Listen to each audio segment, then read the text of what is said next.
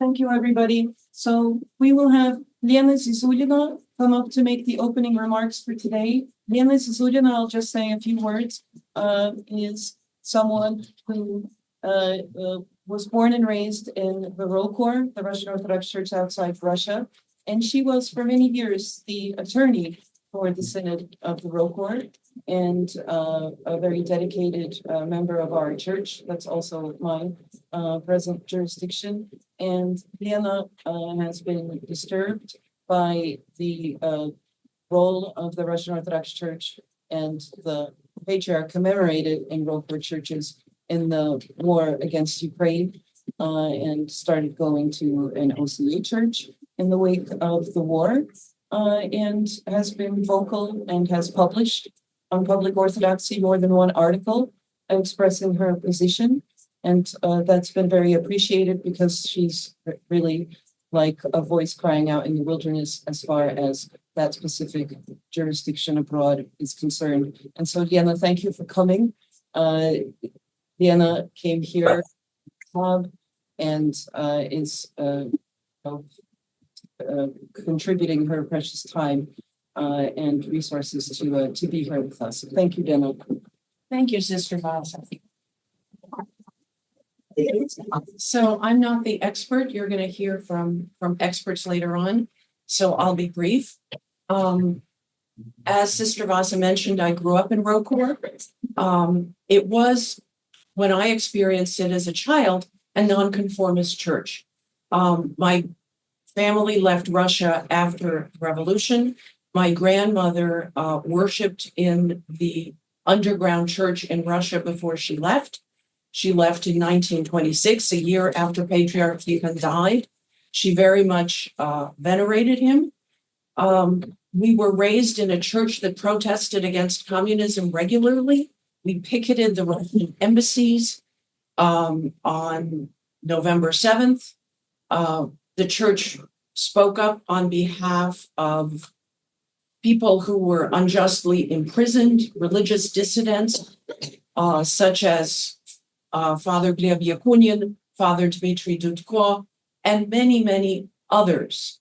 The church regularly contacted the State Department and Congress on behalf of religious dissidents. And as I grew up, I learned that more and more Orthodox churches were not in communion with Rokor, that Rokor was sort of an outlier because it wasn't part of the Moscow Patriarchate, that it had this weird canonical status, having become independent in 1921. But nonetheless, we were the voice of the persecuted Orthodox in Russia. And so today, I feel like the nonconformist voice, the truth-telling voice of my church is basically gone. Now, in addition to nonconformism within Rokor, there were always other tendencies. It was not a church that ever examined what will Russia be like if there is no communism. The answer to that for Rokor would have been monarchy. So it retained an extremely strong attachment to those who are in power.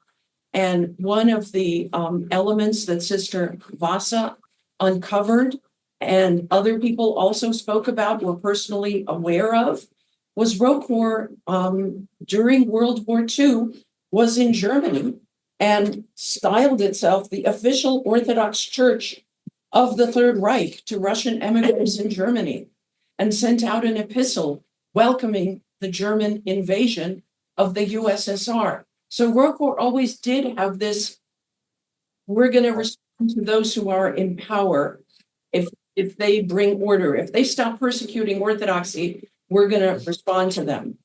And what happened in 2007, I, as a lawyer, thought was the right thing, because I thought the documents of Rokor said that it would stay independent until the end of godless communism in Russia. Godless communism by 2007 had ended. But the difficulty in the reunification is that attention wasn't paid to what kind of Russian Orthodox Church was ROKOR rejoining. Some people were probably more aware of the various aspects of Russian life than I was, and could understand that it was not the right thing to do.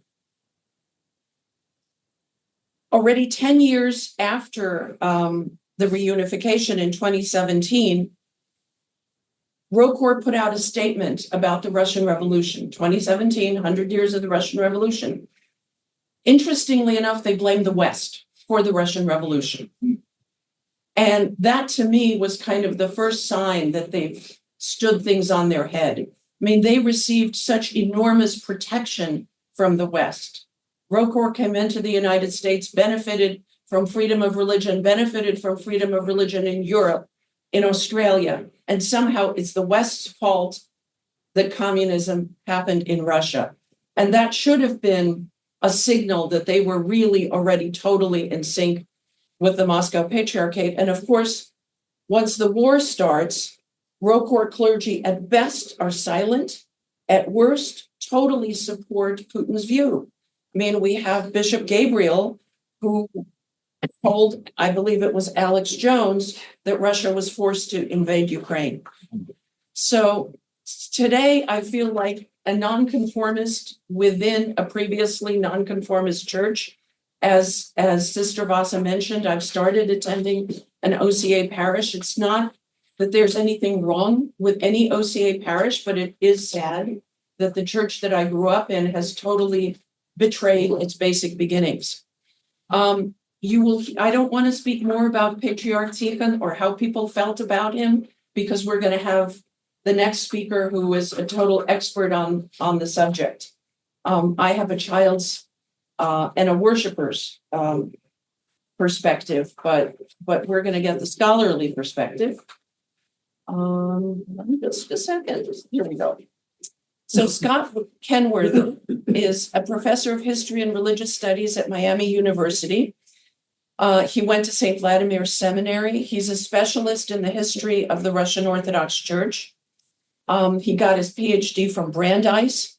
He has a forthcoming biography of Patriarch Tikhon from Oxford University Press in 2025.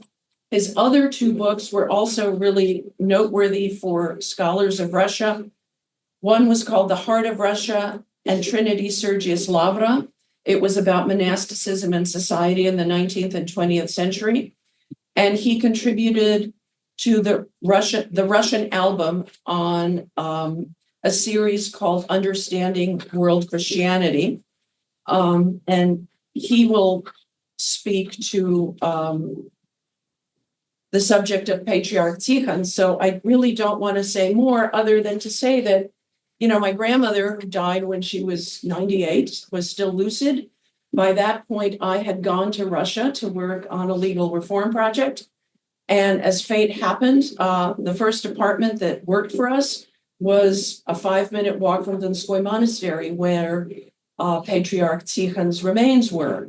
And it made my grandmother so very happy that I was taking my children to communion, literally steps from Patriarch Tikhon's remains. And the whole discussion of does the Moscow Patriarchate have grace or not never entered. I never took that position, never entered into our conversation. We assumed that it did. And we certainly assumed that Patriarch Tikhon had all the grace in the world. And on that, Scott, sorry if I went on too long. Thank you, Lena.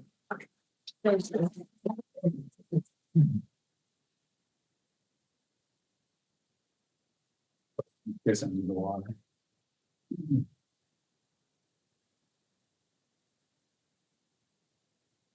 Reverend Fathers, brothers and sisters, thank you for coming, and thank you to Sister Vassa and Father Kirill for organizing this conference and for inviting me. It's always, I mean, I've been working on this, on the life of Saint Tikhon for a dozen years or so. So this is kind of a passion and obsession with mine. And of course, it's very exciting for me to see finally it being completed.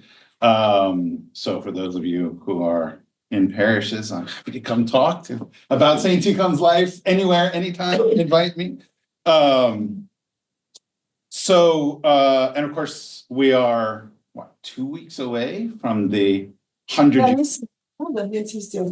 Хорошо, Yeah, April 7th is the 100th anniversary of his repose, which sadly is not being very well marked in our churches. I am invited to give a talk on St. Tikhon's life at the All-American Council of the OCA this summer. But there's not much happening for April 7th. I guess ROCOR is doing something, but I'm not. There's a special service. Yeah, special service.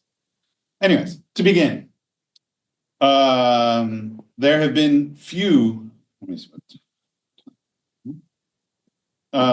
if any, moments in the history of Christianity that the very survival and existence of the church was under threat from a hostile ideological and governmental force as much as during the Bolshevik Revolution.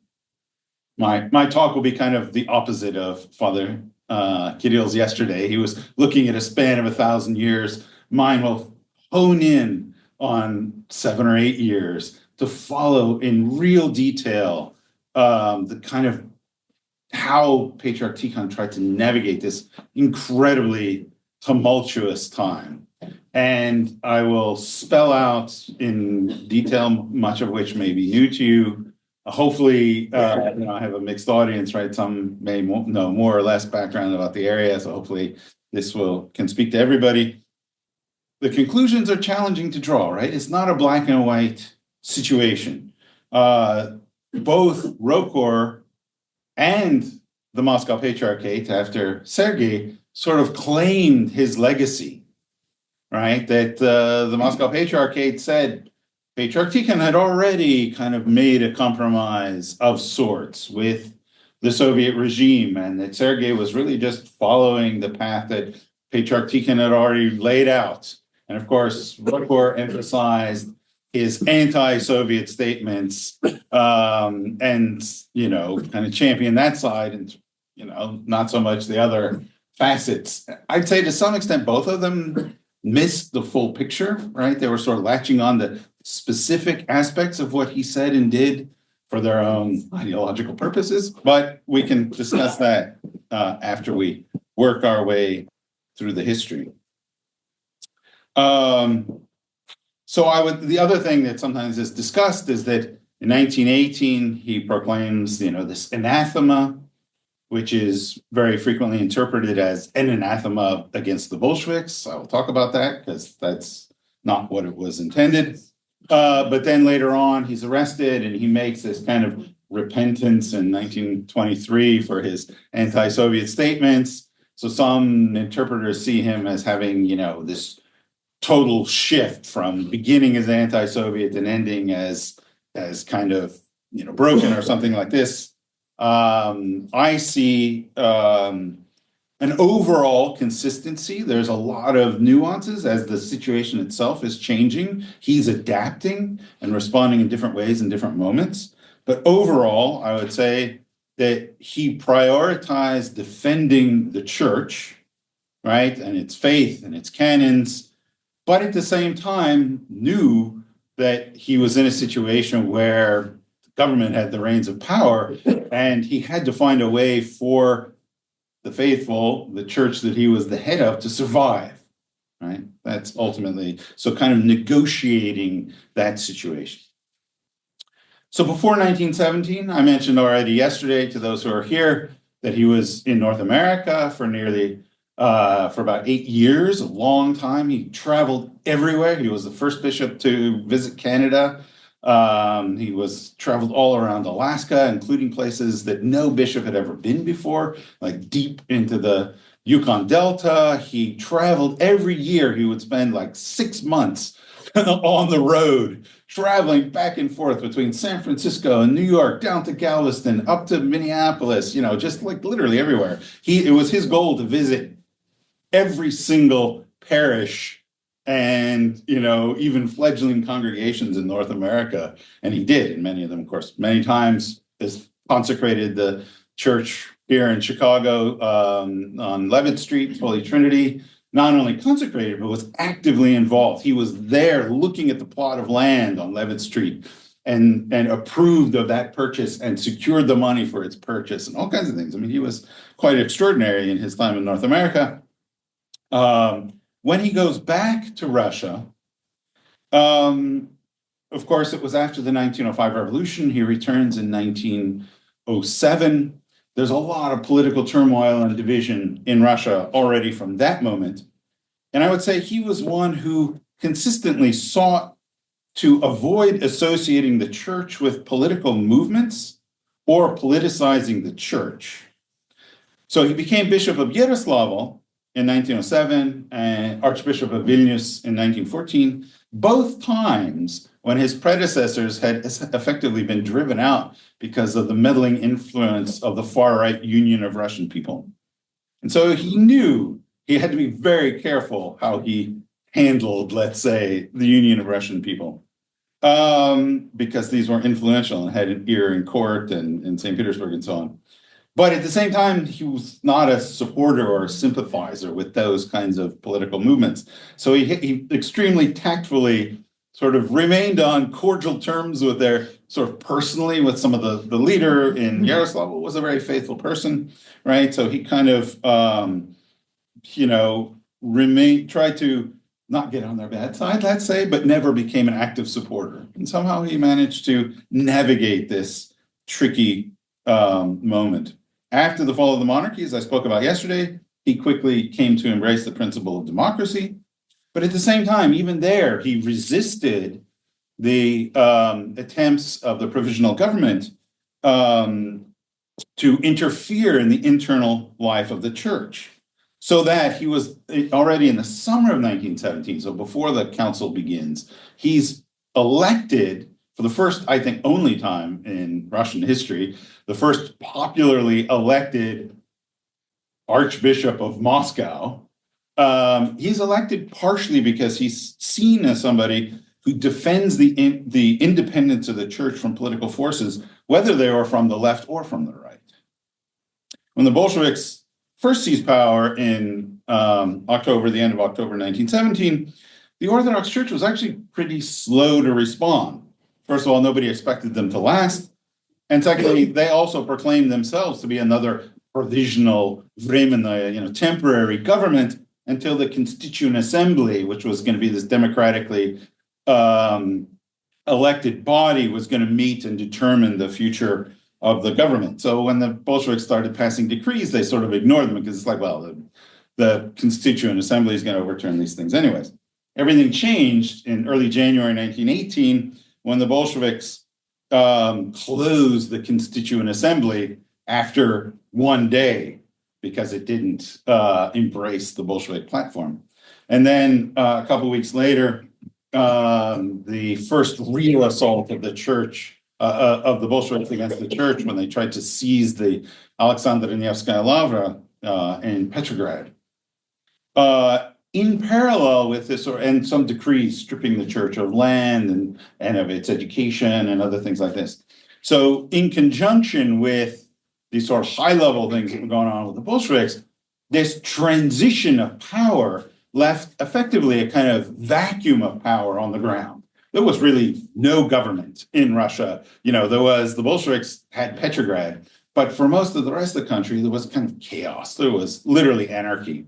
And this anarchy led to a lot of mob violence against, there was an infamous case that's actually Tikhon refers to in the Anathema encyclical, where a group of drunken soldiers and sailors murdered these two former ministers of the provisional government in their hospital beds, right? They just storm into the hospital and just murder these people in their beds, right? This kind of stuff. And there was violence against churches, robbery, priests were getting murdered. But this was not by Bolshevik command. This was like spontaneous anger and violence and resentment that was overpouring. So this is a really crucial point to make about this anathema proclamation, which he issues on January 19th, 1918. The first point to make about this, one of his, if not most famous proclamation, is that it was apparently not actually authored by Patriarch Tikhon himself, So Archbishop Arseny Stadnitsky, who would become one of the three candidates for the patriarchate, recounts in his diary of that day, the previous day and that day, that actually the original draft of it was drafted by the archpriest Nikolai Lyubimov, and then it was kind of edited by committee, essentially, the sort of executive committee of the Sobor. And then it was signed. I mean, Tikhon was one of the contributors, you could say, to this text, but he was not like the sole author of it. But he agreed to sign it, to kind of take responsibility for it and have his voice behind it. But as I mentioned, this context is critical because the first part of this anathema proclamation is really directed against these episodes of spontaneous mob violence. And it's against that the encyclical uses the harshest language, referring to people committing such crimes with impunity as monsters of the human race. And it was also such people that were excommunicated and anathematized. And then only the second part of the encyclical specifically talks about measures that the Soviet regime was taking, and which ended with a criticism of, quote, the government, which promised to establish rights and truth in Rus to ensure freedom and order everywhere, shows only the most unbridled high-handedness against everyone, and in particular over the Holy Orthodox Church, right? End quote. So it's strong words, right? He's saying he's protesting against things that the Bolsheviks were doing, but it's frequently interpreted that the anathema was an anathematization of the Bolshevik Revolution, which is in fact not what the text was trying to say. But the primary purpose of the encyclical, because it was addressed to believers, not to the Bolsheviks, most of whom, or many of whom, weren't Christian anyways, came at the end. What should the faithful do? How should the faithful respond? And this is a leitmotif of Tikhon's throughout his life and his career, both before and after the revolution, some of which I talked about yesterday, basically appealing to the believers to rise up and defend the church. So he's called on them, quote, to stand in defense of the church. While their opponents seize power over the church and its property using death-dealing weapons, believers must oppose them with the power of your faith, of your commanding nationwide cry, which will stop the madmen and demonstrate to them that they do not have the right to call themselves the champions of the good of the people, the builders of a new life at the behest of the people's mind, for they act directly against the people's conscience. The encyclical summoned believers to demonstrate their support for the church in the belief that, since they called themselves the people's government and claimed to rule on their behalf, the Bolsheviks would be compelled to listen to the voice of such a large proportion of the population and stop doing what they were doing, especially against the church. The encyclical also pleaded with believers to be ready to suffer for Christ. The clergy should summon their flock to defend the rights of the church by means of forming spiritual unions or brotherhoods, things that he already experienced with in North America, kind of brotherhoods getting together, that these people would be a force to defend the church, but again, not violently, he was clearly emphasized. So the aim of the encyclical was not to encourage the overthrow of the Bolsheviks, but to summon popular support for the church so that the Bolsheviks would change course. Now, in hindsight, of course, we know that the Bolsheviks didn't have much qualms about using violence against even nonviolent resistance. But that episode of the Alexander Nevsky Lavra, when the Bolsheviks tried to seize it, somebody rang the bells and like 1,000 people, believers nearby who were sort of on the ready, came and congregated in the monastery and rebuffed the Bolsheviks from seizing it. So his kind of popular expression of defense of the church seemed to work then. So that's why he's already appealing to it. He attempted to clarify his message in a newspaper article that he gave a few days later on January 23rd, in which he proclaimed that this encyclical was not political, but only moral. Excommunication meant that the church was casting out murderers and robbers or those who defiled churches. when the interviewer asked whether people would be expelled from the church for associating with representatives of the government, St. Tikhon replied, quote, "We are not summoning to rebellion against the government, but only to struggle against its deformed and criminal fruits. The government can be monarchist or republican, constitutional democratic or Bolshevik, but it should not arouse with impunity such unparalleled upheavals and disintegration of moral principles," end quote. So he clearly articulated this position that he was, it was effectively a kind of exhortation to change, not a summons to counter-revolution. Right? And in fact, this summons to the people to come out and defend the church did actually happen.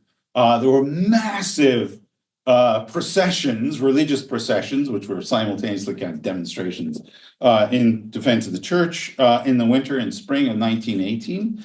And initially, it seemed to actually send the message he was hoping it would send. In other words, for the spring and into summer of 1918, the Bolsheviks kind of backed off their direct attack against the church. That would change as the Civil War sort of heated up.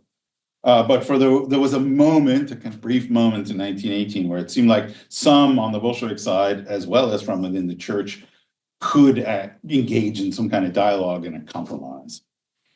By the way, this is a sort of theme throughout, but that every time a compromise was, because the Bolsheviks were varied too, right? They had different ideas about things. And every time there was close to a compromise, that compromise was repeatedly torpedoed by Lenin.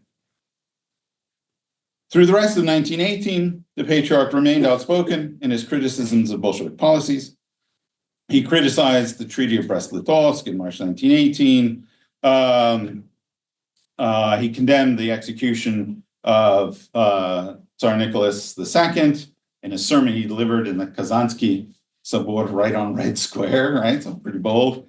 And his criticisms culminated in a message he wrote to the Bolshevik leadership on the first anniversary of the revolution, where he said they failed to live up to their promises. They had promised to bring peace, but they had pulled Russia out of the war against Germany in this humiliating peace treaty, and instead turned the arms towards civil war.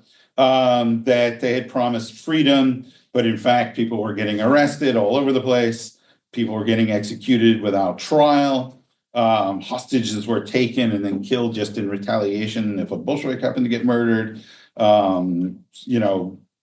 Everybody could be accused of counter-revolution, et cetera, right? So he asks in this letter of the first anniversary, is it freedom when no one can openly express their opinion without danger of falling under the accusation of counter-revolution? Where is freedom of the press and freedom of speech? And so on. And he concluded his letter, again, with this kind of exhortation that the Bolsheviks change course and begin to rule for the good of the people. He was arrested as a consequence of this letter for the first time at the end of 1918. He only stayed in jail under house arrest for a couple months, but he wrote a letter to the Soviet leadership in December of 1918, where he states directly, quote, "I do not sympathize with and cannot sympathize with many of the measures of the people's government, which I do not hide and openly wrote about in my letter to the People's Commissars before the celebration of the first anniversary of the October Revolution. But just as openly, I declared that it is not our affair to judge earthly power that has been allowed by God, and all the more to take action directed at its overthrow. It is our duty only to point out the deviations from Christ's great commandments of love, freedom, and brotherhood, and to call out actions based on violence and hatred, and to call everyone to Christ." And he continued, "The establishment of one or another form of government is not the business of the church, but of the people themselves. Be it a Tsar, a constitution, a president of a Russian republic, the people themselves must decide. The church does not tie itself for the ages to any particular form of government.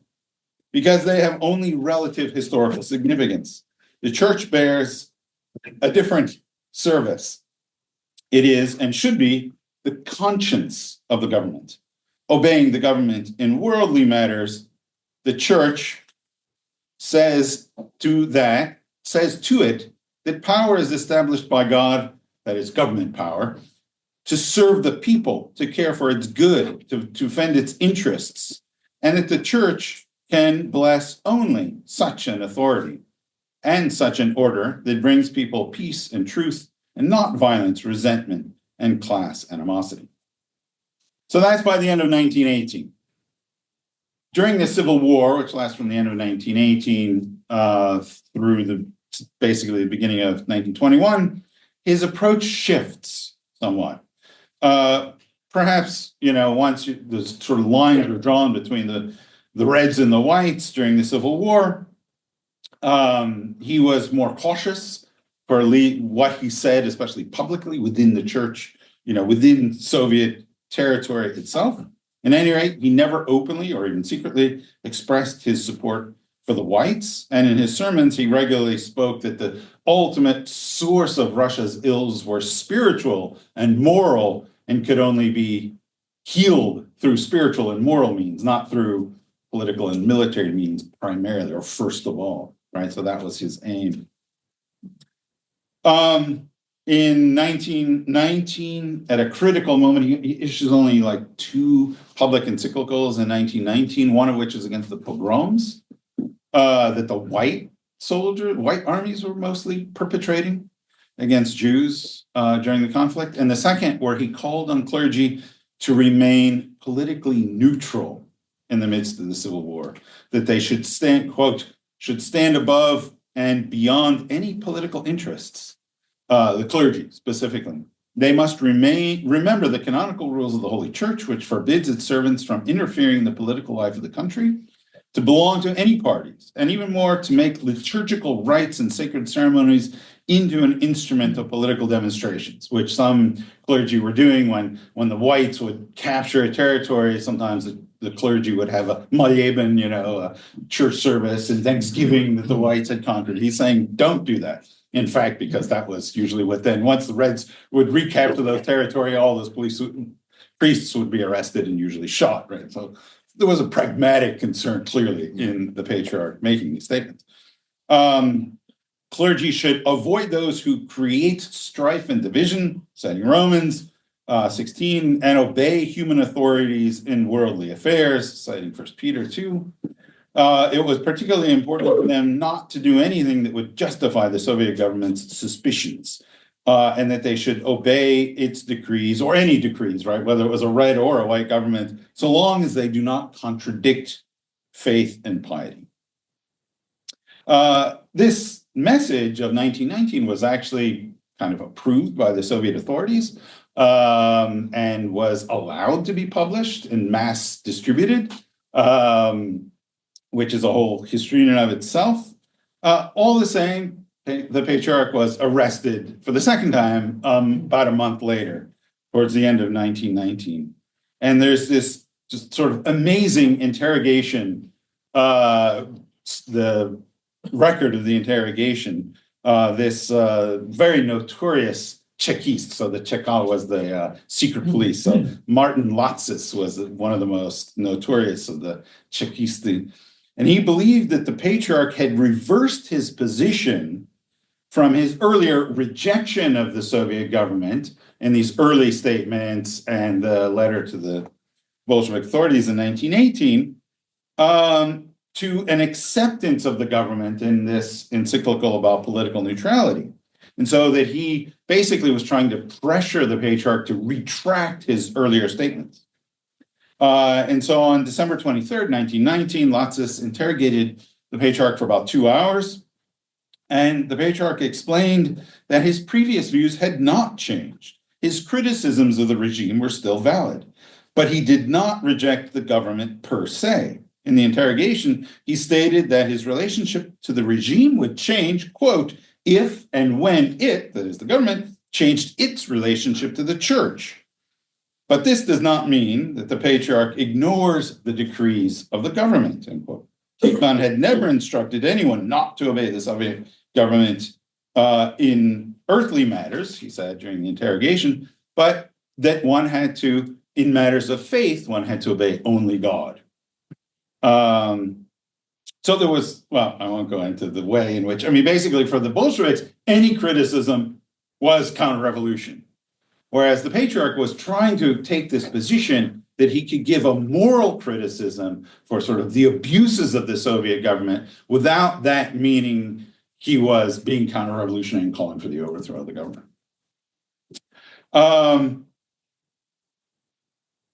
Also in this interrogation, Latsis was trying to get the patriarch's own political position. And Tikhon explained that his political identity was, quote, non-partisan. He says, quote, I was, of course, a monarchist before, as we all were who lived in a monarchist country. But what sort of political convictions I hold now is none of your business. I will reveal them when I cast my vote for this or that form of government in the general popular elections, end quote. Of course, that's in and of itself a rebuke of the Soviets, because although they claimed to support democracy, they didn't allow for real elections. But nevertheless, that was his statement. He asserted that his political convictions were his own private affair, which he had the right to, but that he would not use his position as patriarch for political purposes. He categorically asserted that he had not conducted any kind of agitation for or against any form of government in Russia, and, quote, in no case would he violate nasilovat or impose on anyone's conscience in the matter of the general popular election, end quote. Right? So this idea that the church that the patriarch would use his position to influence people in their voting, he called that to violate somebody's conscience. Pretty strong language. A lot of other stuff is going on during the Civil War. There's this attack on the relics of the saints, where they're trying to expose the relics as kind of fabrications and this kind of stuff. And there's all kinds of details. That'll all be in the book. But I just want to point to a couple of letters that he writes to the Soviet leadership as a kind of culmination of this process. The first one in August 1920. And basically what he argued on the basis of Soviet law was that the campaign against the saints' relics and the trials of clergy they were accused of speculation and blackmail and all these crazy things for, selling candles and whatnot, that these were actually violations of Soviet law, right? So he reiterated that both the Constitution, the Soviet Constitution, and the decree of separation of church and state had guaranteed freedom of conscience, including the freedom of religious propaganda that was in the original version of the Constitution, as well as the freedom of religious practice and ritual. The patriarch asserted that veneration of saints and their relics, doing things like buying candles and so on, were ancient practices directly related to worship.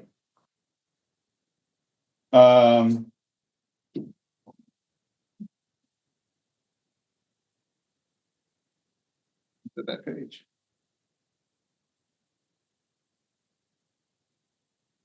I'm missing a page. Sorry about that. We sold it on eBay. Yeah, it's probably in my backpack or something. Anyways, in response to this, he develops this idea, again, based on Soviet law, that the Soviets themselves are violating their own principles, and has these incredible statements that I wish I could read to you about basically the effect that, we know from history that persecution of religion doesn't do any good. Look at the Roman period, look at the Reformation, look at all these other moments in history. Persecution of religion is like this medieval retrograde thing. So while the initial Soviet laws, he says, were actually progressive by giving the church freedom from state interference, the actual practice is being retrograde. It's like you're turning back to the Middle Ages. And he has this, sort of amazing statement praising the Edict of Milan the Reformation and the Declaration of the Rights of Man as monumental sort of declarations in the history of human rights and things like this. It's quite extraordinary stuff. All right. How much the Soviets paid attention? They did consider these letters, right? We have record that the Sovnarkom, the highest level of the Soviet government, considered these appeals that the patriarch made and usually decided we're not going to respond to them.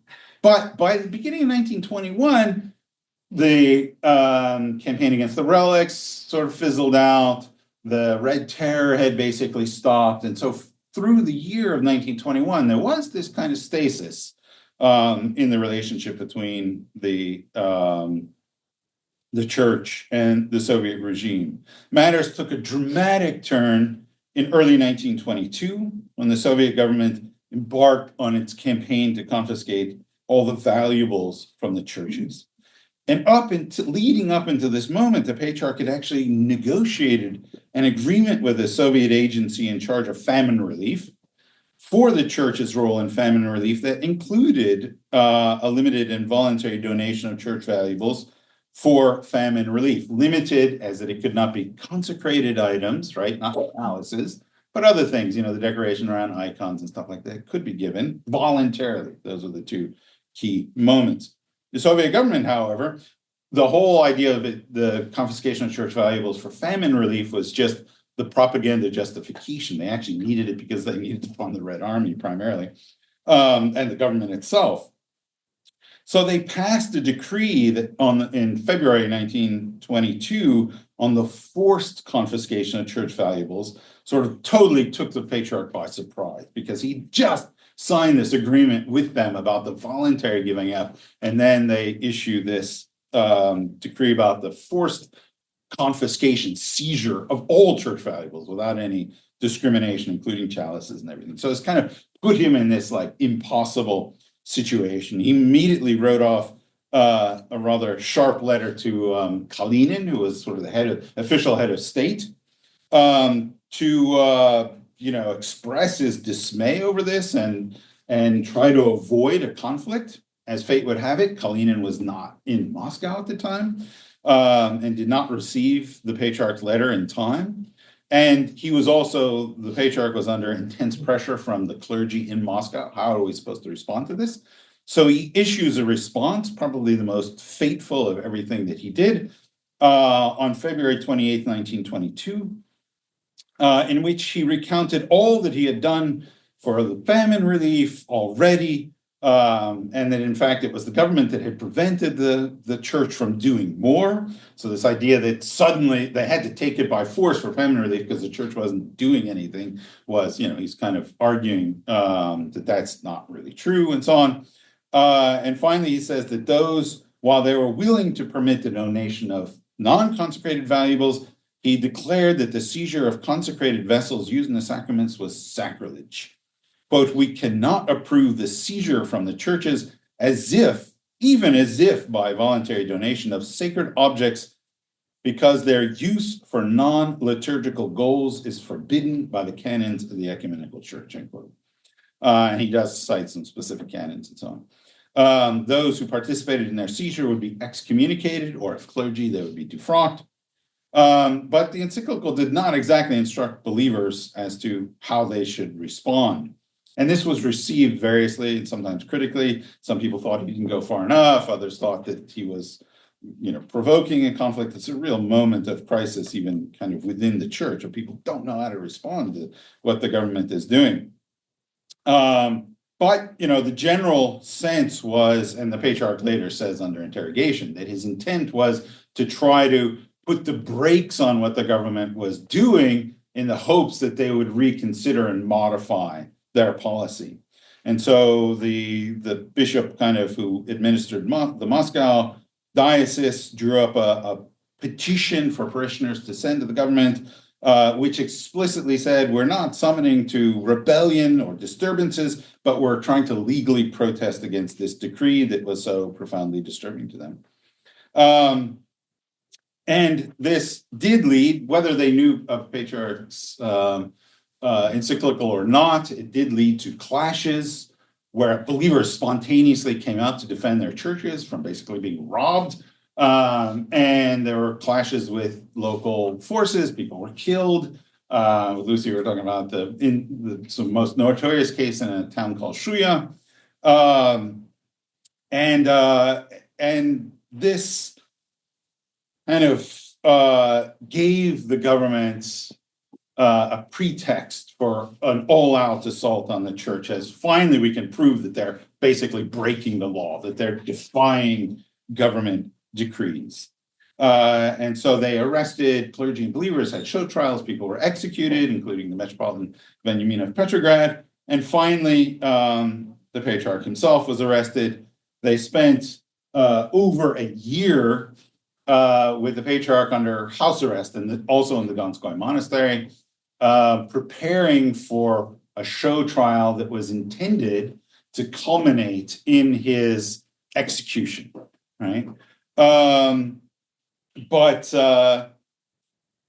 there was enormous outcry against this, especially after they did a show trial and executed several Roman Catholic clergy in the spring. Actually, they executed them on Easter Day. I mean, it's like in 1923, and there was such an enormous international outcry that then the Archbishop of Canterbury was kind of kicked into high gear, and he mobilized some religious believers in England and Britain, including Methodist and the chief rabbi and all this sort of stuff, to issue a plea on behalf of Patriarch Tikhon specifically. And then later on, the Minister of Foreign Affairs, Lord Curzon, also issued this kind of ultimatum that effectively, implied that if Tikhon was executed, it was going to sever trade relations between the Soviet Union and Britain. And that stopped it. That's what saved Patriarch Tikhon's life. And so they knew they had to abandon their plan of trying and executing him. But what were they going to do, right? If they just released him, that would be a humiliation, because everybody in the world would know they did it because the West pressured them. So one of the heads of the anti-religious campaigns, Emilian Yaroslavsky, devised this really ingenious plan that if we can get the patriarch to compromise and issue some sort of statements that he's loyal to the Soviet government and he recognizes the justice of their accusations against him and all of this sort of stuff, he would repent of his crimes against the Soviet government, that then they could save face and release him, and also they hoped by him issuing these statements it would compromise him in the eyes of believers and he would lose all his authority and credibility. And there was a whole series of things they wanted him to say as well. They wanted him to attack the church abroad. They wanted him to criticize the Archbishop of Canterbury. Also, the ecumenical patriarch Meletius had issued very powerfully worded statement in defense of Patriarch Tikhon. So they wanted him to attack Patriarch Meletius and all of this sort of stuff. Let's see. Effectively, what happens, without going into super details, the Patriarch Tikhon agrees in principle with this, that he will repent, but he doesn't use the word crimes.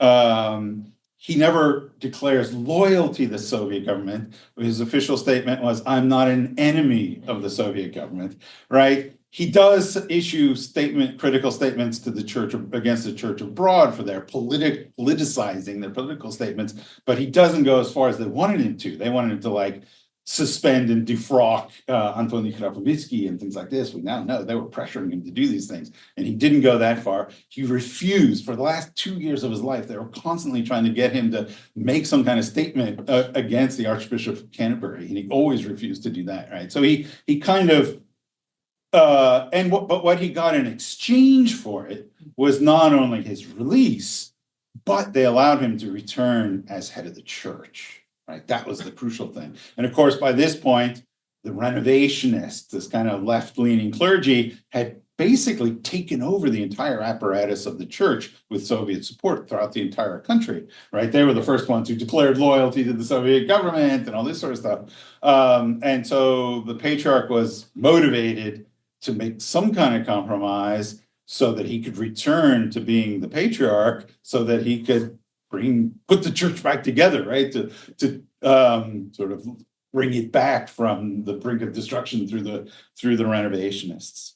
But he agrees to their conditions in principle, but he always worded things in such a way that it, he nuanced what they wanted him to say, so that it actually kind of reinforced his authority paradoxically in many ways. All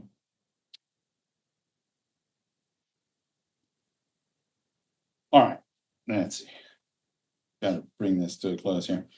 And there's also, I have a lot more about this kind of ways in which, he knew that sort of making some of these kind of statements was a compromise, and that it's like, this is my, better that my name in history be tarnished, but that I save the church kind of thing. He made these kinds of statements.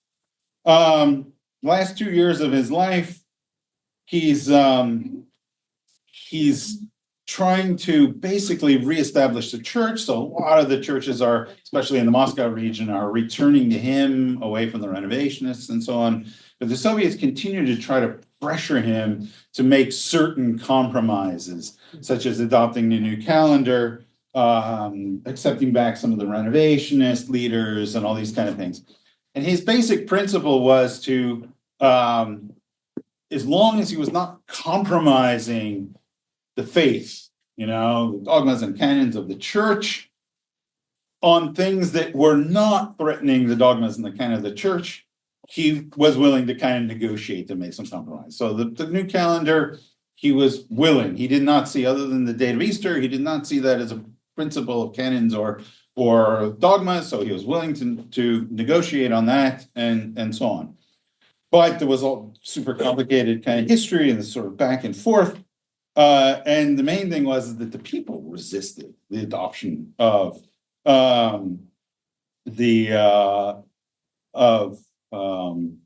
the new calendar, and this prompted him to make some very powerful statements that I will return to in a moment. But just one last point, which was his so-called last testament, which is a very controversial document.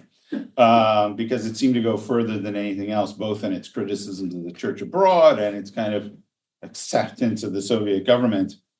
It was a document that he began working on in the last months of his life, because he had hoped, and the Soviet leader, figures he was negotiating with were giving him the hope that they would legalize the church in exchange for some kind of declaration that the church made. So he was working on this text that has a complicated textual history, which we now know because this stuff has been uncovered. The church abroad especially claimed that it was a forgery and all this sort of stuff. We now have all the text. The very first draft was actually written by a Soviet author. Clearly, it's very Soviet text. But then the second and third drafts clearly have the input, taking what the Soviets wanted, the key points that they had to address, but then reshaping it in a way and changing some very significant things to put it in a more churchly direction. And that, I believe that he signed it. There's no evidence, really. It's clearly that somebody was reshaping. There's a lot of things that are in the final version that weren't in the first version, that some Soviet figures were not happy about, right?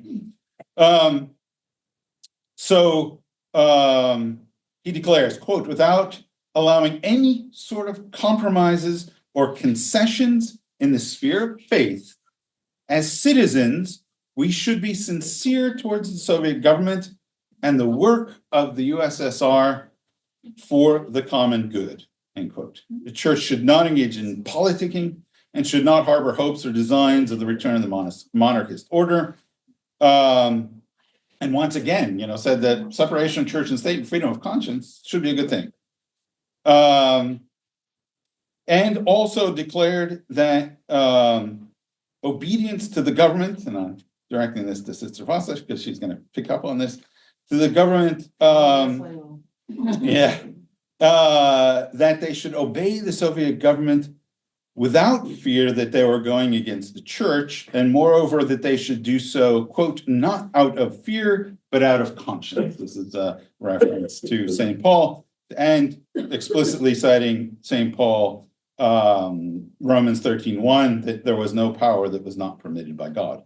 But in exchange, that if believers showed themselves to be good citizens, the government would then come to trust them and reciprocate by allowing them to engage in religious instruction for the faithful, which was forbidden, to have theological schools and training clergy, publish books and journals.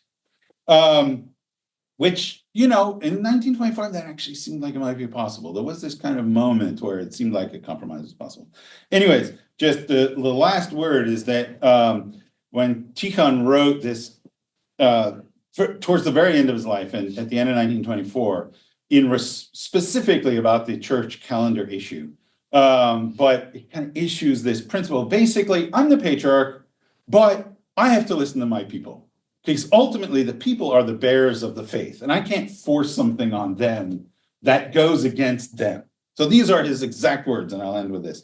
According to the teaching of the Orthodox Church, the guardian of the purity of the faith and the tradition of the fathers is not only the head of the church, and not only the hierarchy as a whole, but the entire body of the church, and consequently, also the believing people, to whom belong certain rights and a voice in ecclesiastical affairs.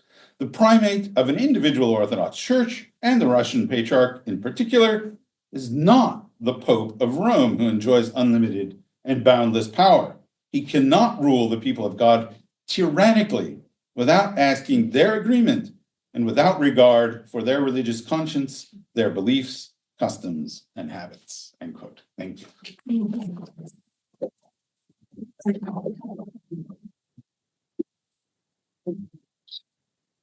Well, thank you very much to Professor Kenworthy for such an invigorating and informative talk. For now, we'll hold off on the questions and comments on this important talk, and we will welcome Mother Abbess Evfrosinia, who will she'll set up, and if somebody maybe needs just like a 2-minute break, one of us here does. So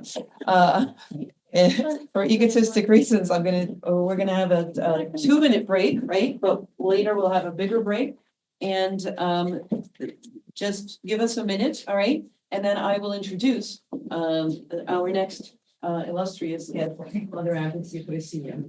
I had to say that because I'm afraid she might become my habit. So,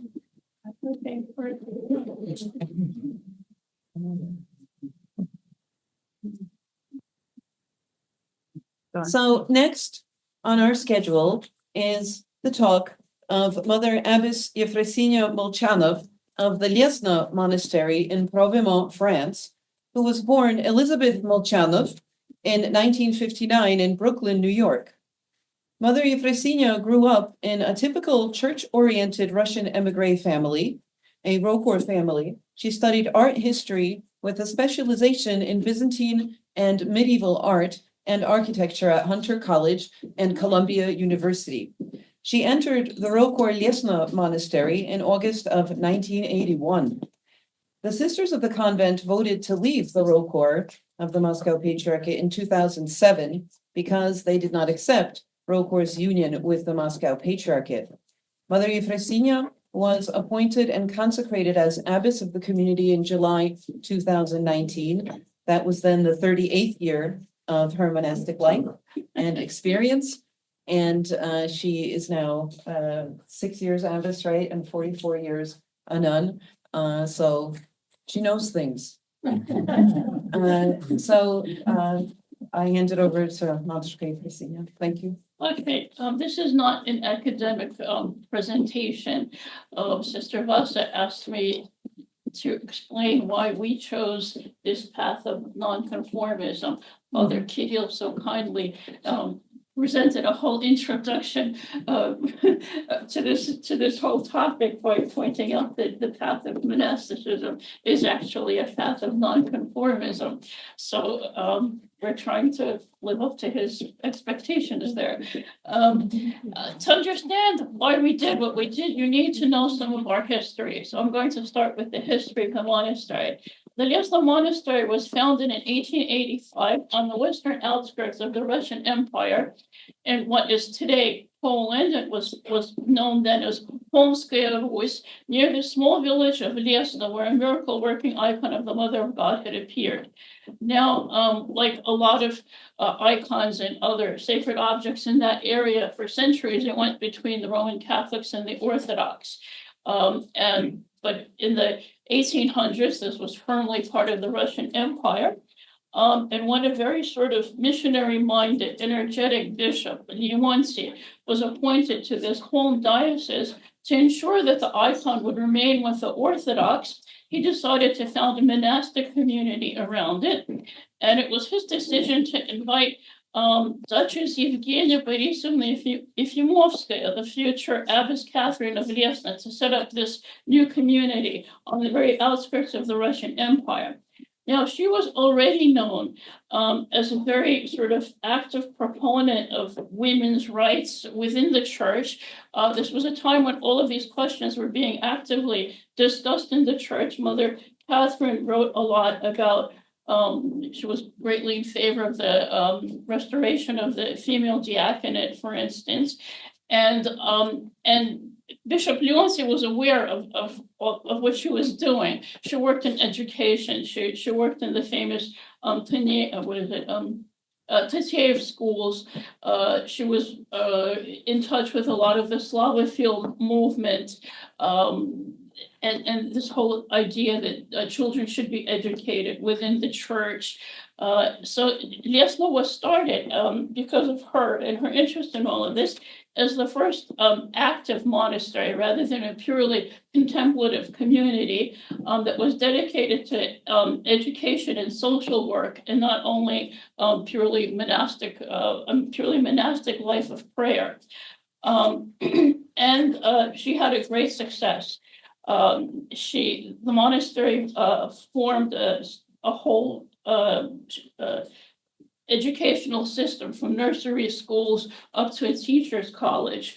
Graduates from this teacher's college traveled all over Russia up as far as the Far East were as teachers in church schools. There were orphanages at the monastery, clinics, the whole idea that monastic life had to serve the people in some sense. Mother Catherine herself often said that she became a nun because she loved people rather than just because she loved God. It was part of her monastic understanding that these things had to go together.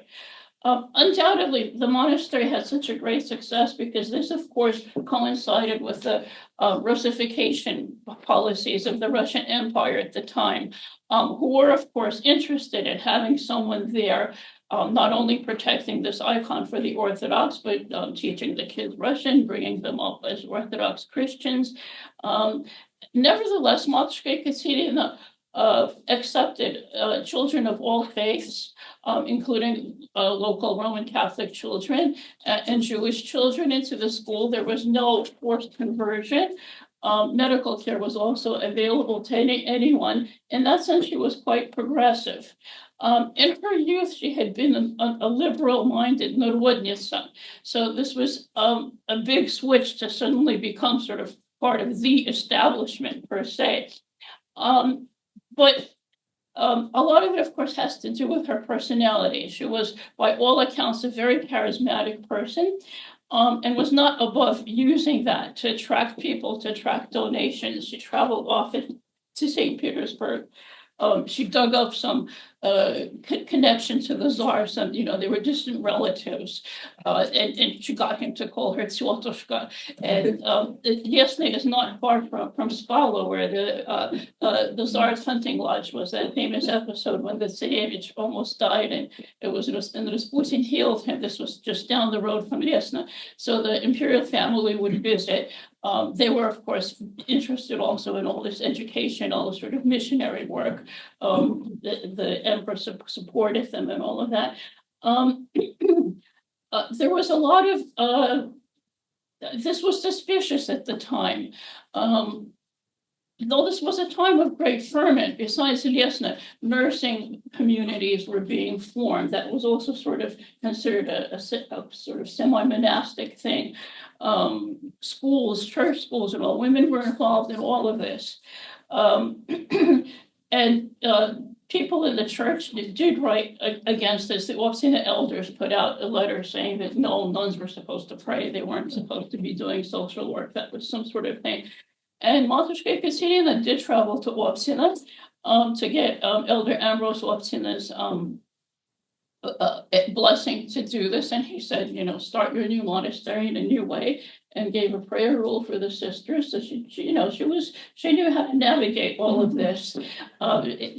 Very capable woman in that sort of sense. Imperial support of the nobility, popular support. St. John of Kronstadt was a huge supporter of the monastery, and donated hundreds of thousands of rubles and visited Yesna to support this whole mission.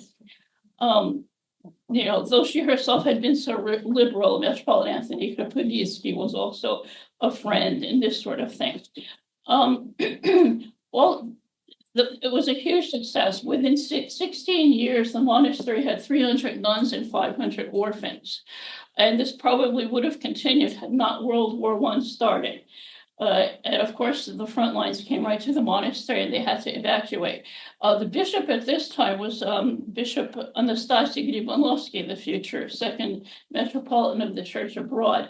And he was the one that helped the nuns evacuate. By this time, besides Yesna, they had founded 2 other monasteries in Poland and several dependencies in St. Petersburg and Yalta, in other parts of Russia. She obviously wanted to spread her movement throughout the Russian church. In 1916, the Swedish Metropolitan Anastasy organized the evacuation, and it was his decision to entrust the Yesna icon to the sisters, rather than just leave it at the monastery in the hopes that the war would end soon, the nuns would come back and just continue at Yesna. He decided to give it to the community. So since then, we had this, a tangible sort of proof that we were at Yesna, even though we were no longer in Yesna, because the icon has always been with us since then. That was his decision. Most of the community evacuated to the Nizhny Novgorod area, all of the orphans and the nuns taking care of the children, responsible directly for the children, went there. About 80 nuns went to St. Petersburg, to the Yesna dependency, which was pretty small, to the St. John of Kronstadt monastery, Kharkovka. Abbess Catherine also knew the famous Abbess Taisia of Lyushina. Some of the nuns were there. And they settled in Petrograd at that point. And that's where the revolution came. At that point, Bishop Anastasy was appointed as Bishop of Kishinev, and he invited the nuns to evacuate to what was then called Bessarabia, which is now parts of Ukraine and Moldova, and basically save the nuns. Those that remained, for whatever reason, in Petrograd were either executed once repression started or died of starvation. We know that the nun that composed an anacaphis to the icon died of starvation in Petrograd in those years. The future Metropolitan Anastasy gave them a monastery near Kishinev, the Shavsky Monastery, which is still functioning today. And the nuns lived there up until 1921. And though Bishop Anastasi was involved in the formation of the Southern administration that would later on become the Church abroad, at this point, none of this concerned Yesna. They were in the Russian Church in this monastery in Bessarabia. After World War I, that became Romania, and through no decision of their own, the community suddenly found themselves to be in the Romanian church. All of that was handed over to Romania. And as a point to how different things were, though Bishop Anastasi had no desire to be part of the Romanian church or stay there, he did remain in Romania to hand over all the administrative affairs to his successor, this Romanian bishop. And there wasn't a strong sort of anti-Russian sentiment at the time, and the Romanian church very quickly switched over to the new calendar because they felt this was more in keeping with their Western, their desire to be more Western rather than pro-Russian. The nuns didn't want to do this. They were pressured to switch to Romanian in the services and to accept the new calendar. And using their connections, since Mochka Catherine was so good at this, they asked if they could go to Serbia, where by this time a lot of the Russian immigration was starting to settle. And they did manage to get an invitation from Patriarch Dimitri of the Serbian Church at that time to come to Serbia.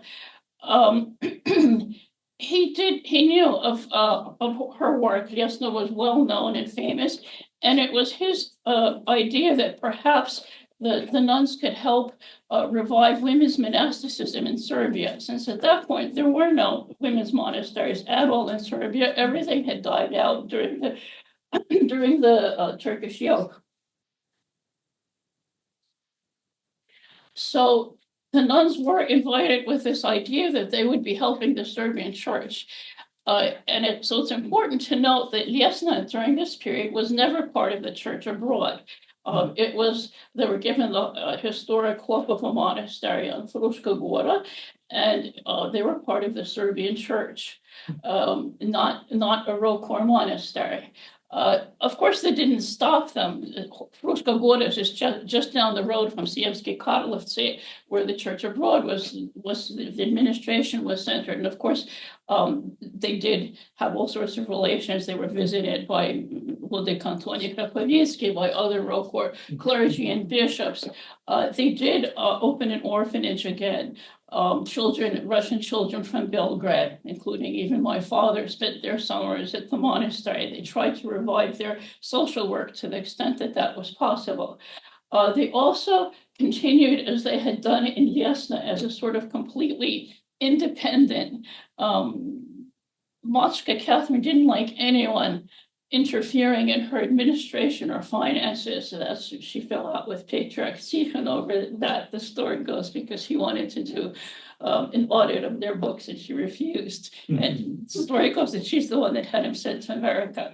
Neither Professor Kenworthy nor I have been able to find proof of that, but that's how influential she could be.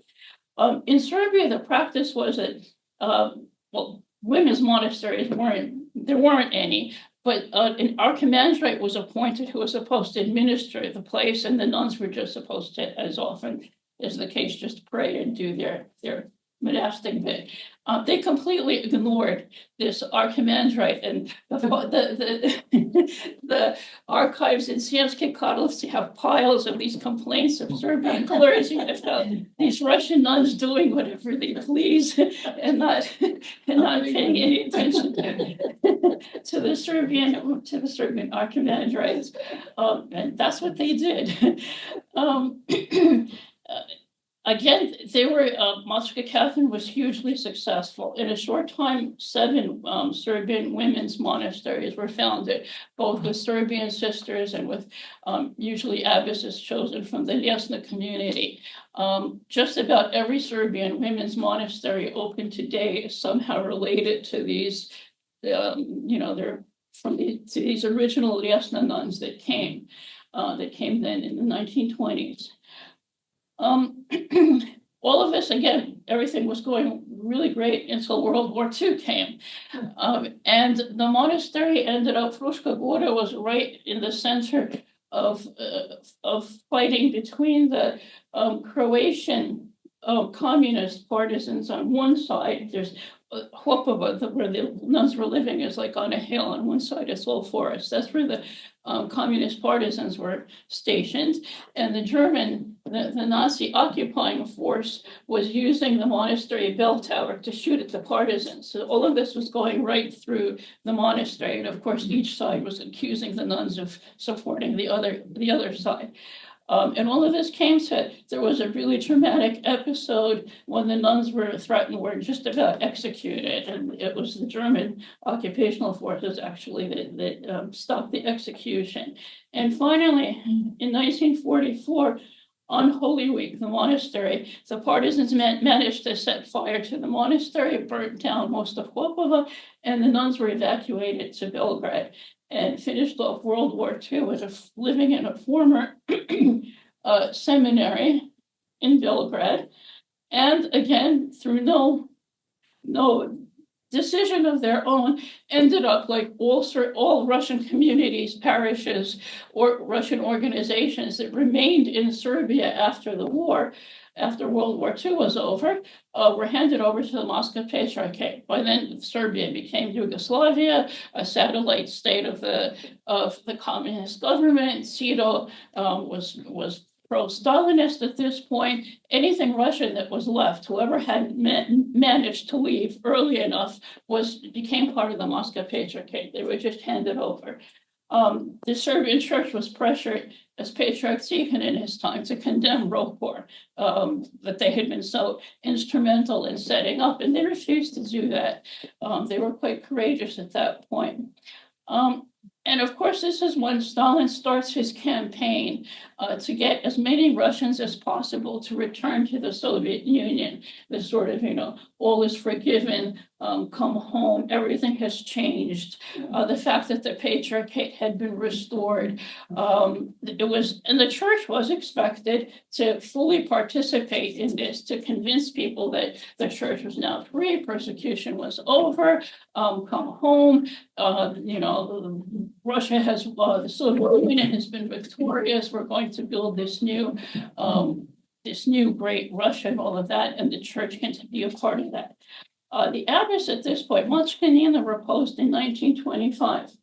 The abbess at this point, her successor was this Molchanov, who had been Matушka Catherine's assistant throughout most of the Serbian period.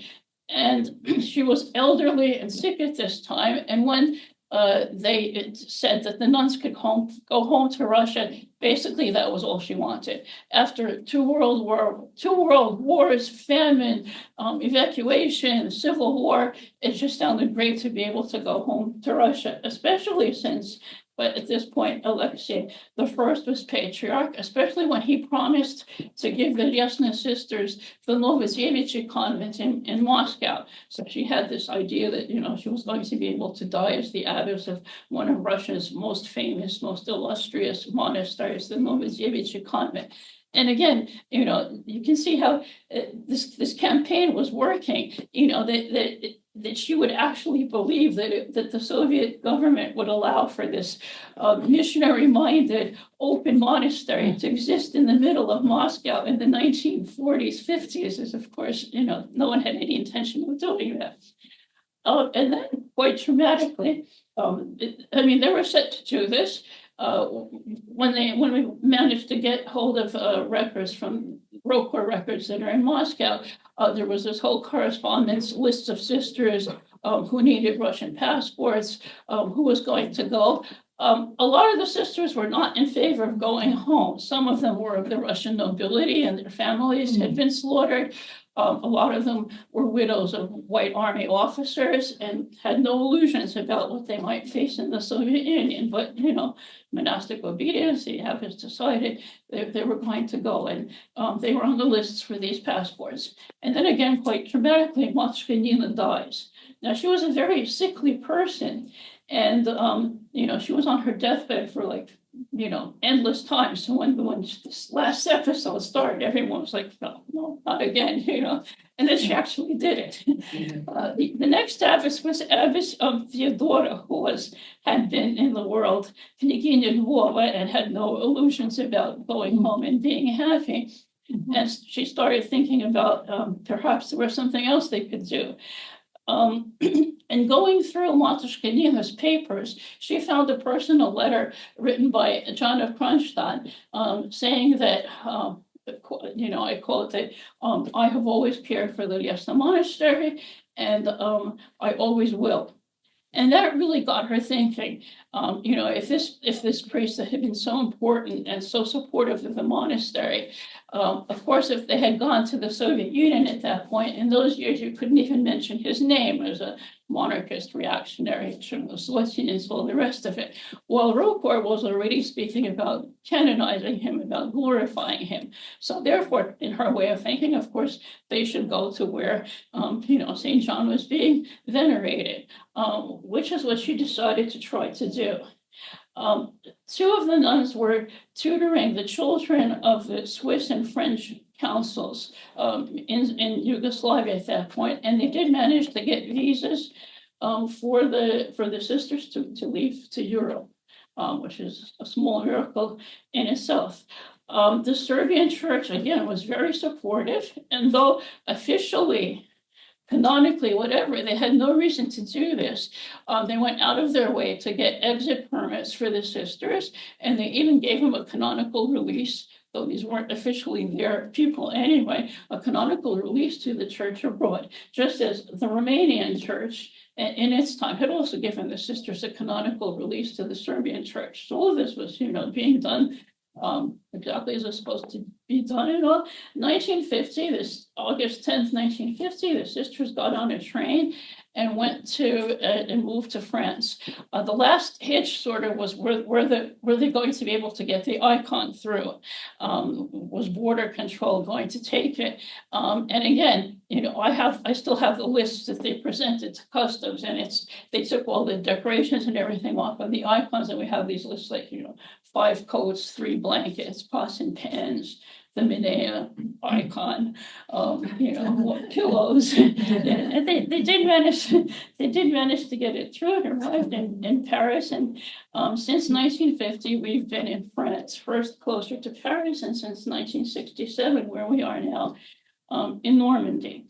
So we came to Rokor in 1950 and were there up until 2007, only 57 years out of Rokor's history.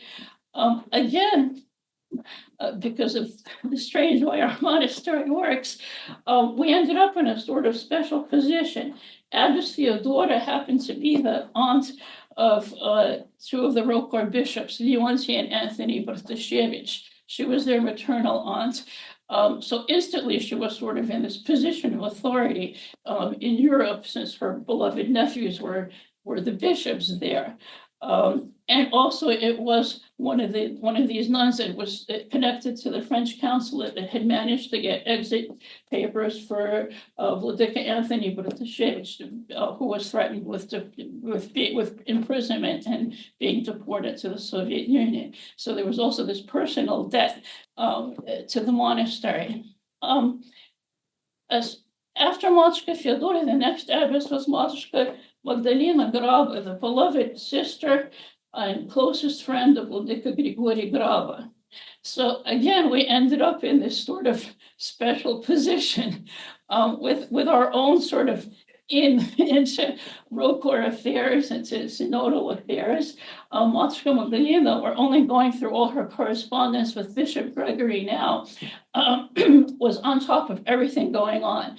He shared with her probably more than with anyone else as to how he saw the future of Rokor, what he wanted to do, what he thought about other bishops. It's really fascinating, a fascinating correspondence. She was a well-educated woman, though no formal education, a specialist in liturgics in the Typicon, and therefore the monastery became responsible for training clergy. The bishops would send any clergy to ordain there to serve at the monastery to learn the rubrics and all of that. It was the response. She was also quite close to Elizabeth Palmer, the translator of The Art of Prayer, one of the first English translations of these really important texts from the Philokalia. Another one of the nuns was a well-known iconographer that had studied in Serbia with Pimens of Florov, and the nuns painted icons for a lot of the churches in France and Paris and in Lyon, and iconostases and individual icons. So the monasteries was quite important. Councils were held there. 2 soboras of the church abroad were held at Jasna. In what Lena was talking about, the 60s, 70s, when the ROCOR was so supportive of dissidents, Pravoslavne Zelo, Orthodox Action, the organization that met regularly at the monastery. We participated in all these radio broadcasts and sending literature, sneaking literature in. Vladika Anthony was one of the ROCOR bishops most involved with everything going on in Russia, up to the point of, sending and liturgical vessels for clergy there that didn't want to be with the Moscow Patriarchate. The monastery was involved in all of this.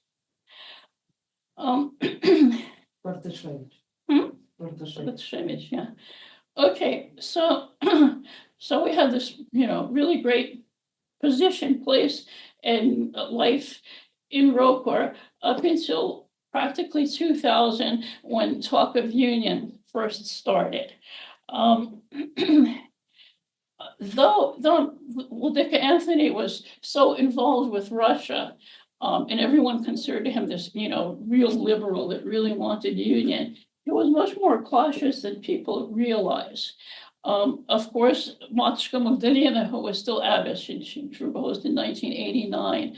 Up until then, she was very different from Vladika Gregory. She certainly didn't support his really rigid, super conservative view of no grace in the Moscow Patriarchate and all of that. She didn't, she was enough of an independent thinker to think of that differently. Nevertheless, there was no way that the monastery was really ready for union with Moscow, just straight there. It was a given. All of us knew how infiltrated, especially Moscow Patriarch parishes out in the West, in Europe, in America, were by the KGB. It wasn't a secret. It was a given. People talked about this and knew this all, and to suddenly sort of do this about face was just, it was really unacceptable at that point.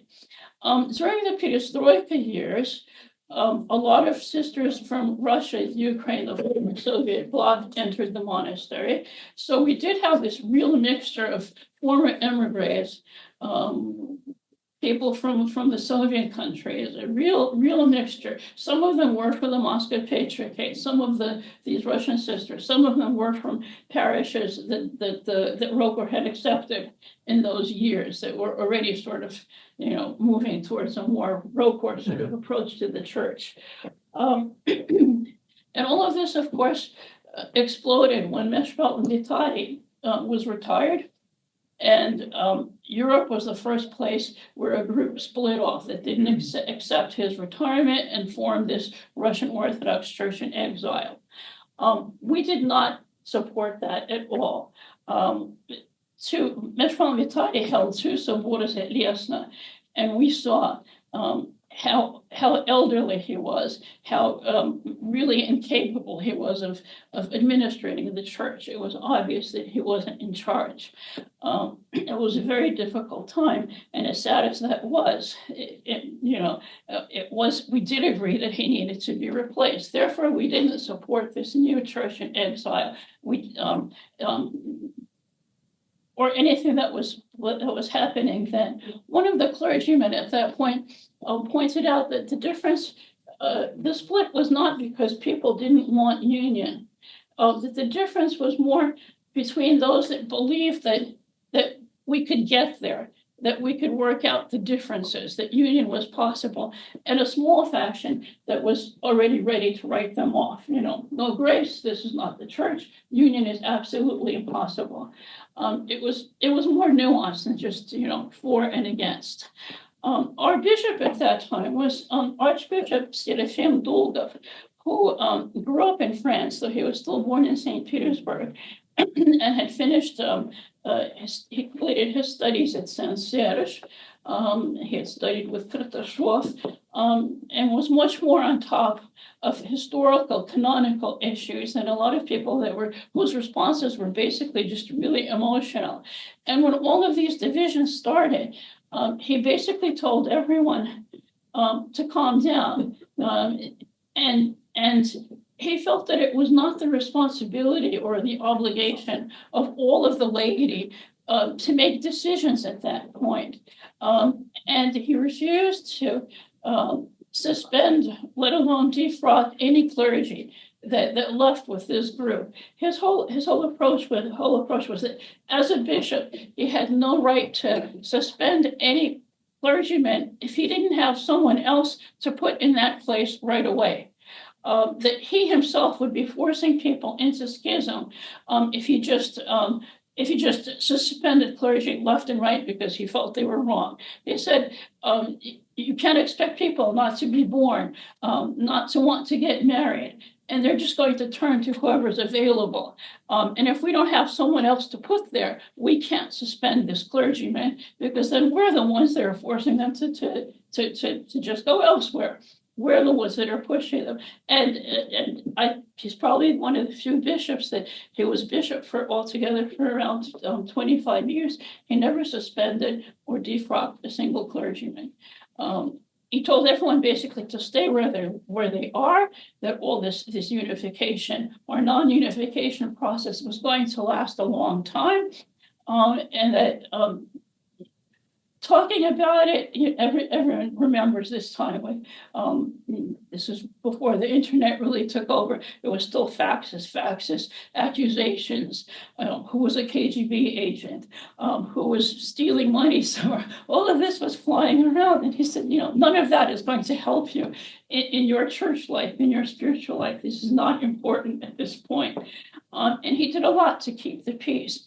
At one point, he even offered that the monastery stop commemorating, to sort of keep the peace and to keep people from splitting apart, to stop commemorating the Metropolitan Lavud at this point, and to just commemorate him as the local ruling bishop. So that's what the Greek church does. You commemorate your local bishop, and that's it. And since both sides were sort of willing to work with him, he was great at that. He managed to keep this peace and said, let's just commemorate me. I'll take it upon myself. I'll write to the synod and explain what we're doing. And unfortunately, it was just too new of an idea. They didn't go for it. And the split happened. Nevertheless, he managed to keep up good relations with both sides, even with the clergy that was not commemorating him, without suspending anyone. He did speak out against the union. He was nevertheless a really vocal opponent. And he told us that if union happened, he would ask to be accepted into the Serbian Patriarchate and would just retire. And he hoped we would allow him to continue living at Vesna, etc. Providentially, the way it worked out in 2003, he was hospitalized. He was post-cancer at that point in remission, and the cancer returned with a vengeance, and within a week he was gone. So there was a period where everyone was, the synod was deciding who to replace him with, this between bishops period, and they were making some efforts to try to heal this first split. It was a relatively peaceful time. Then in 2003 was when things really took off, when Putin made his first visit to the Synod of Bishops in New York. He made an official visit to see Metropolitan Loris and presented an official invitation that a delegation of ROCOR might visit the Moscow Patriarchate, and made it clear that this is what he wanted. The delegation left a few weeks later, and in December of 2003, ROCOR organized the first huge clergy conference for clergy from all over ROCOR, all over the world. This was the first official meeting where union was officially discussed openly and officially for the first time, and representatives of the Moscow Patriarchate were invited to be present. I was invited to be one of the interpreters because a large group of American clergy said that if proper translation wasn't available, they just weren't going to go. So I happened to be there for this meeting. And I have to say that's when I first saw, at this point, the story becomes really personal for me. I saw how the whole process was being manipulated. Speakers were being carefully chosen, who would, time was limited. If someone was speaking out against the union, they weren't allowed to speak, beyond the sort of set time. Was that in Nyack? Yeah, it was in Nyack. I asked, the interpreters were sitting right next to the people recording the sessions. And I asked if I could have a copy of the recordings to take back to Europe for the sisters and for the clergy that couldn't be present. And everyone said, yes, yes, yes. And then on the last day, they said, oh, something went wrong. And none of it just didn't work. We didn't record anything. And moments like this was, bells were starting to ring, that there was more to the story than just discussions. After that, there was this process of there were 6 sessions, 6 meetings between ROCOR representatives, Moscow Patriarchate representatives, which were supposed to iron out all the differences. And I think it's important to note that differences weren't actually that much discussed. A lot of the ROCOR clergy were willing to accept that in 2000, when the Moscow Patriarchate had put out their new Socialny Conception, when they had actually stated that the church should not be subjugated to the government in any way, that was sufficient, they were speaking out against surgeonism at that point, and that was enough for union. The new martyrs had been glorified, canonized by that time. That was another condition that ROCOR was always setting. And there was hopes that they could somehow settle the issue of ecumenism, which was so important to the more conservative wing of ROCOR, as to exactly how the role of the Moscow Patriarchate in the World Council of Churches and other ecumenical gatherings was going to play out. There was some talk that perhaps they would become observers rather than actual participants, this sort of thing. That was really important to ROCOR at the time.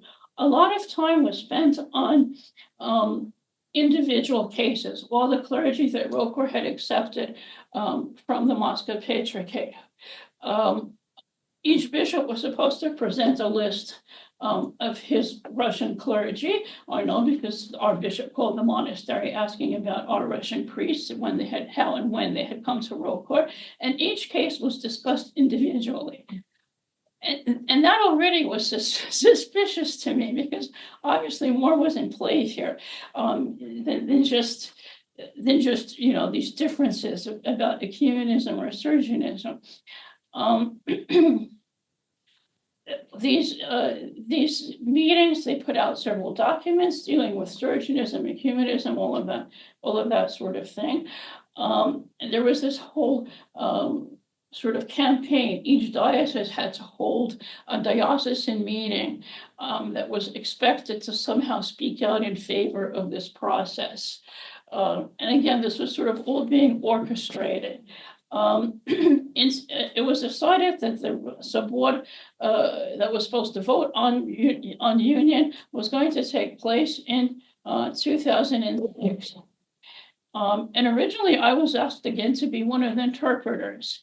And then as we became more vocal in our questions, suddenly someone came up with the theory that they were going to follow all the procedures of the 1918 All-Russian Sobor, and since women hadn't participated then, they wouldn't participate now. So sorry, not even women interpreters were allowed to be present. Which again, which meant that the monasteries, the women's monastics, women monastics, who were at least 2/3 of all the monastics in Europa, were not going to be represented in any way. And we were especially incensed when they published the list of delegates to the Sobor, and we saw that all the Russian Scout organizations had been invited.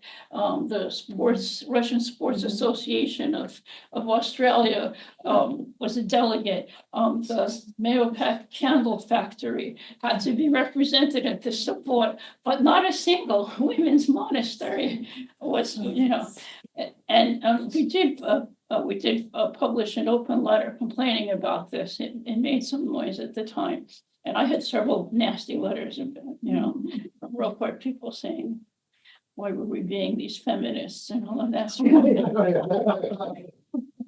Again, if you know our history and Abbas Catherine, there was more than one letter, I think. That was our first letter, was just complaining about this.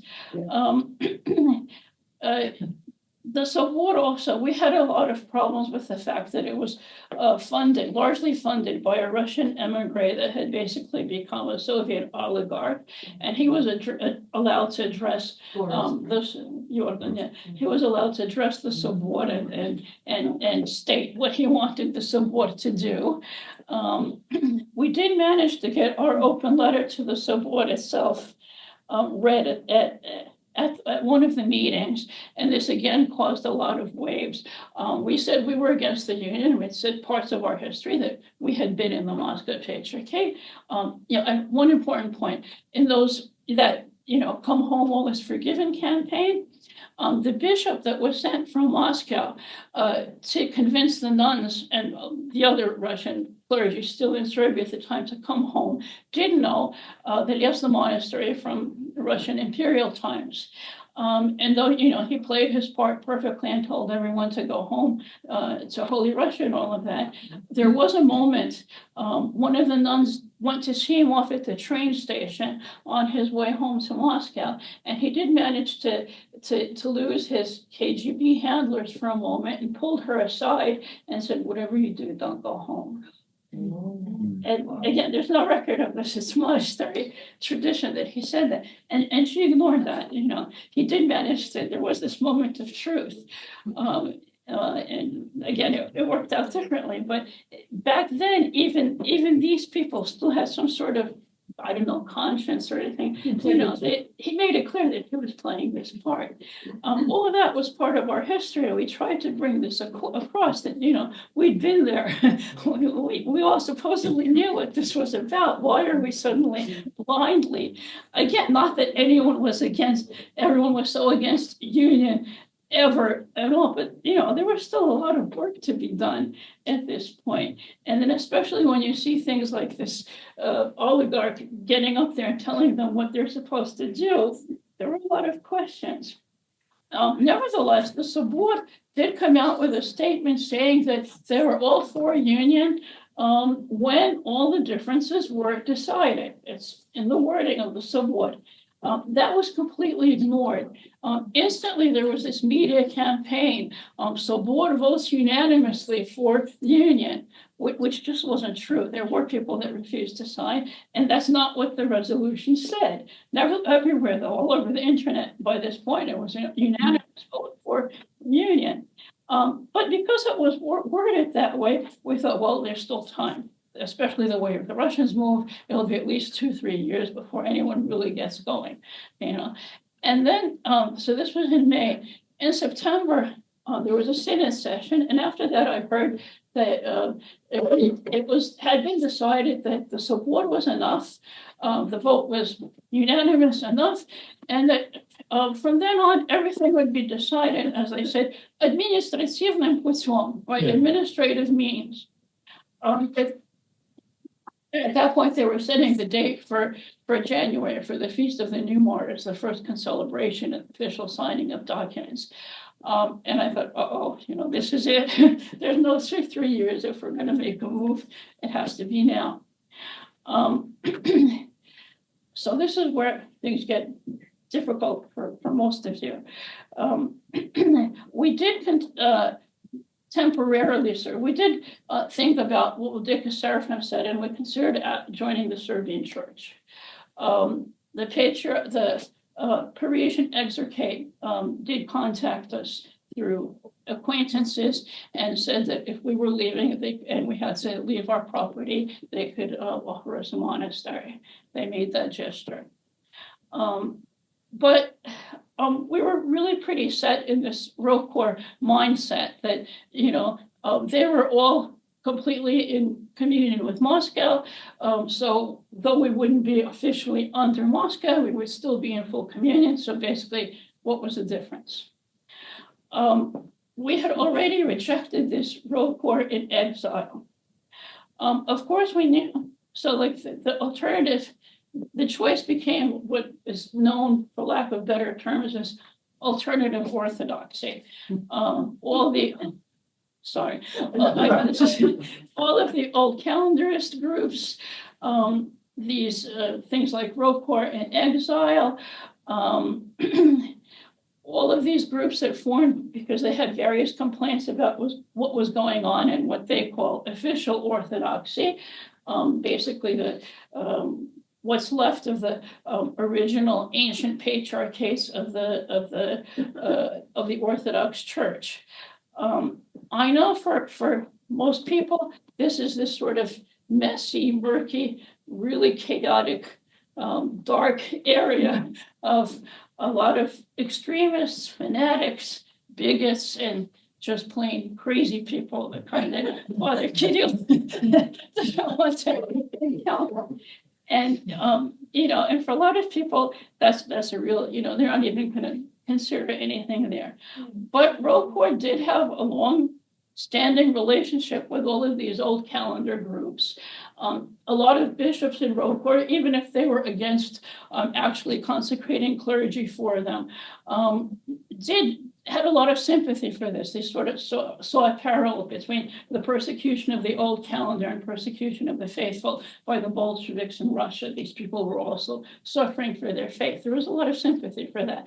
And at the time of the Union, ROCOR was in communion with the parts of the Greek Old Calendar Church, Romanian Old Calendar Church, and Bulgarian Old Calendar Church. And it was one of the conditions, actually, that the Moscow Patriarchate set, that ROCOR had to sever communion officially. They made trips to each of these organizations and to announce that they were breaking communion, and had to urge them actually to return to their mother churches. Nevertheless, at that point, we thought, my feeling was that going to one of these groups would be sort of giving up on the Russian church completely. It would be saying that everything was finished there and we had no future there at all, that we were now becoming Greeks, Romanians, whatever. The other option was what remained of the catacomb church in Russia.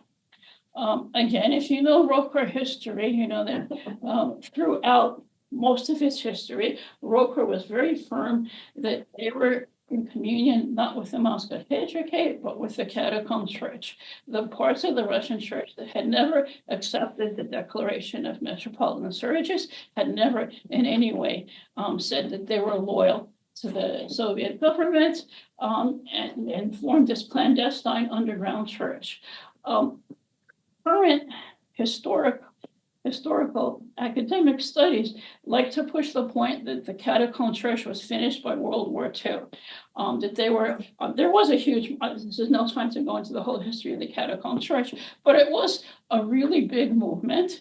A huge percentage of the bishops did not accept the declaration and formed various groups again.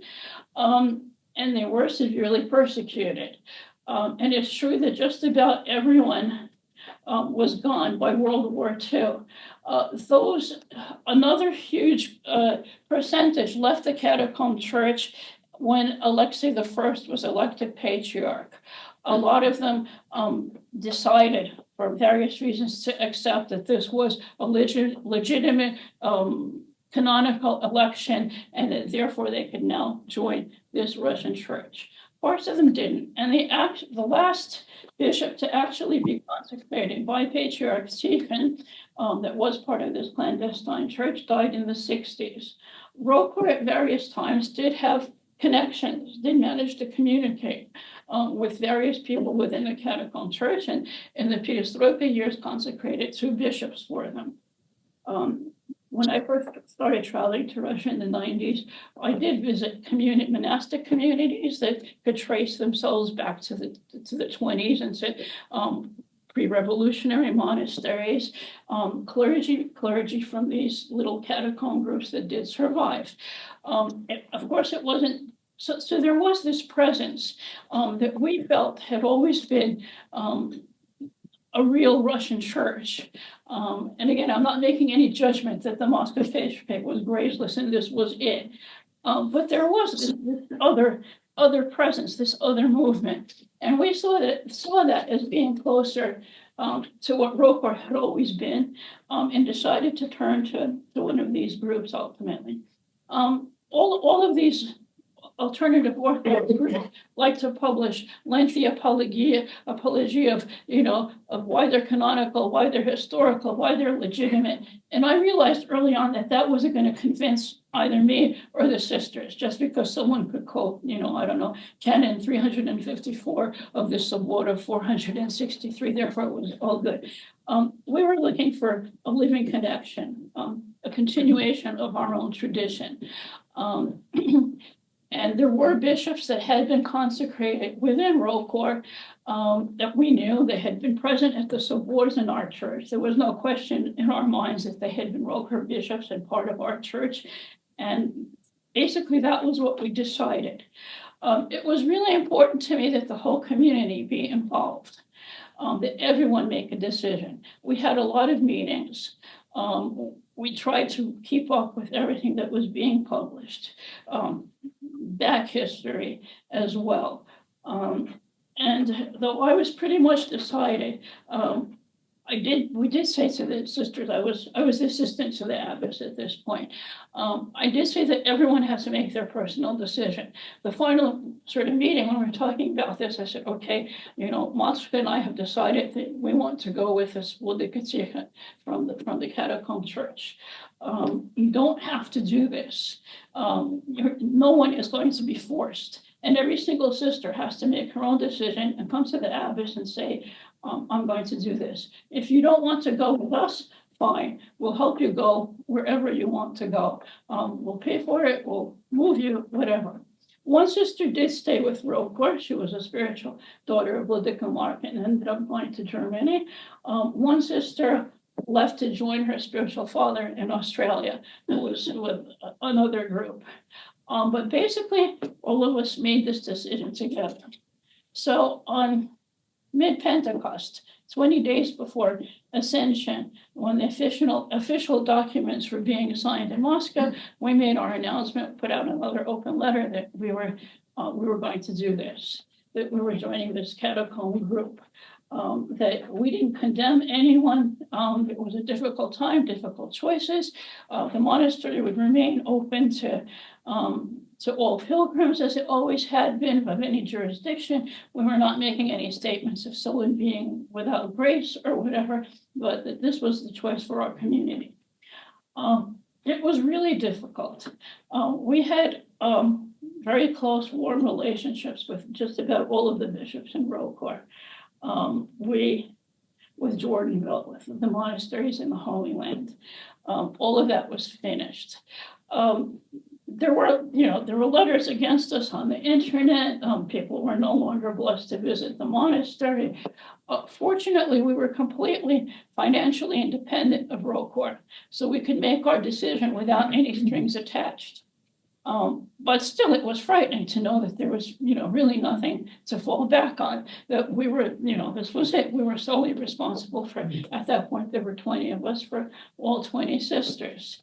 And though we were part of this group, I remember someone asking me, what we were going to do. And I sort of half jokingly said, well, we're just going to be the Orthodox Church of Yesna. and that's Father Kirill yesterday mentioned the Studian monastery. And I remember a friend from Paris saying, I see Yesna as the Studian monastery of Paris. So there was, there were people that did understand where we were coming from.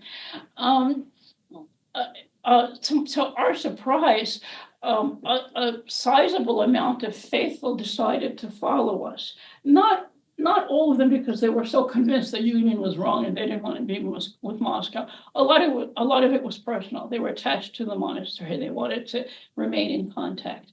But over the years, we did end up forming what we call a mission. We didn't want to be in competition with all the other many Western European dioceses. So it's not a diocese, it's just a mission focused on the monastery. There's 7 parish communities at that point, and we have altogether 5 priests that travel out to them, besides serving at the monastery, can travel out and be in these parishes that we provide for as best as we can.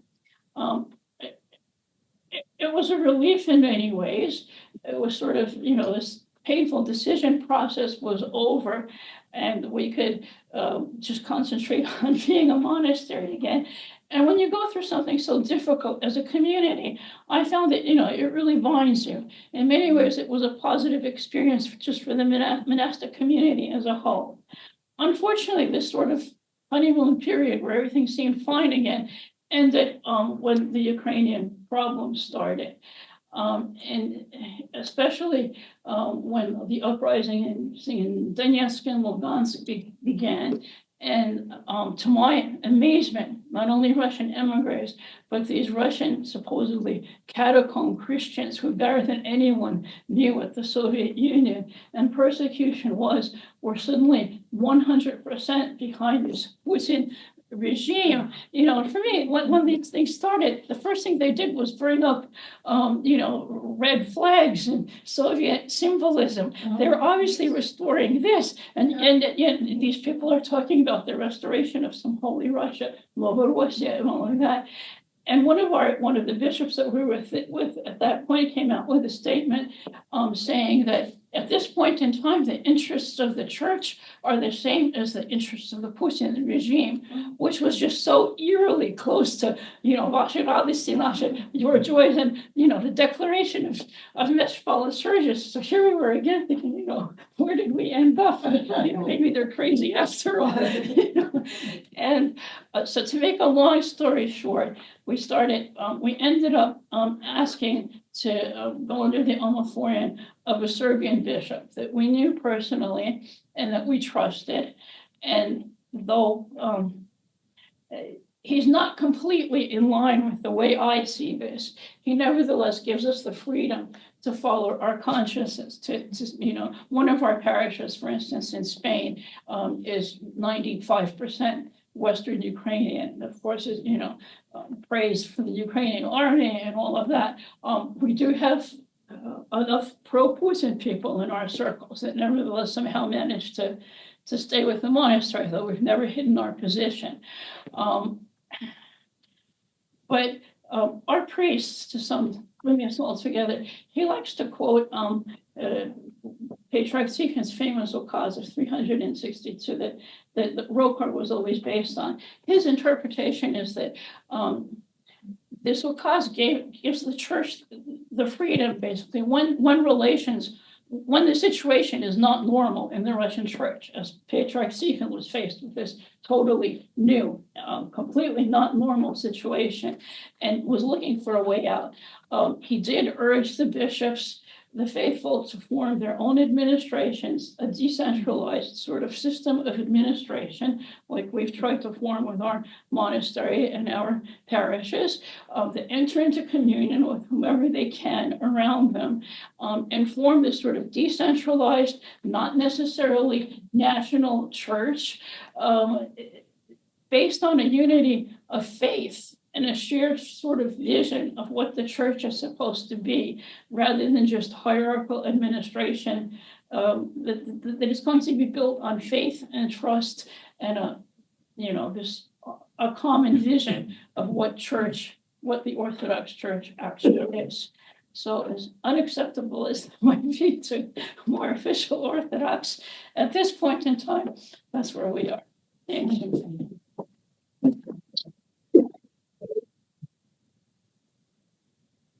Thank you very much, Evfrosinia, and again, thank you to have come and told us your story, which is probably not easy, you know. You're like in the den of vipers here. Compared to, one second. So everybody, welcome back. And to those of you watching at home, we have a very interesting talk next by Father Dr. Andrei Kordochkin. And before I introduce Father Andrei, I want to greet those who are watching at home. And in particular, I see a familiar name. It's His Eminence, Bishop Boris Gudziak. So I'm welcoming also our friend. Oh, there he is. Hi, Bishop Boris. Good to see you. Father Andrei Kordochkin, who's very well known on the Russian opposition channels these days. Everybody invites him when they want an articulate theological opinion on what's going on. No, it's true. And he is very informative and helpful and helps to navigate the waters of dealing with the present crisis situation in Russian Orthodoxy, I would say. He was born in St. Petersburg, Russia in 1977. You don't look a day over like someone who was born in 1978. He studied theology in the universities of Oxford, London, and Durham. Oh, Oxford, London, and Durham. Served as the parish priest in the Church of the Moscow Patriarchate in Madrid, Spain, for almost 20 years.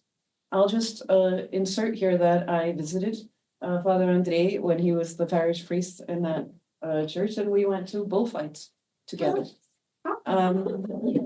So I don't know if that's relevant to your talk, but you can weave it in. You can weave it in. I'm sure you can. He is currently, he didn't insert here the reason that he had to leave Madrid and his position.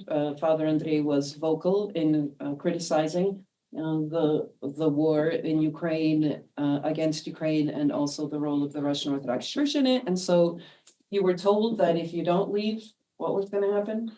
I have to look for another job. Basically, he has to look for another job. So he is currently in Germany, serving a parish of the Ecumenical Patriarchate where he was received in Tilburg. And I also visited with you there in Germany. I also don't know if that's relevant to this topic. I thought I would add it anyway. So he's currently working on a postdoc at the University of Göttingen, and that would be interesting to hear what you're working on. So the title of his talk today is The Fund for Anti-War Clergy, called Peace Be Unto All, or Mir Всем. Welcome, Father Andrei. Let's give him a round of applause. Thank you, dear Sister Vassa, for the introduction, and it's a great honor and joy for me to be here. Indeed, for the last year and a half, I have been working in Göttingen for an academic project, investigating the religious ideology behind the present war, which is what I usually talk about if I'm invited. But today, actually for the first time, I'm going to speak about the initiative, which is called Peace Unto All, Mir Всем, and I'm going to tell you who are we helping, and how we are helping them, and why do I think this is important. And I will begin with a story. which took place recently on the 27th of February of this year. Myself and Father Valerian Dunin-Barkovsky, an Orthodox priest from Düsseldorf, we took part in a meeting with Vladimir Karamurza and Ilya Yashin, who are the two Russian opposition leaders who were exchanged in August 2024, having spent considerable time in Russian prisons and then being exchanged for Putin's killer. This day was not accidental for this meeting. It was the 10th anniversary of the murder of Boris Nemtsov, another Russian opposition leader. He was shot on a bridge near Kremlin on that day in 2014, shortly after he protested the Russian annexation of Crimea and warning about the possibility of the full-scale war with Ukraine, a perspective which most people at the time found very improbable, including myself. Before the meeting, we were asked to celebrate a panihida. After the service, I recall that Boris is the name of one of the two Russian early saints, the sons of Prince Vladimir, who preferred to be killed, but not to raise a hand on their brother in the struggle for power, which has begun after Vladimir's death. I recalled an occasion when Vladimir Putin has found himself in front of a painting which depicted those two saints among other figures. He immediately recognized them, saying that these two, waiting to be killed without resisting, cannot be an example for us.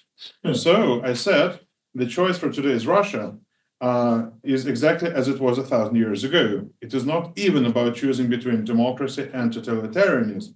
The question is a more fundamental one. Are there any moral limits for a person or for a group of people to achieve power or to retain it? And clearly the murders of Boris Nemtsov and Alexei Navalny, as well as some well over 1,000 political prisoners in today's Russia, show that there are no such limits.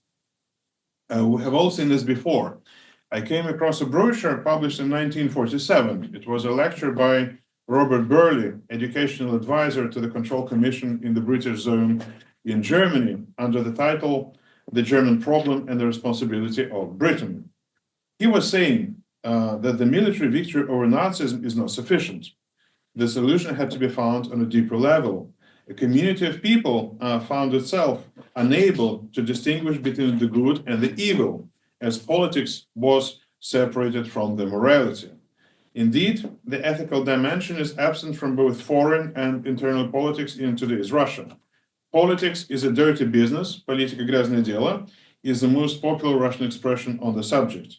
The people themselves hardly expect any moral burden on behalf of the authorities. It has always been like that. It's everywhere the same, they say. Well, if we look at the experience of Germany, the Stuttgart Declaration of 1945 said, we're with our people in a large community of suffering, but also in solidarity of guilt. We accuse ourselves for not standing to our beliefs more courageously, for not praying more faithfully, for not believing more joyously, and for not loving more ardently. And then I asked myself a question. As most of you know, there has been another declaration back in 1934 when the National Socialists were still rising, the so-called Barman Declaration, and it stated, among other things, that the faith of the Church is continually and systematically thwarted and rendered ineffective by alien principles on the part of the leaders and spokesmen of the German Christians and by the Church leadership. When these principles are held to be valid, the Church ceases to be the Church. And I asked myself a question. Was it this declaration back in 1934 which made the post-war Stuttgart Declaration possible and gave the morally compromised Church a right to speak after the war has ended? And if this is true, may we say that the latter, demanding an immediate ceasefire, which came out on the 1st of March 2022 and was signed by some 300 priests, may we say that it does leave a door open for the Russian Church to speak out in the future after the fall of Putinism and the end of the war? Well, this letter came out as a spontaneous act a week after the invasion began, and none of us who were in the process of writing and signing it, none of us knew what will happen later. Hardly anyone could predict that in 3 years we will find ourselves where we are now. Shortly after, the new legislation was introduced in Russia, which qualified any criticism of the military action as an administrative or criminal offense. Those on the Russian territory who were ready to speak out had to be ready to pay the price. Those outside of Russia still could face canonical sanctions. One could say that after signing the open letter, the priests in Russia were faced with a choice of publicly following the message and spirit of the letter or not taking part in public resistance in any form. It was not long until the repression had begun against those who have chosen the second option. The Mir Всем, Peace Be Unto All Foundation was established in Germany in October 2023, when it became clear that the persecution of anti-war priests in Russia had become systematic. At that time, around 10 priests, approximately, were sanctioned for refusing to recite the prayer for the victory of the Holy Rus and for publicly opposing the so-called Holy War. The founders, Father Valerian Dunin-Barkovsky, a journalist Svetlana Nevkik-Thomas, and a musician Pavel Fakhridinov, and myself, we recognized the need for action. It took us some time to be officially registered, and today Mir Всем provides direct assistance or coordinates aid to about 30 priests, most of whom have been targeted for refusing to recite this infamous prayer. A stark example is the case of Father Ian Koval, who was defrocked for changing the word victory to the word peace. Some of the priests supported by the foundation have fled Russia, while others remain, and some of them anonymously, preferring to protect themselves and their families. One priest ended up in prison. In his videos dedicated to the war with Ukraine, Father Ivan Kormayarov criticized Russia's aggression from the point of view of Christian doctrine. A fragment whether he claims that the Russian military personnel killed in Ukraine will go to hell rather than to heaven has become popular. In paradise, they end up blessed are the peacemakers. Peacemakers, do you see the problem? And those who unleashed aggression, they will not be in paradise, the priest says in the video.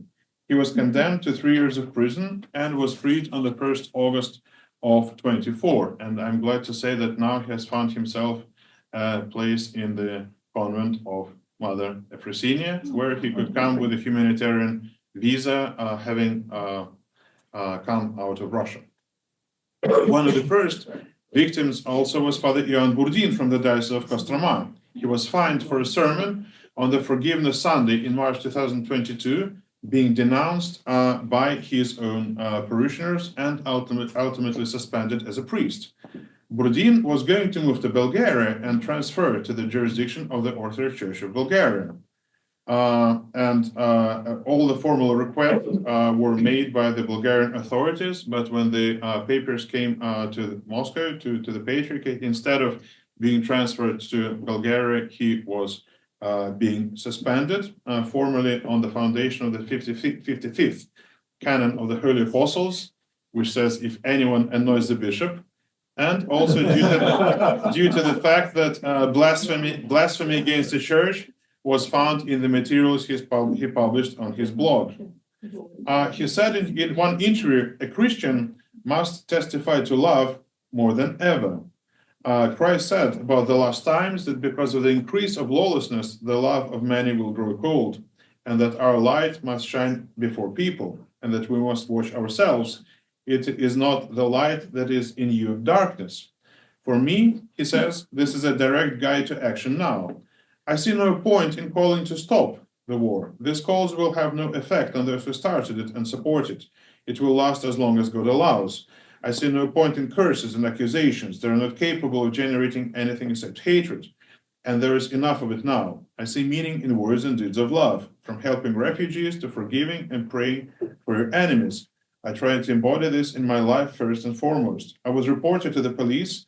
They testified against me in the court. Denunciations are written to the Metropolitan. Signatures are being collected to remove me from the service. But the Lord gave me a gift that was completely unexpected of me, something I had never seen before.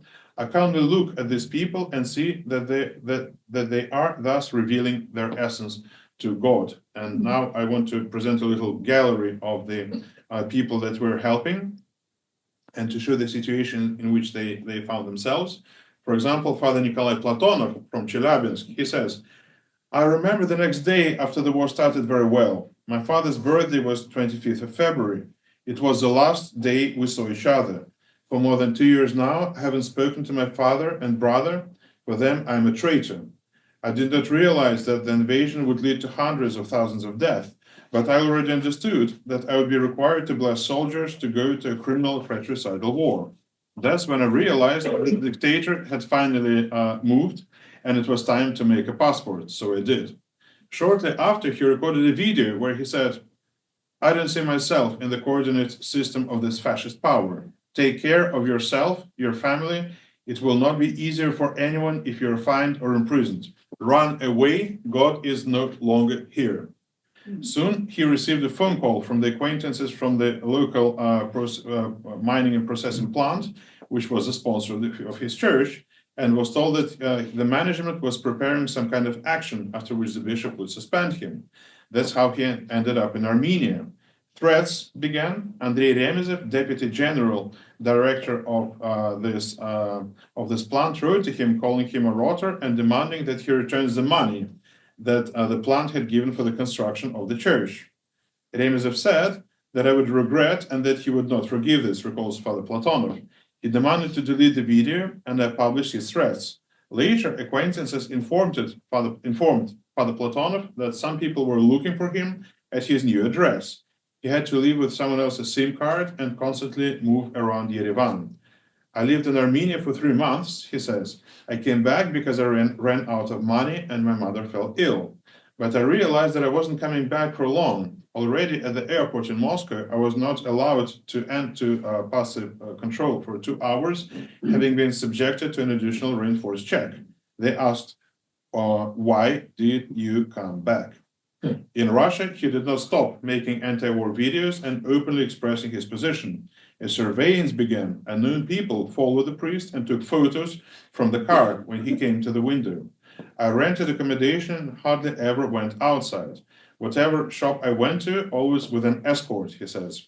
Familiar human rights activists said it was a sign that I would soon be arrested. Inwardly, I began to prepare myself for imprisonment, since other priests in Russia have already been tried for similar statements.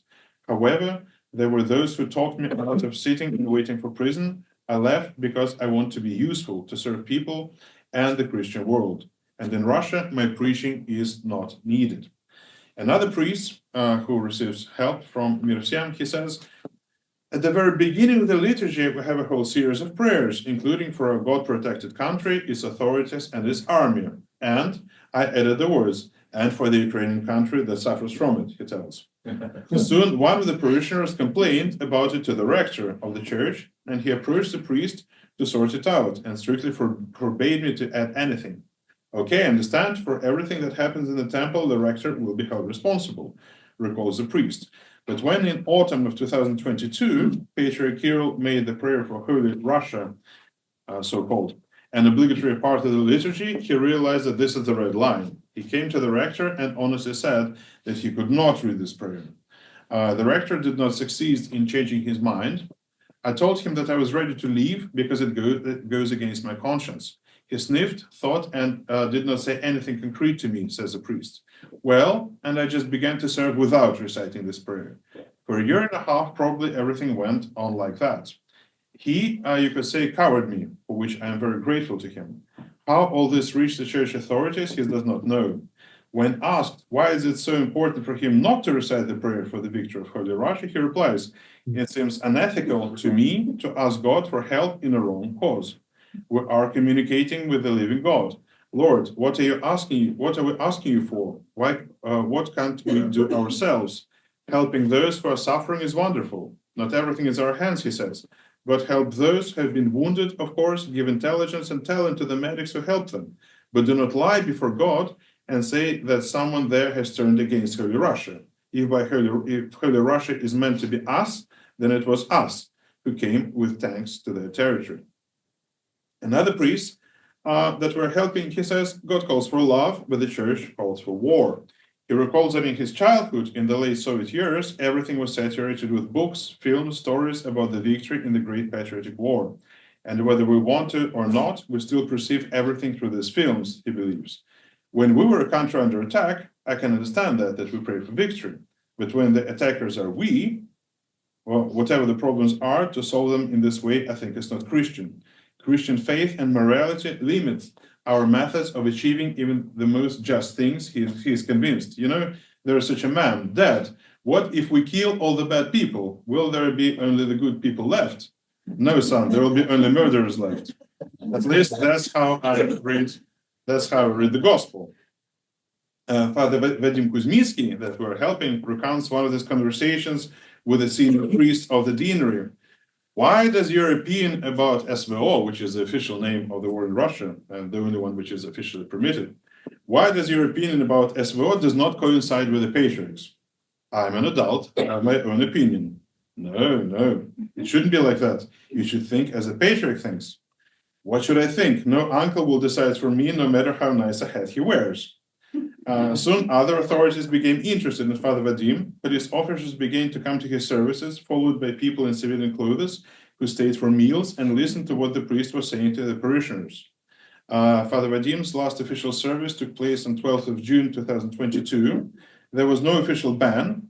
The leadership of the Volgograd Diocese simply recommended to find a new place. Despite this, the priest realized that compromises would have been made in any other diocese of the Moscow Patriarchate. Therefore, after the festive meal, Father Vadim said goodbye to his flock, and the next day he got into his car and left for Georgia. Father Vladimir Korolev remembers well the first day of the beginning of the war. The day before, he was discharged from the hospital, where he had been lying in the cardiology department in a pre-infarction state. He says, I came home cheerful and happy. And what do you think? The next morning, when it all started, I had tachycardia again and completely lost sleep, as if I had never been treated. Father Vladimir Korolev was one of the first ones to sign the open letter of the priest on the 1st of March. And at the beginning of April, he was summoned to the FSB. The priest was being pressured to speak out. I said, have you read the letter? We are against the war. These are Christian commandments, guys. What are we talking about? At the end of the conversation, a young man in a white shirt and tie, who was, as he says, fit to be the son of Father Vladimir, threatened the priest with being sent to the front, saying that he could easily arrange it. The archpriest continued to serve in the Kazan church he had built. 1st of December 2022, he was dismissed from service with the formula, failed to cope with the duties of the rector. 6 months later, with one backpack, he moved to one of the countries of Eastern Europe, where he has been serving in the local autocephalous church ever since. But now it becomes difficult because in this church a new patriarch was elected, who has more sympathies towards Moscow than the previous one. A few more testimonies. Another priest says, I was basically like at the beginning of my journey, naive and romantic, who thought that nature there are some problems, but they can be overcome by explaining them to people, showing the reasonable, the good, the eternal. I kept a whole big blog on Instagram on this topic, but over time I came to realize that most people don't really need it, he recalls. When the war started, he told parishioners after the full-scale invasion that what began in 2014 was suicidal and wrong. Among the parishioners of his church were active FSB officers and military personnel from a neighboring military unit. After a couple of weeks, unknown people began arriving at the church. As part of the informal preventive conversations, he was threatened with an article of the Penal Code for state treason and explained that his actions amounted to betrayal of the homeland. He was trying to sow disinformation among the personnel. Before the war, he repeatedly traveled to military units for ceremonies to bless the water and military equipment. I never interacted with the armed forces. I never consecrated anything there for them naturally. We were sometimes invited, it turns out, as a decoration. For example, a military unit, new rectorate, and here is a prayer service. I was there to stand for a picture, so the three priests made the consecration of water, then describes this trips, Father Alexei. During the educational talks that began to be held with the protests after the full-scale invasion began and his statements in the church, he was told that he was demoralizing the personnel with his words about the quality of military equipment he saw during his trips to military units. I tell them, what are you going to fight with? You have Soviet rusty equipment in your units. What is the greatness of the army? Even if we don't take into account that you have started a crazy, aggressive war now, you won't win it. There will be no Kiev in 3 days. You technically won't be able to do it, he recalls. In March 2022, he submitted a letter of resignation due to ill health and left the country a week later with his wife and 3 minor children. Already in emigration, the priest learned that he had been suspended.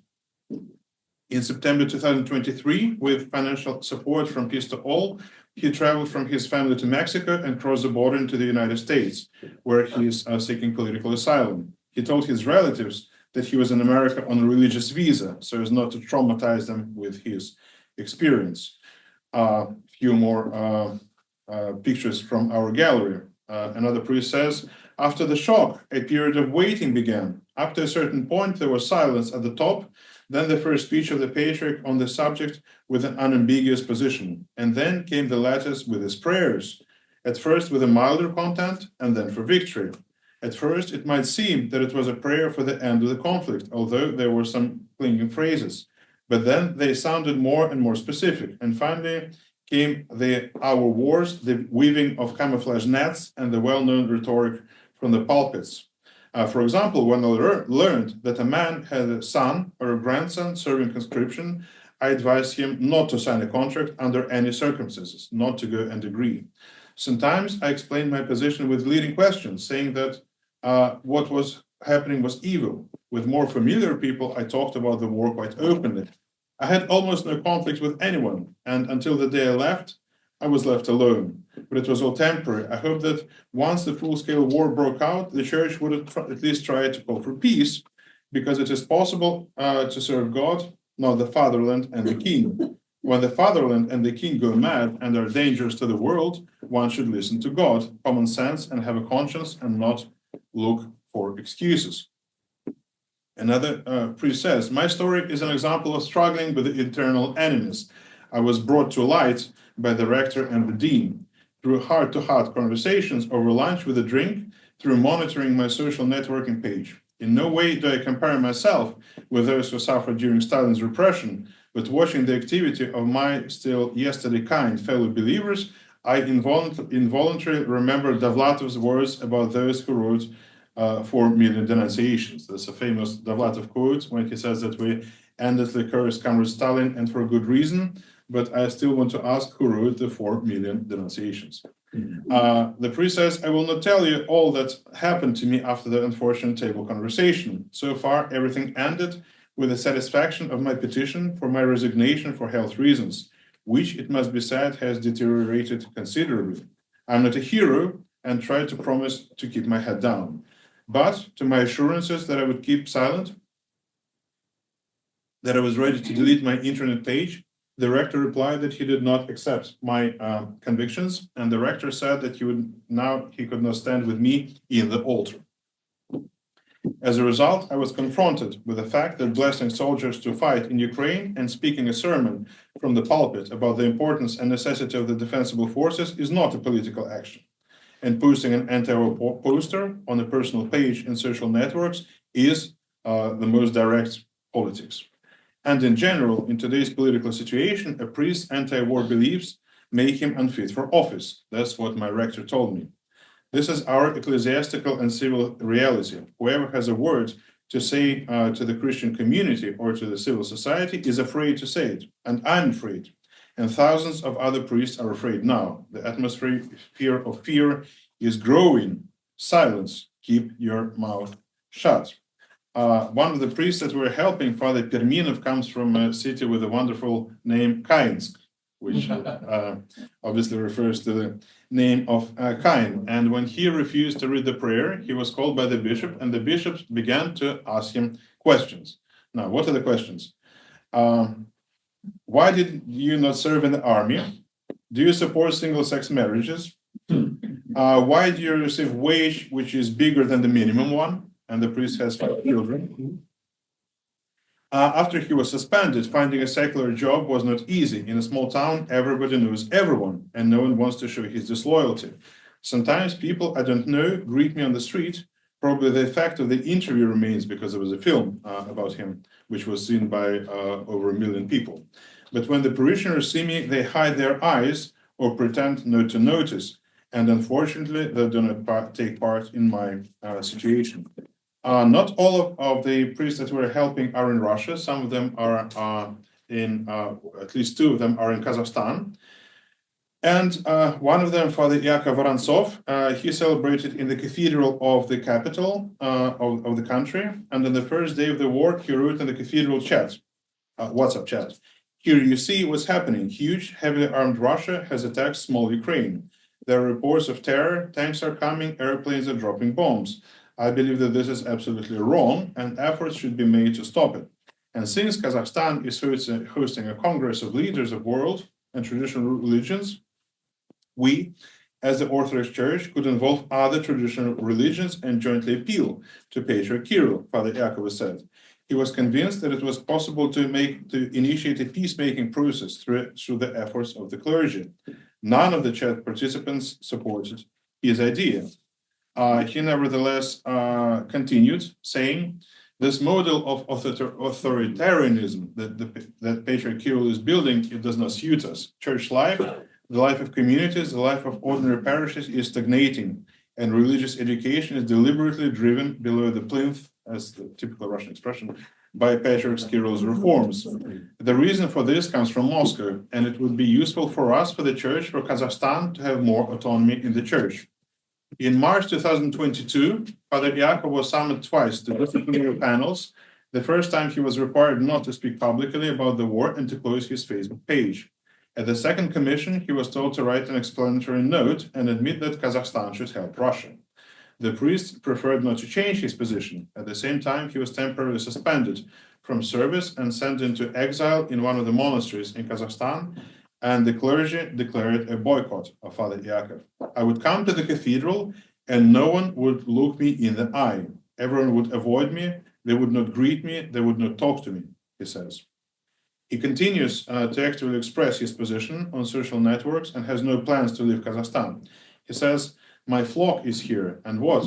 I have to leave the people who believe in me, let them be so few, let it be 12 disciples like Jesus Christ, but what? I have to throw them to Gundyaev? Who am I going to leave them for? I'd rather be in prison, but here with them, Father Yakov explains. If I had something to lose, if I had children, grandchildren of some kind, but I'm a monk. Of course, it would be a pity if my mom had to see her son in prison. Well, I don't want to, but of course, my mom will get over it. Our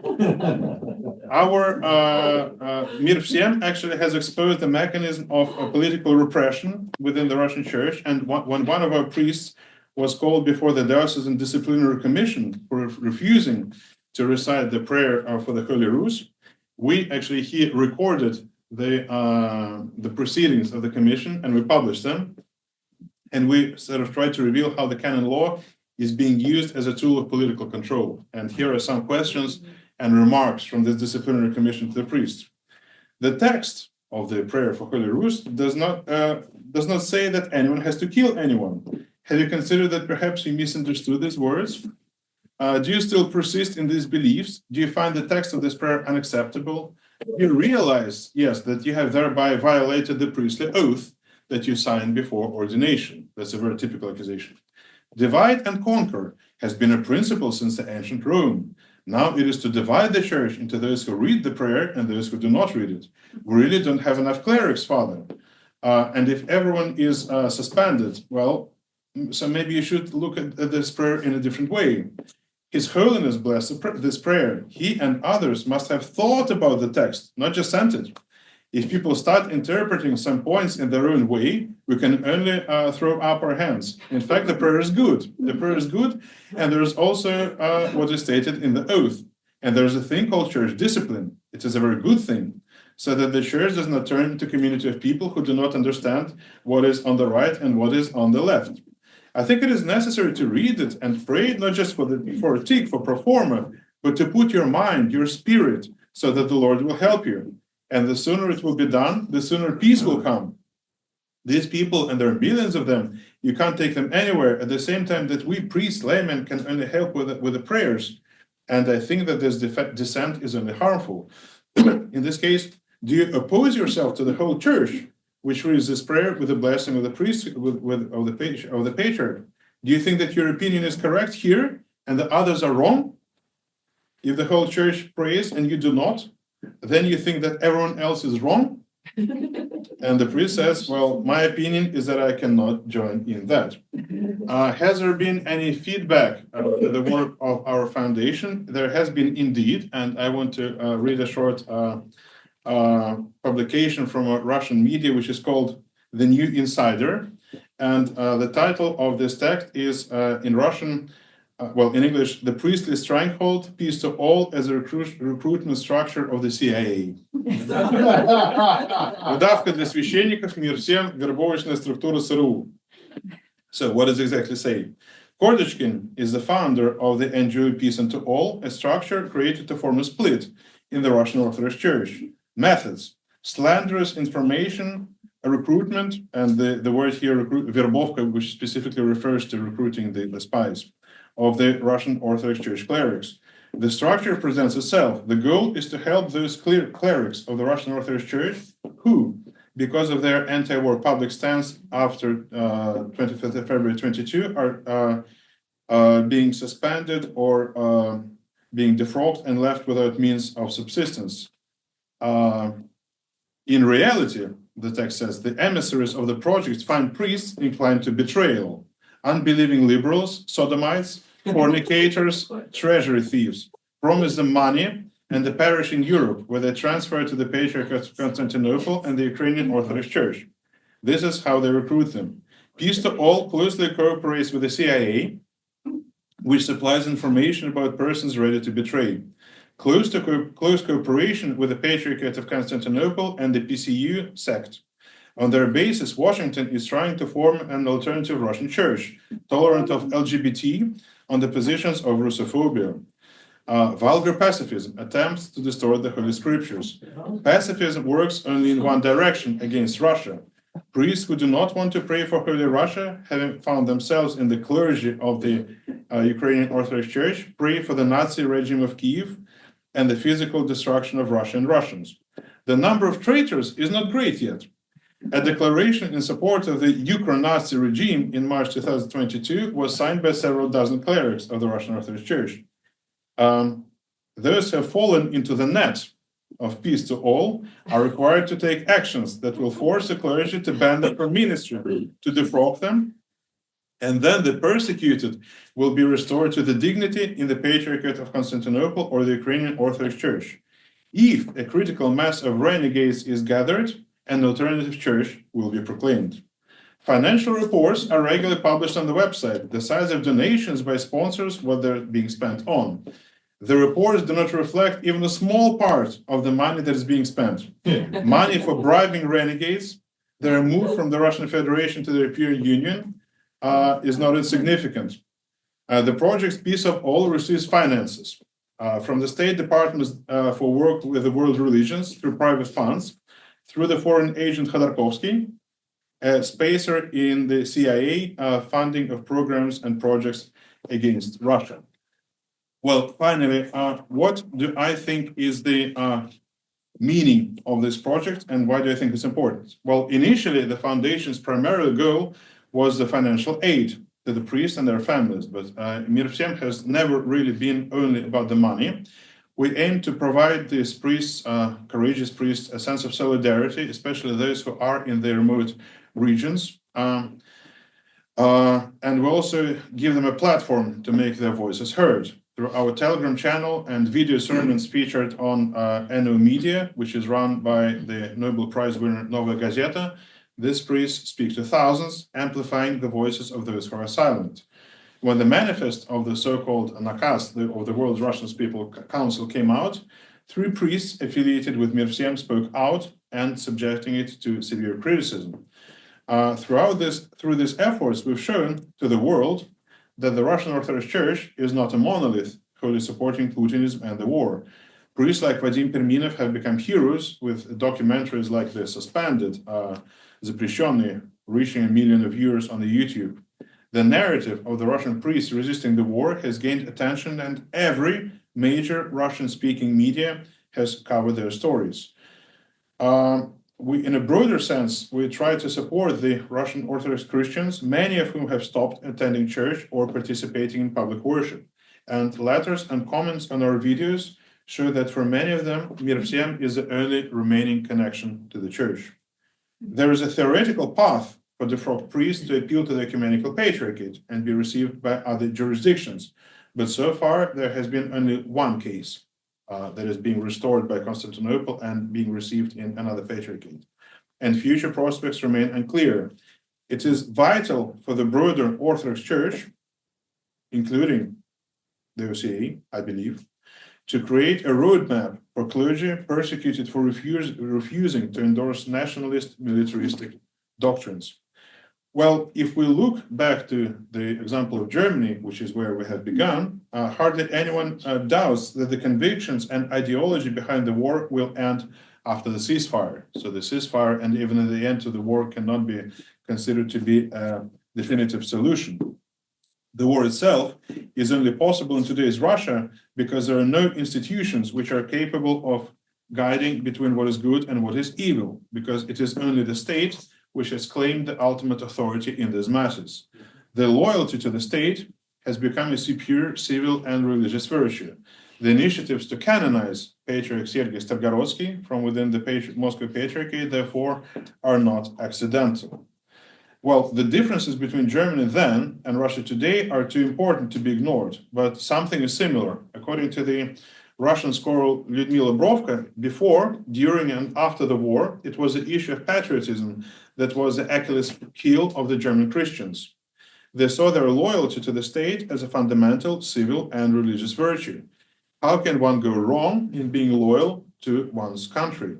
According to her, it was this notion that prevented most Germans from resisting the false doctrine and even from recognizing their guilt and responsibility even when the war was over. So questioning patriotism as a principle, religious and civil virtue will be one of the key challenges in the future. Mir Всем is an attempt to protect and proclaim the Christian morality versus corporate loyalty. The voices of those who have preserved the Christian vision were a minority in Germany then, as today they are in Russia. However, after the war, it was the stance of the confessing church in Germany which became the foundation for the reconstruction and the reintegration of the German church into the global Christian community. This should be a path for the Russian church, but a different level of interaction with other Christian communities will be needed, far greater than what we call ecumenism today. Theological commissions are important, but they do not provide a solution. And the measure, in my view, to which a church identifies itself with the universal Christian community is precisely the measure to which it cannot be instrumentalized by the authorities. The history of the post-war Germany shows us that the voice of a persecuted minority can serve as a guiding light for a nation and the church seeking redemption after the fall of dictatorship. Just as the confessing church played a key role in resisting Nazi ideology and later helped shape Germany's moral rebirth, the voices of the persecuted Russian clergy could serve as a foundation for renewal and healing within the Russian Orthodox Church. And this is the end of my talk.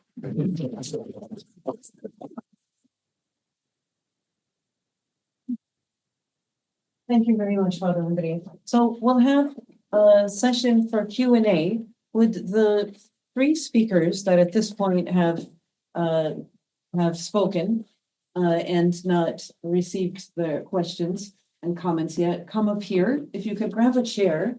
I think there's three of you at this point, right? And you could sit up here and we will have a nice Q&A session. And then our lunch will be a little bit short. And there is a question from somebody viewing from home that Inga will articulate.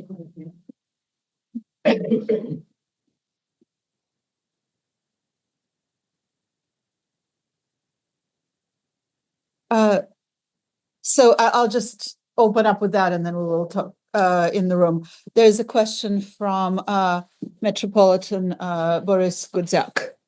I think actually maybe to Lena, but I'm not sure, so I'm just going to read it out. Is there a published statistics? Actually, Father Andrei. Oh, it's Father Andrei. Okay. can you read it out, please? Sure. Father Andrei, thank you very much for your work and your courage. I wanted to ask, is there kind of a statistical summary somewhere that is published? How many bishops, priests, deacons, religious clergy, monks have kind of taken a stand, and what kind of stand they have taken? Well, regarding Evfrosinia, I think that there are about 30 clergymen who we are helping in a direct or indirect way.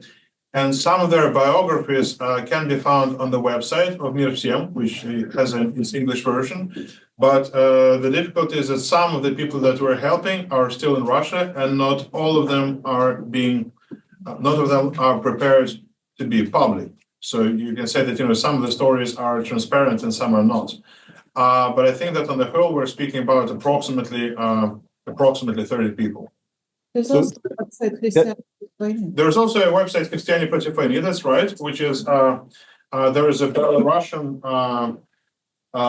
lady, Natalia Vasilievich, in Germany, who sort of helps to run it. And Christianity Против войны has a webpage. I think there's an English version as well. And they monitor the persecution not only in Russia, but also in Belarus, this is a resource called Christian Against the War.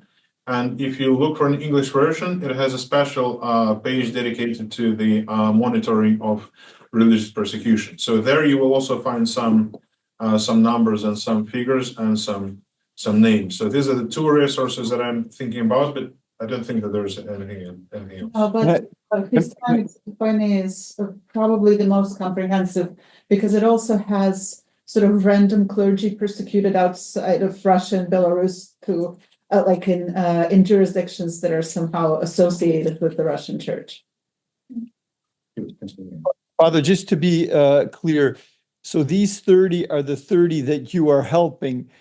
Your estimation of how many clergy have taken a stand, maybe there are some that you don't know about, that you can't name, that you can't help, but your, let's say, speculation out of the, 40,000 priests and deacons, you think it's 30, or could it be more?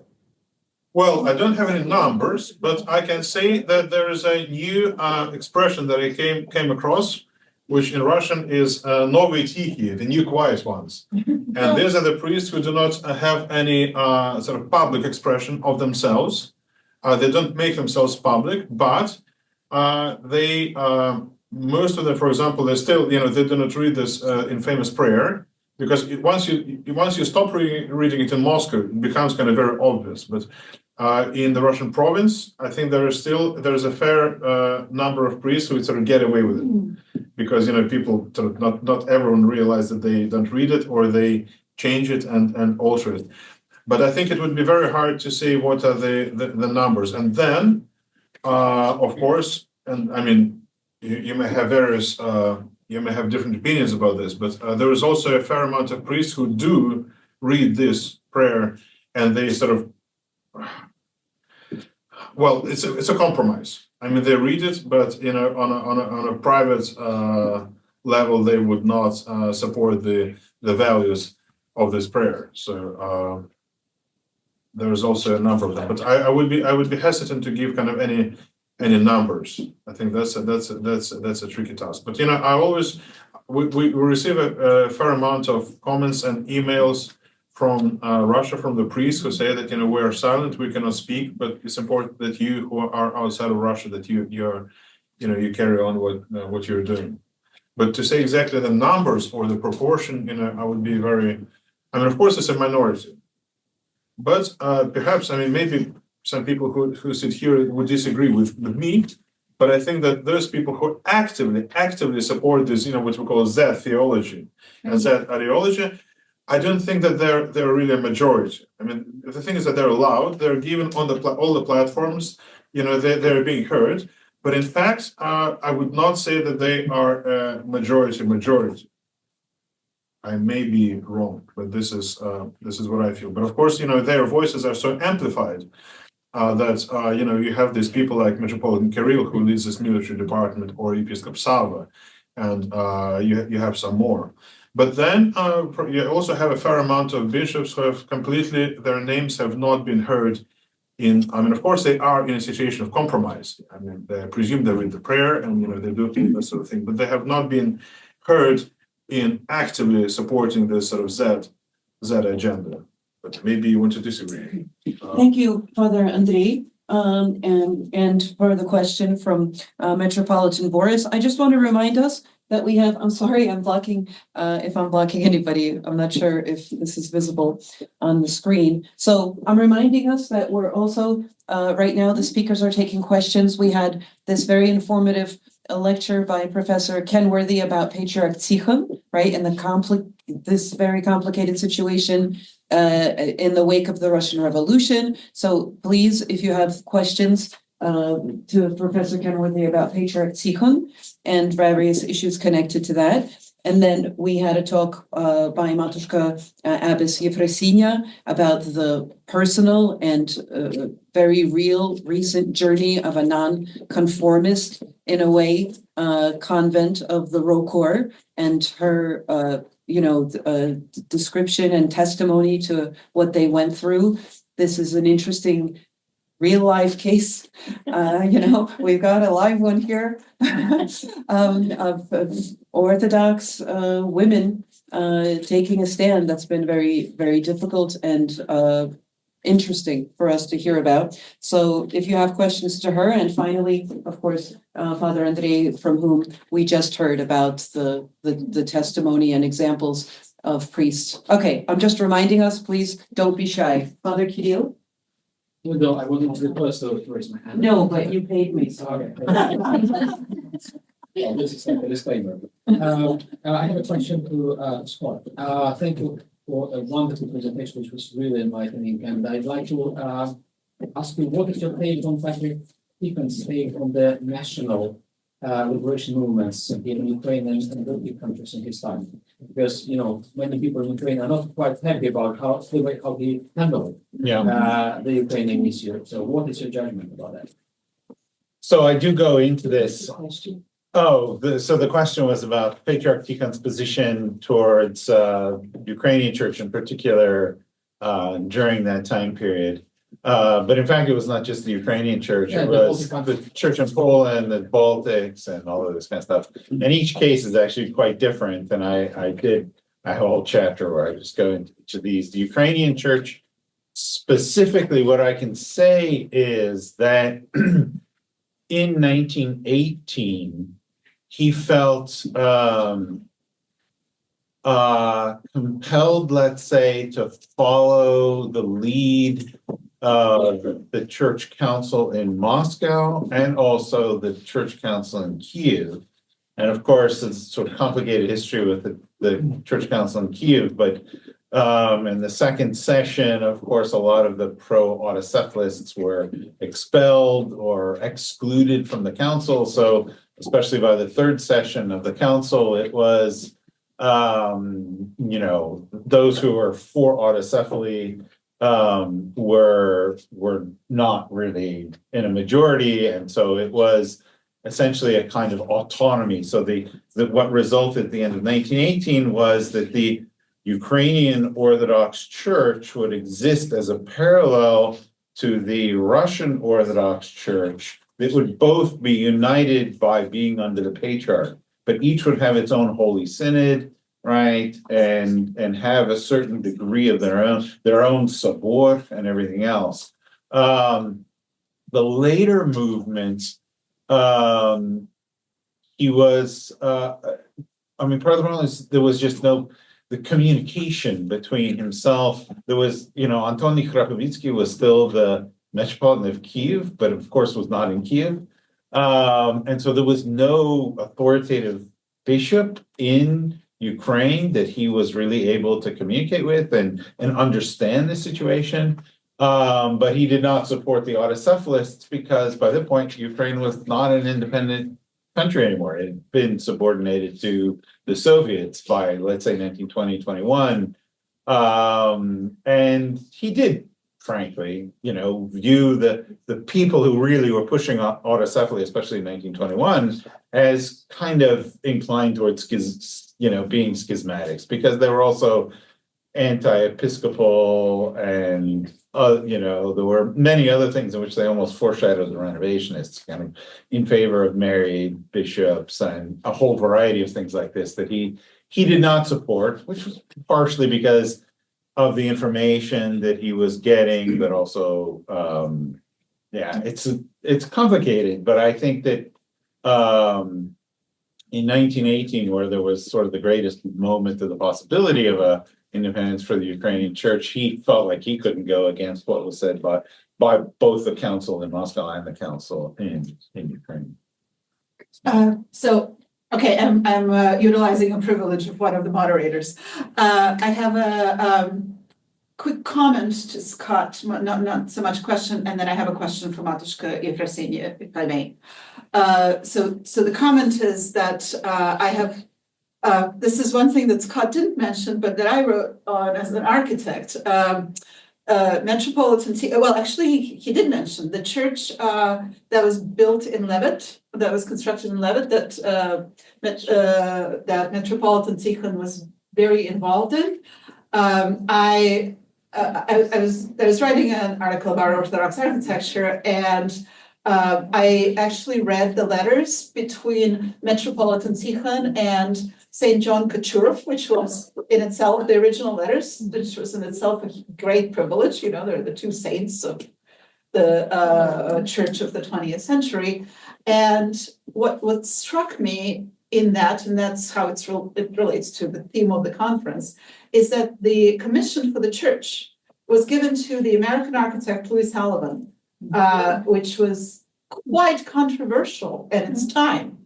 And in the letters between the bishop and his priest, it comes out how controversial this decision was, how important it was in their mind to the mission of the Orthodox Church in America, and how courageous Metropolitan Tikhon was in essentially challenging the Russian imperial, everything has to be a Russian cookie cutter. We're importing Russia to America kind of thing. Okay. My question to Matushka Evfrosinia is related to what we were chatting about during the break, and that is the one word that you haven't used in your talk, and I thought you would use in your talk, is the word schism, right? That, of course, everybody is accused of. And I was wondering if you could briefly speak to how this notion is being weaponized in Orthodoxy, how it paralyzes the Orthodox witness, and the related. I think it's actually Patriarch Kirill who came out with a statement that schismatics were worse than heretics, or at least the heterodox, because they weren't pretending. Schismatics pretend to be Orthodox. It's like when you're dealing with Catholics or Protestants, you don't think they're Orthodox anyway, so it doesn't matter. That's okay. But schismatics are more dangerous because they're pretending that they're like you, that they're Orthodox, and therefore there's this deception, this level of deception that's totally unacceptable. And in that sense, they're much more dangerous than someone that you don't think is Orthodox. It's a label that's often thrown around the Russian church, since especially when they dealt with the catacombs, loves the quote, that the sin, the sin of schism cannot be washed away even with martyrs' blood. Right. Is it that, again, this is absolutely the worst possible thing. But we come up against the other thing we're talking about. Who's going to determine what's a schism and what isn't? First of all. Secondly, there is this myth that the church, was always united, one whole thing, and it's only in this tumultuous 20th century that suddenly we're faced with all these divisions. And anyone that studies church history knows that's not true at all. From practically from day one, there's divisions of all sorts. It's part of human nature to question, to search. Christianity, I think we need to remember that it's a path. People develop, people make choices, institutions change, develop. I mentioned to someone that I'm not sure if we were faced with the same choices now that we were faced with in 2007, that we would necessarily, do exactly the same thing. Perception changes, and so again, who's going to determine what's schismatic and what's orthodox?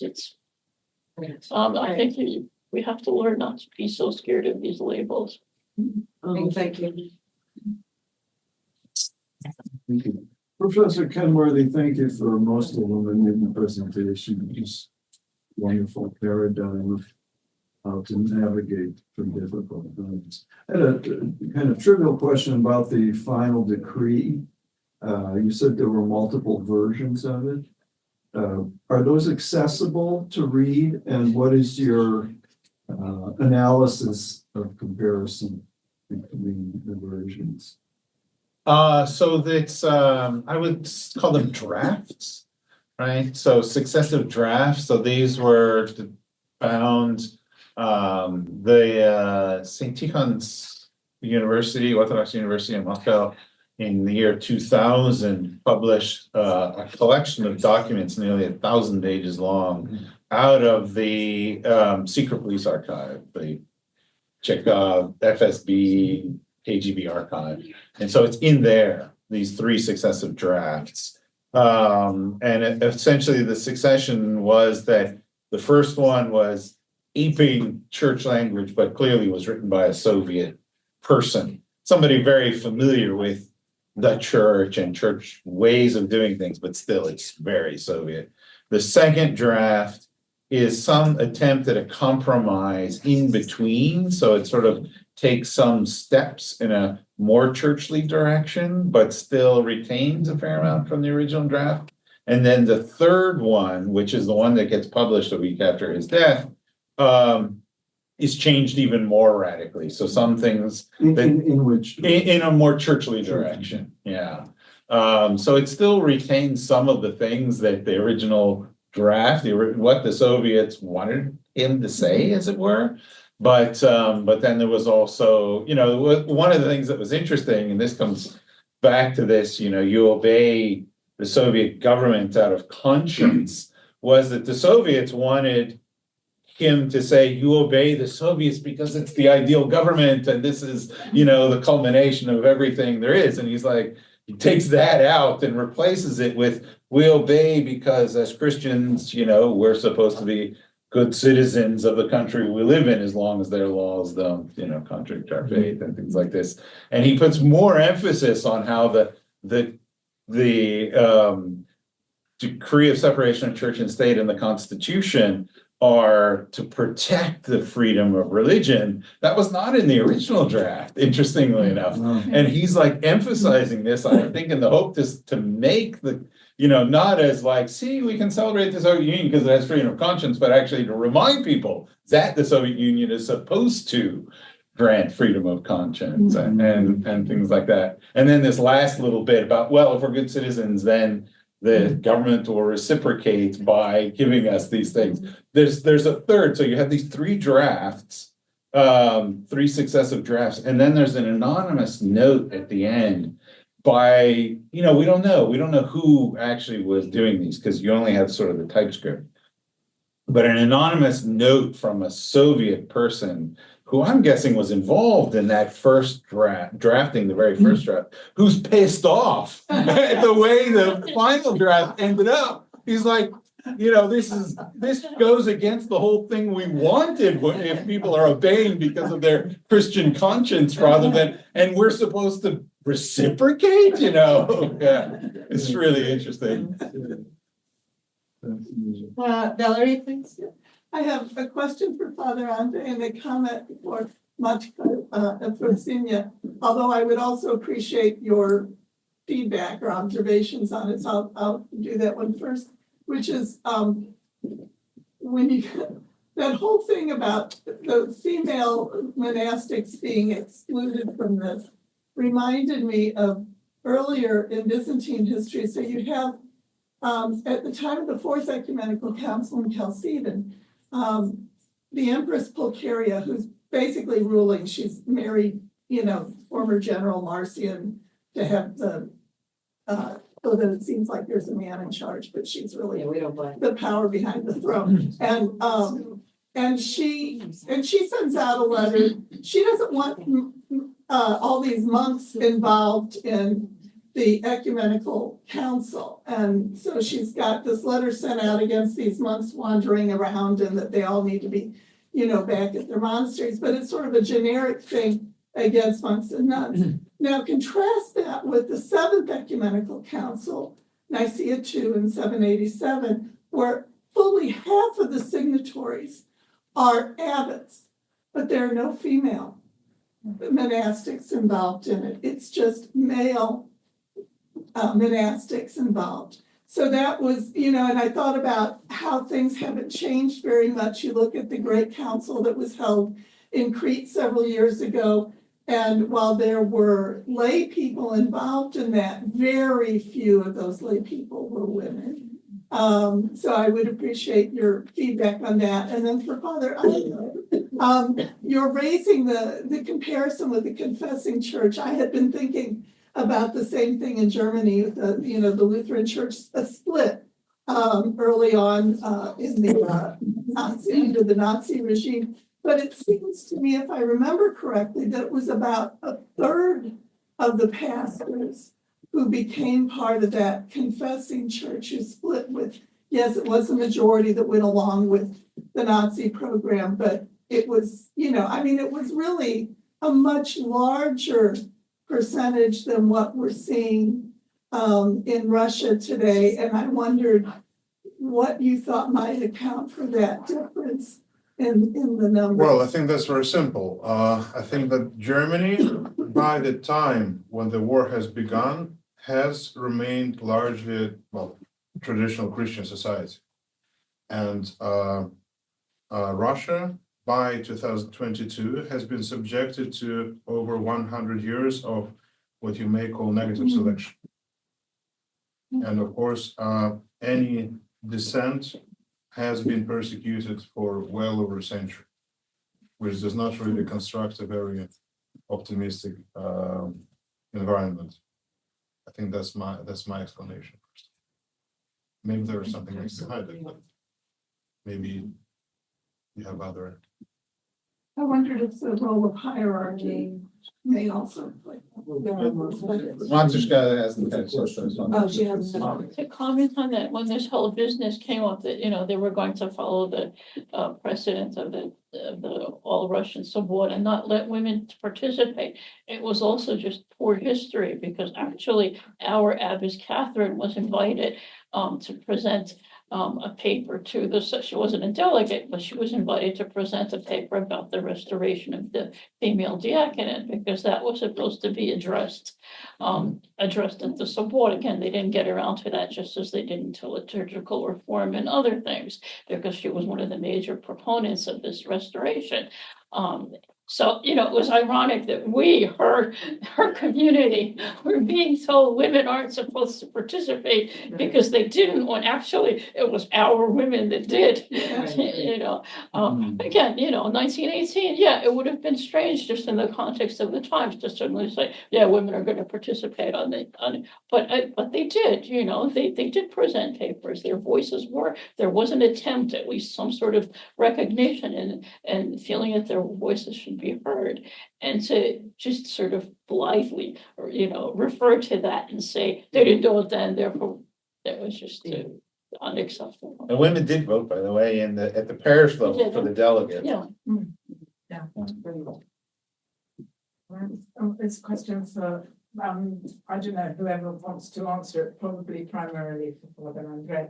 I'm interested in the impact on Orthodox believers of this very anti-Christian message that's coming out of the Moscow Patriarchate. Do we have any kind of numbers to indicate that church-going has dropped? And if you're in touch with people inside Russia, to what extent are people celebrating the liturgy in the privacy of their own homes in the way that they want? or has it led, to widespread disillusion? Well, a few months ago, I was speaking in Montenegro. I gave a talk, and I think the title of the talk was "What is the meaning of the priestly service in the time of disillusionment with the church or something like that?" And when I was preparing it, in my social media on Telegram and on Facebook, I asked the people if they have stopped going to the church with the war, and if they did, well, why, and how did they go through? And I sort of expected, I thought that, I'll receive some 5 emails and maybe 10 messages on Facebook. And in a day or a few days, I was completely buried under the number of these messages and emails. And there were well over 100. For most of them, for the vast majority, it was really, they stopped going to the church, but they keep identifying themselves as Christians. But for a very small minority, it has actually shaken the basis of their faith. And there was one message which I found extremely most difficult out of all. It was a woman who wrote me, she's in Europe now. And when she came out on the street with a sole protest, after that she was taken to police and she was beaten and she was raped. And she was saying that I find it difficult now to come to the church and to see the cross in the church, because these people who were doing it to me in the police, they were all wearing crosses. And this was but when I received all these messages, obviously, none of us can give any numbers, how many of these people are. But I understood 2 things. One thing is that these cases are not individual, that we're speaking about a process, which may be, I wouldn't want to speculate whether it is a 5% or 15%. I just don't have any basis to say how many of these people really are. And another thing is that, almost all of these messages were received from the people that do not know me, and I do not know them. So why did they write me and completely unknown priest? Because they feel that their departure from the church has been completely unnoticed. For us, it was a tragedy. We had to leave the church, but it's like, you will leave and some others will come. So I think that we are speaking about a process. It's hard to say how, about any kind of percentage, but, there are certainly drops, and maybe some of them would be, some people would explain that partly by COVID, which did drop the numbers. And it sort of almost coincided with the war. So it's very hard to say how many of these people have stopped going because during the COVID they have stopped to, and they realize that the sun doesn't fall upon earth if they don't go to Saturday Vigil. Well, they did have that report about Christmas Day, Christmas attendance. That which is low. Department of Internal Affairs, that it dropped by millions actually within the span of Patriarch Kirill's altogether patriarchate. There are exact numbers of this. If you look up the church attendance on Christmas in the Russian Federation. Yeah, but the big question is, to what extent this is, it has a war as a reason or other reasons which also do exist. Well, that's the next question, but it has dropped. So I don't know if that's an answer to your But question. in the US, COVID increased religious participation. Well, many people in Russia have dropped, especially the older generation, because they have stopped going during the COVID, and then how they never lost the habit. But in relation to the war and the collaboration, there's also another aspect which you didn't mention, which is there's a great attrition of people who left Russian Orthodox Church and joined the Catholic Church because they perceive it as being, less collaborative, although that's also a question. I personally know a number of people who are not willing to give up their church life, but do not see themselves communing in the Orthodox Church as it is now. And so they go to the Catholic parishes, which for those in Russia, is the next best thing. They don't have the same level, modern Russians don't have the same level of anti-Catholic sentiment as, their ancestors. There was another question. Mine is, are Canadian and American churches all saying this prayer? Has anybody been scolded in the Canadian or the American parishes? Is there anything Well, going on? Anybody who's strictly spoke out that speaking, by the time I was for the first time suspended in the Moscow Patriarchate, I was a docent secretary for the Diocese of Spain and Portugal of the Moscow Patriarchate, and so I had all the incoming correspondence in my email, well, not in my on the diocesan email, and from what I know, I mean, I may be mistaken, but from what I know, none of the dioceses of the Moscow Patriarchate in the Western Europe, and I presume in America, have received any imperatives to read it. So within Russia, there is an imperative.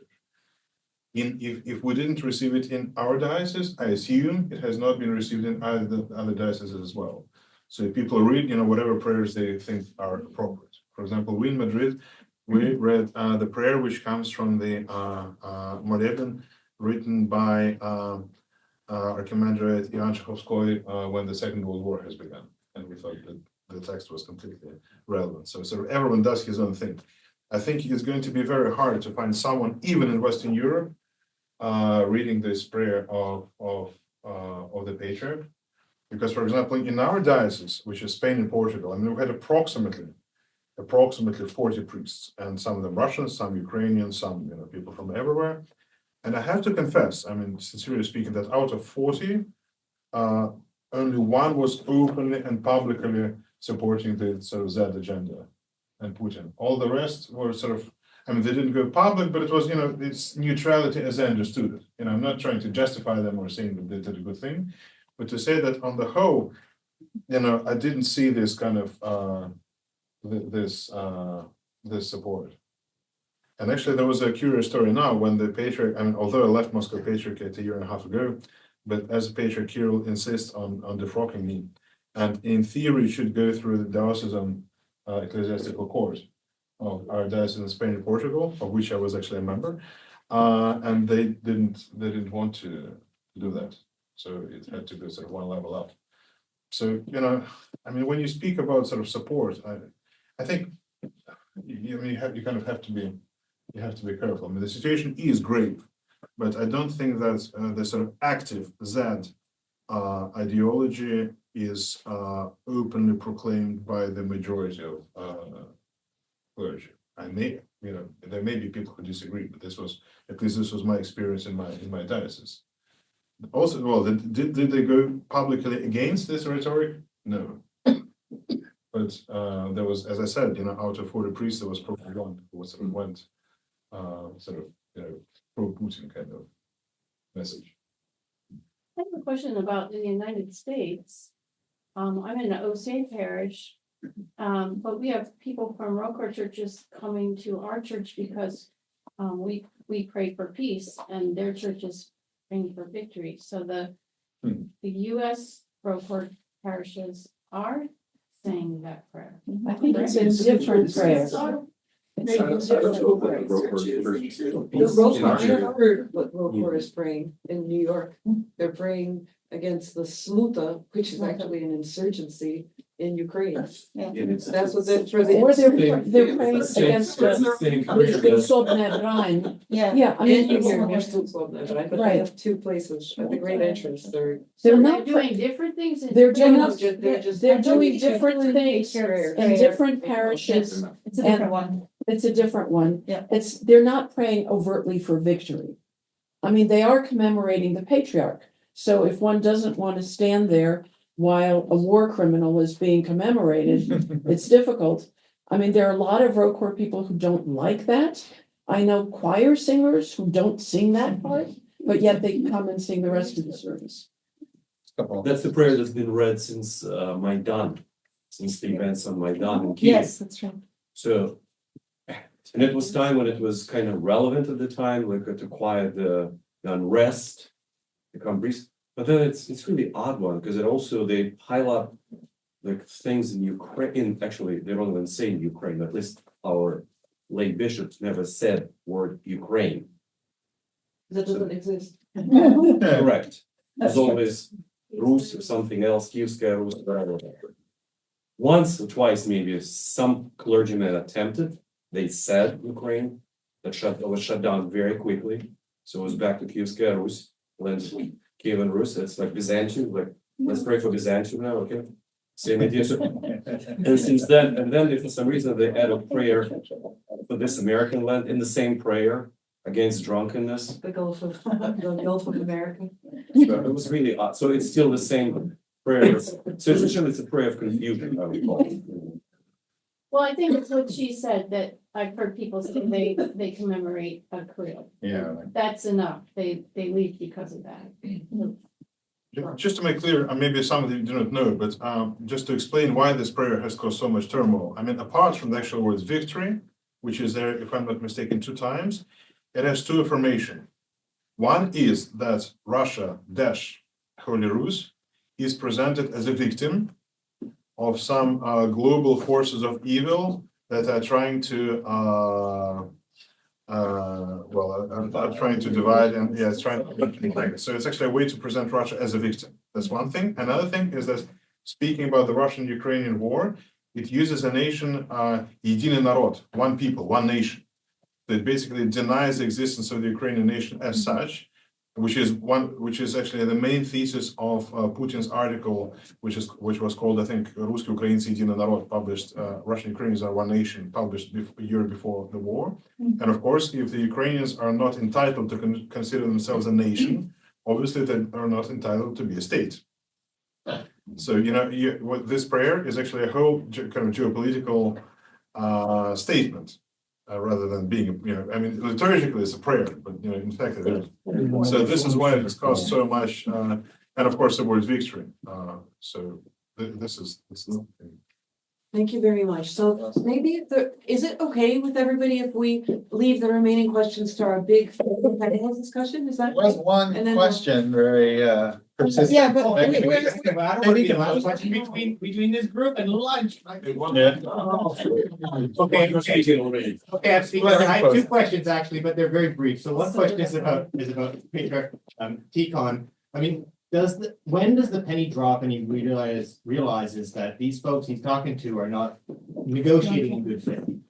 Till then, it seems to be like you've got your view, we've got ours. We need to come to some kind of compromise with somebody, but only if they're operating in good faith, right? So Yeah. we agree to see the world differently, but you're going to keep your word, Yeah. and that obviously is not happening. So that's the penny drop. My second question is for Father Andrei. You mentioned that you got some media attention in Russia. Have you received media attention in Western Europe or America, Canada? Or BBC. Is that would that be welcome? And I can say that Father Andrei's been on the BBC quite a lot, and I wrote about him as well. He did a very good edition of Hard Talk, where he was grilled for half an hour. So yeah. So about Patriarch Tikhon, well, so it literally it shifts back and forth.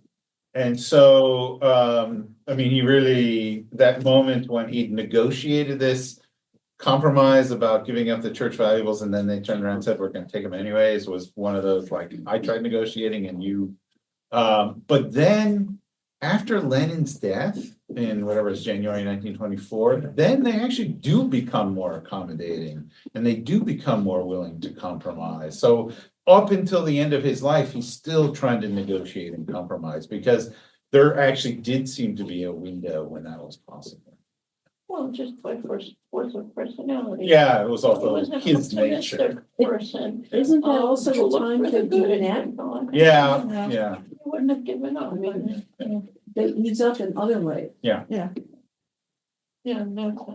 Okay, all right, I'm just gonna cut, there will be a final panel, so that we can at least get back to our schedule. Right. So, with 2 more talks coming up, just say after lunch. Yeah. So there will be 2 more talks coming up, after lunch. There's The first one is, the first one is mine, so don't go away, please. About the OCA, what's the topic? The OCA paradox. So we haven't heard much about the OCA. So stick around for that. OCA paradox, conformance in the name of freedom. And then there'll be my talk on Sergianism and anti-Sergianism, the arguments for and against conformism to state authorities in Orthodox Christianity. That's it, everybody. It's lunchtime, right? Yes. Okay, everybody, we're going to be starting. So let's take our seats. And we're back after lunch.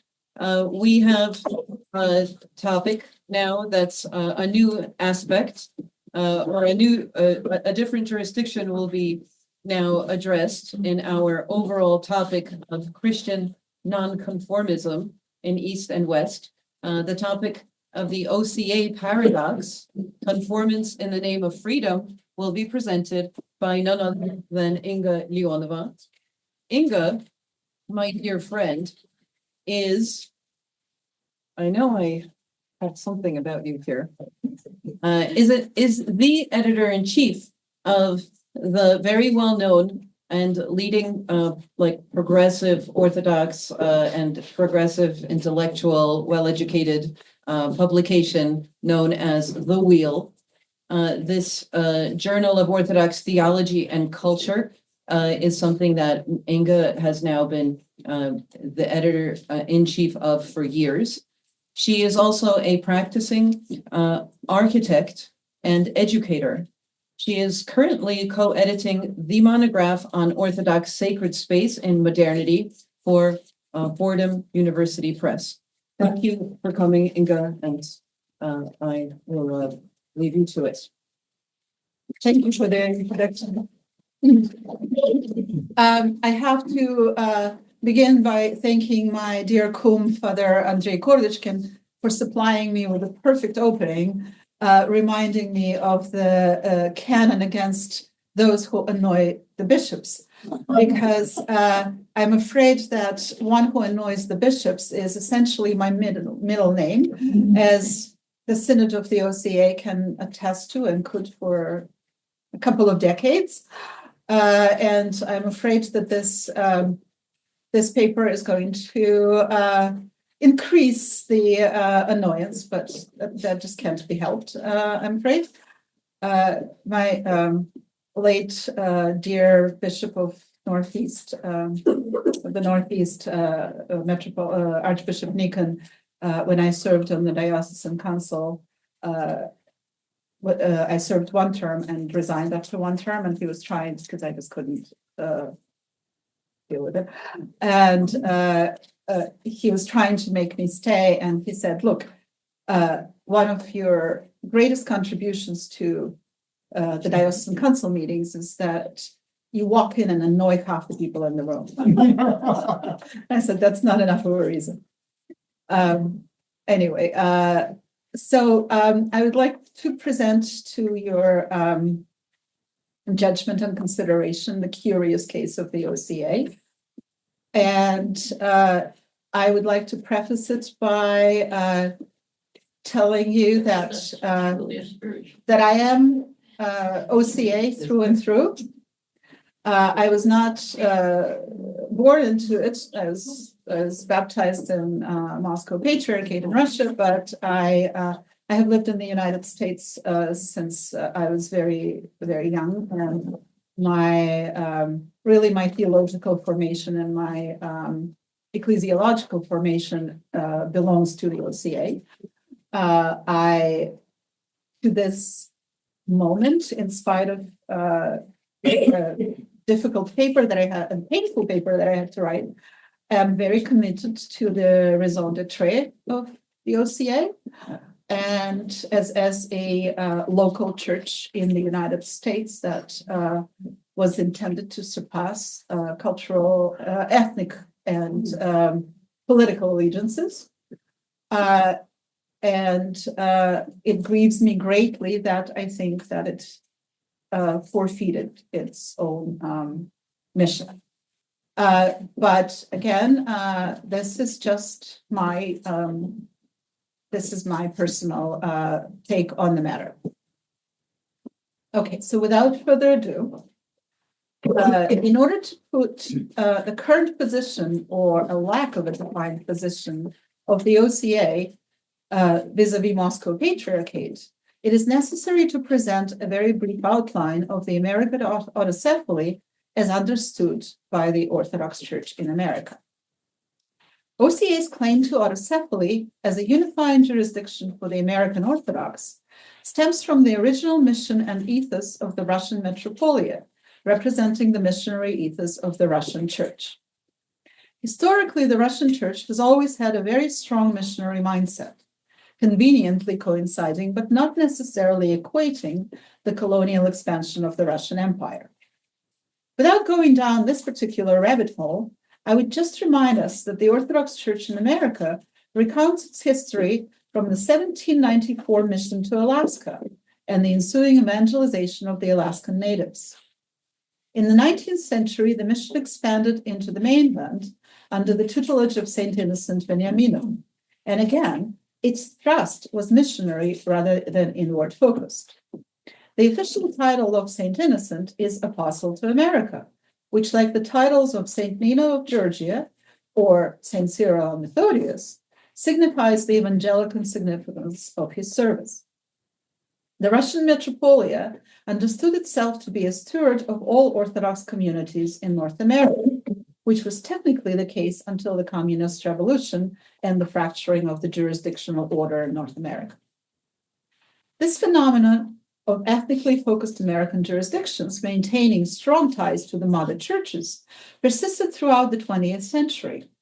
However, the idea of the local American church remained strong in the Russian Metropolia, whose rather unwieldy official name, Russian Orthodox Greek Catholic Church of North America, signifies this aspiration. The ambition received new momentum with the post-World War II arrival of the cohort of visionaries reared in St. Sergius Theological Institute in Paris. These significant matters coincided.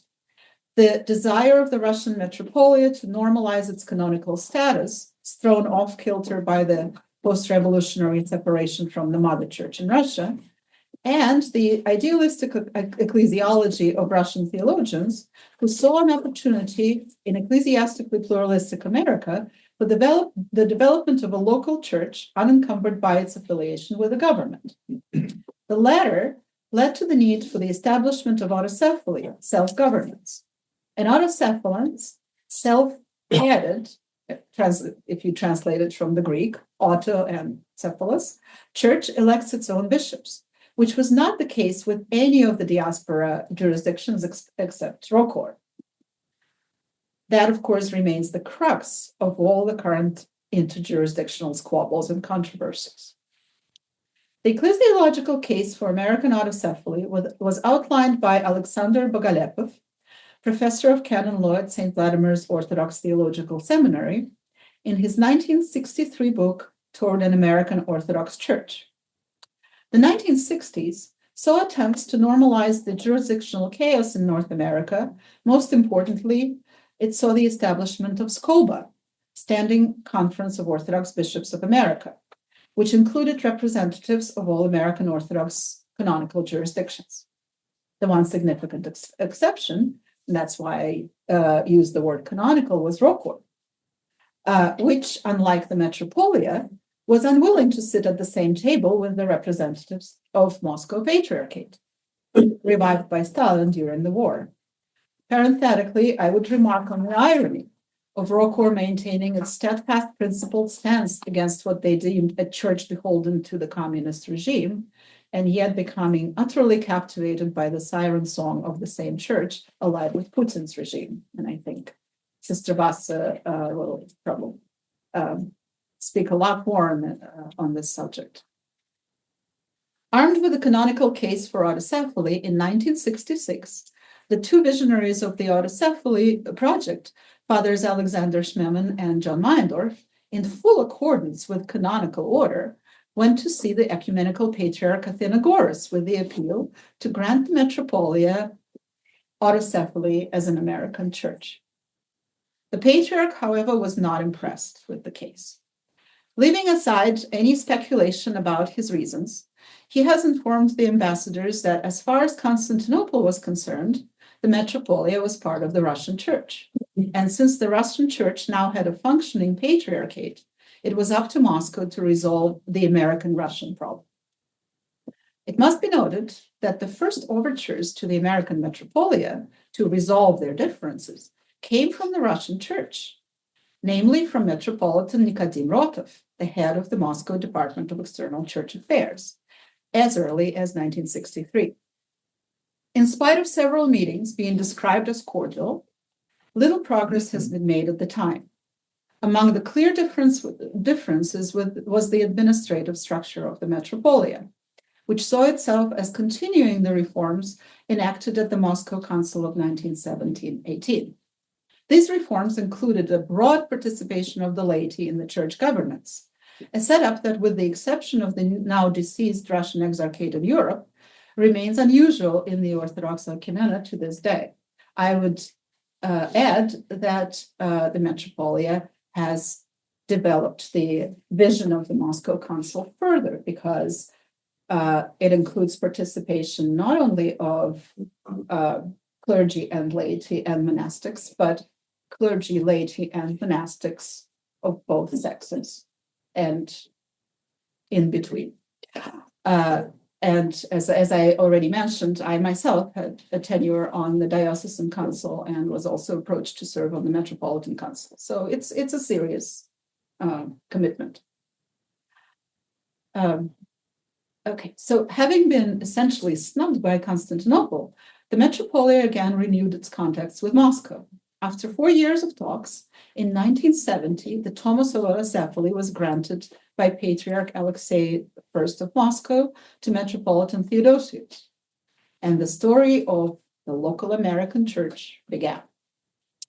And here we should note the first and a very significant one of the many compromises that set the pattern of the OCA's relationship with its mother church.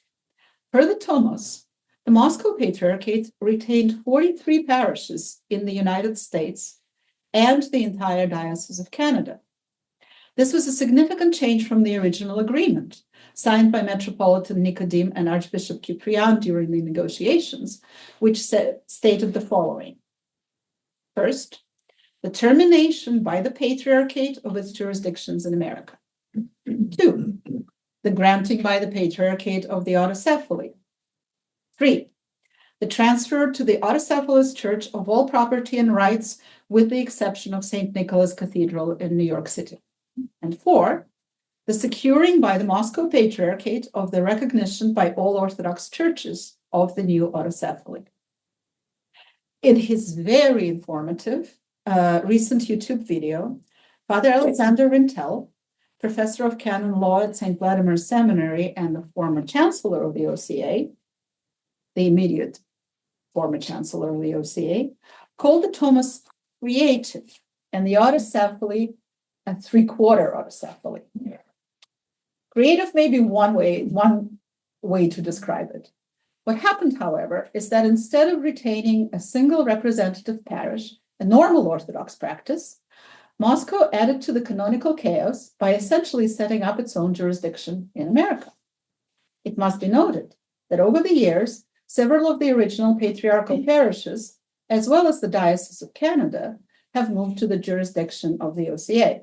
Yet I would argue that the precedent made a bit of a mockery of the autocephaly, as well as greatly displeasing the Greeks, which is not an insignificant issue in the Orthodox landscape.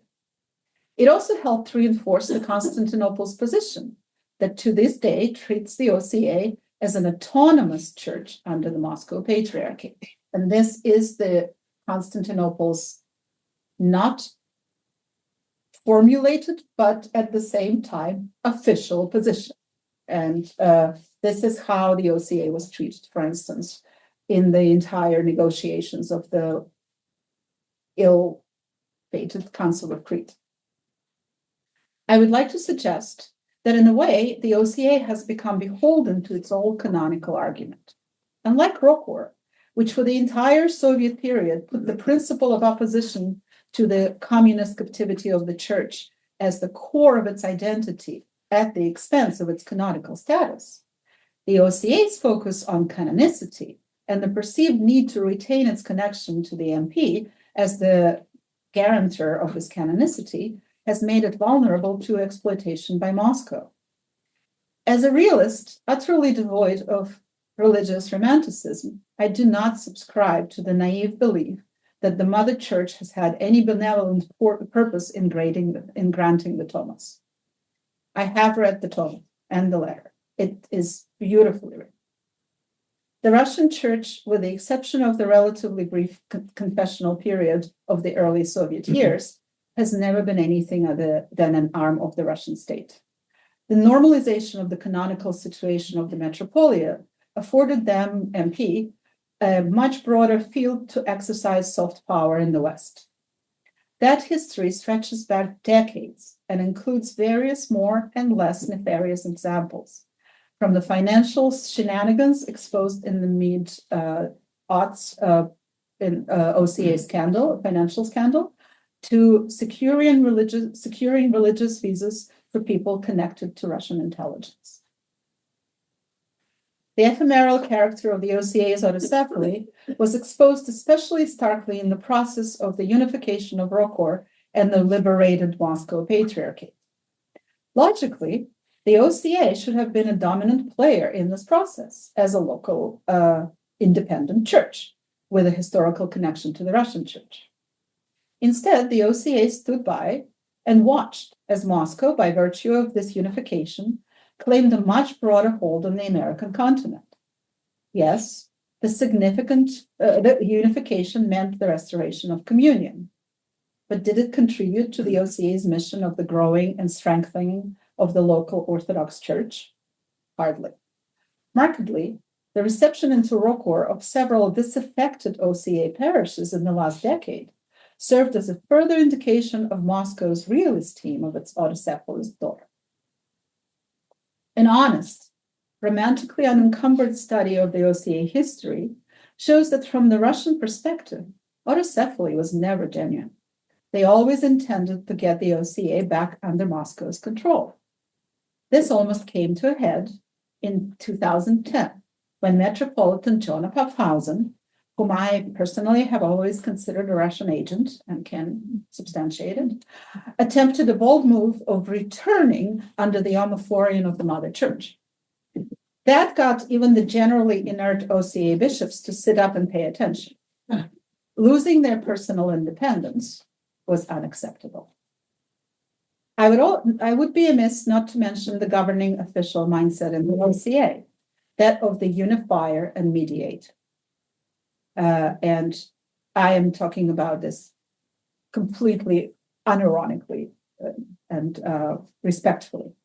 This mindset, closely connected to the concept of the local church, informs the need to retain communications and relations with all parties in the volatile and often toxic Orthodox jurisdictional environment. And it is unquestionably a noble and Christian position. Unfortunately, at times, it compromises the truth, the very Christ's truth that we pray that our bishops rightly divide at every liturgy. The two keystones of autocephalous identity, episcopal independence and a mission to unite and mediate, can and do come in conflict with the need to stand aright and raise the voice of the church against the untruths of the world. And the OCA continues to muzzle itself voluntarily throughout its history, thereby forfeiting the very gift of the autocephaly to which it delivers these sacrifices. The starkest example of the OCA's resounding silence is, of course, its utter lack of courage to condemn the Russian Church's ideological support of the Putin regime and its aggression against Ukraine.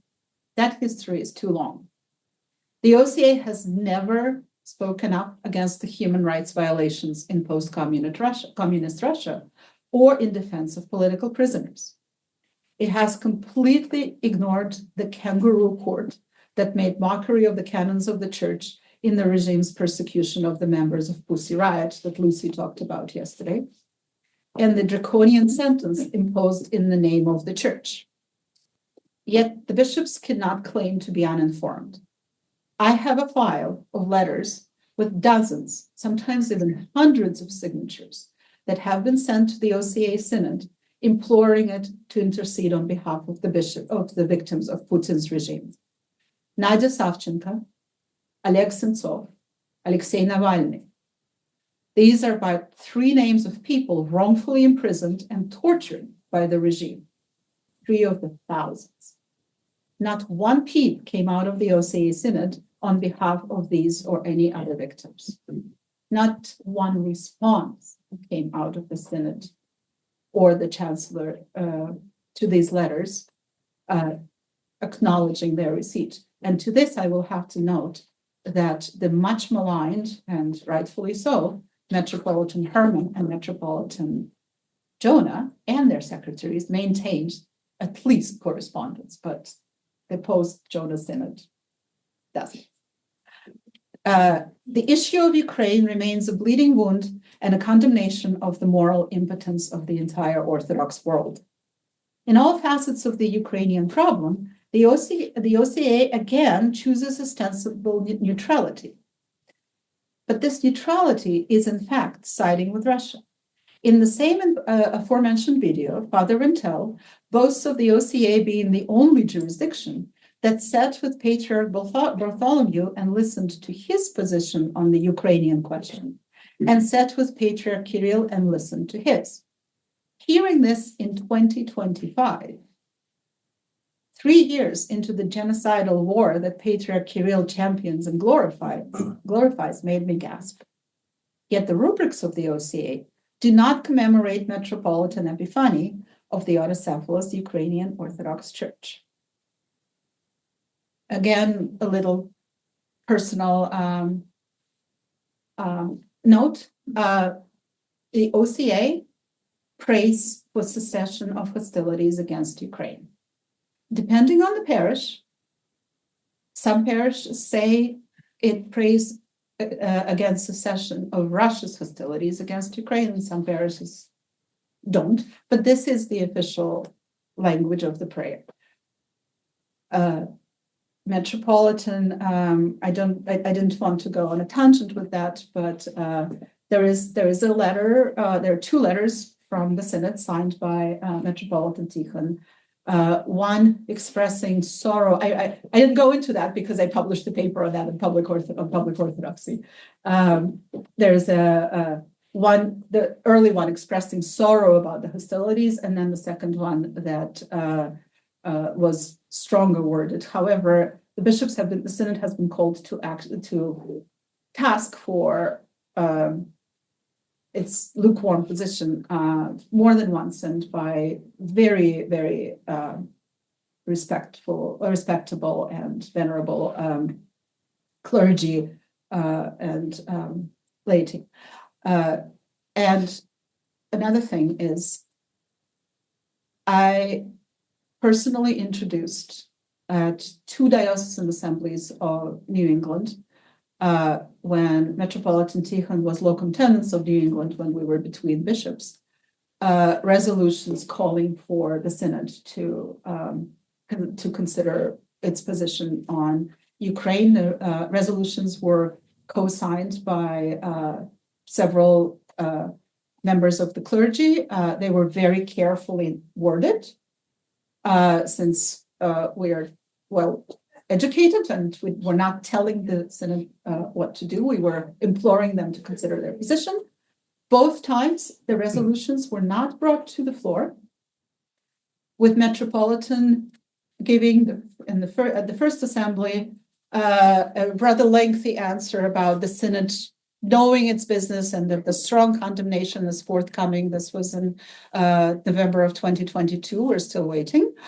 And the second time saying again that the position of the OCA is delicate, and must be considered in whatever actions of the Synod. I have also talked to the Metropolitan personally more than once. As I said, I'm the one who really should be condemned for annoying the bishops, about the absence of Metropolitan Epiphanius names from the rubrics, asking him, Vladika, how can we, being an autocephalous church in a precarious position, not recognized by most of the Orthodox world, not extend support to a church which is in a similar predicament, to which he just smiled. Okay, the issue, since the annexation of Crimea and the Russian proxy war in Donbass, Metropolitan Tikhon concelebrated with Patriarch Kirill half a dozen times. After the beginning of the full-scale invasion in February of 2022, there have been no more primatial visits to Russia. However, the OCA episcopal delegations continue their visits.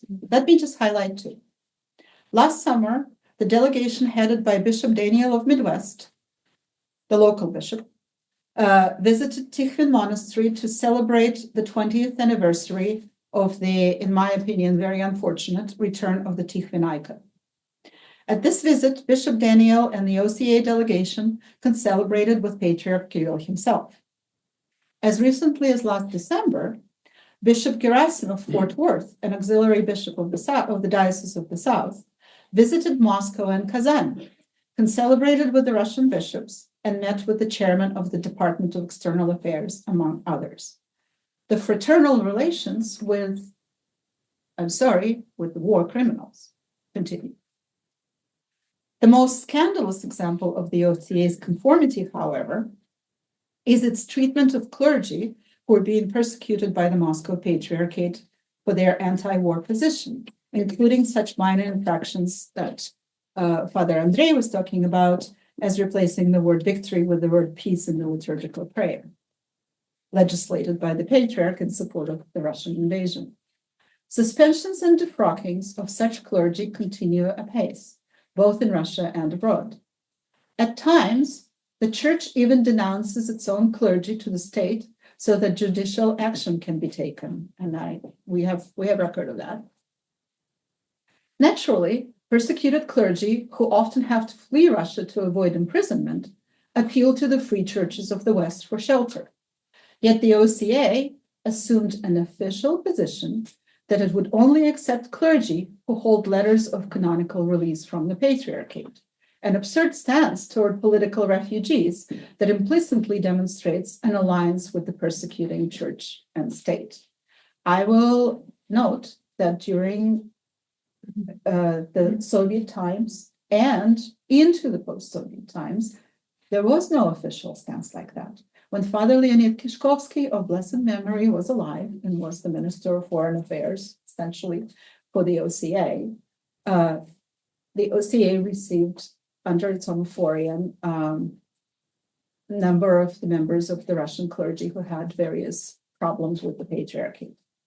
So hardening this official stance, although people tell me that there are negotiations, but still, this is an official stance. Under these circumstances, I think is just unconscionable and morally reprehensible. This is not neutrality nor diplomacy. This is taking a side. And in today's reality, it is taking a side of war criminals and a dictatorship. In the name of freedom and independence, the OCA has voluntarily enslaved itself to its own illusion, and in the process, forfeited its high calling and mission. Thank you.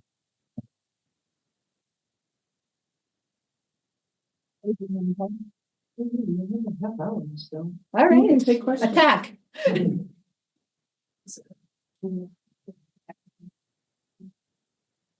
Yes, Valerie. I wish I could remember who it was that told me this, but somebody who had spoken to Meyendorff decades ago told me that when Meyendorff and Schmemann went to the Moscow Patriarchate, that they asked for autonomy, but were given autocephaly. That is not the official story.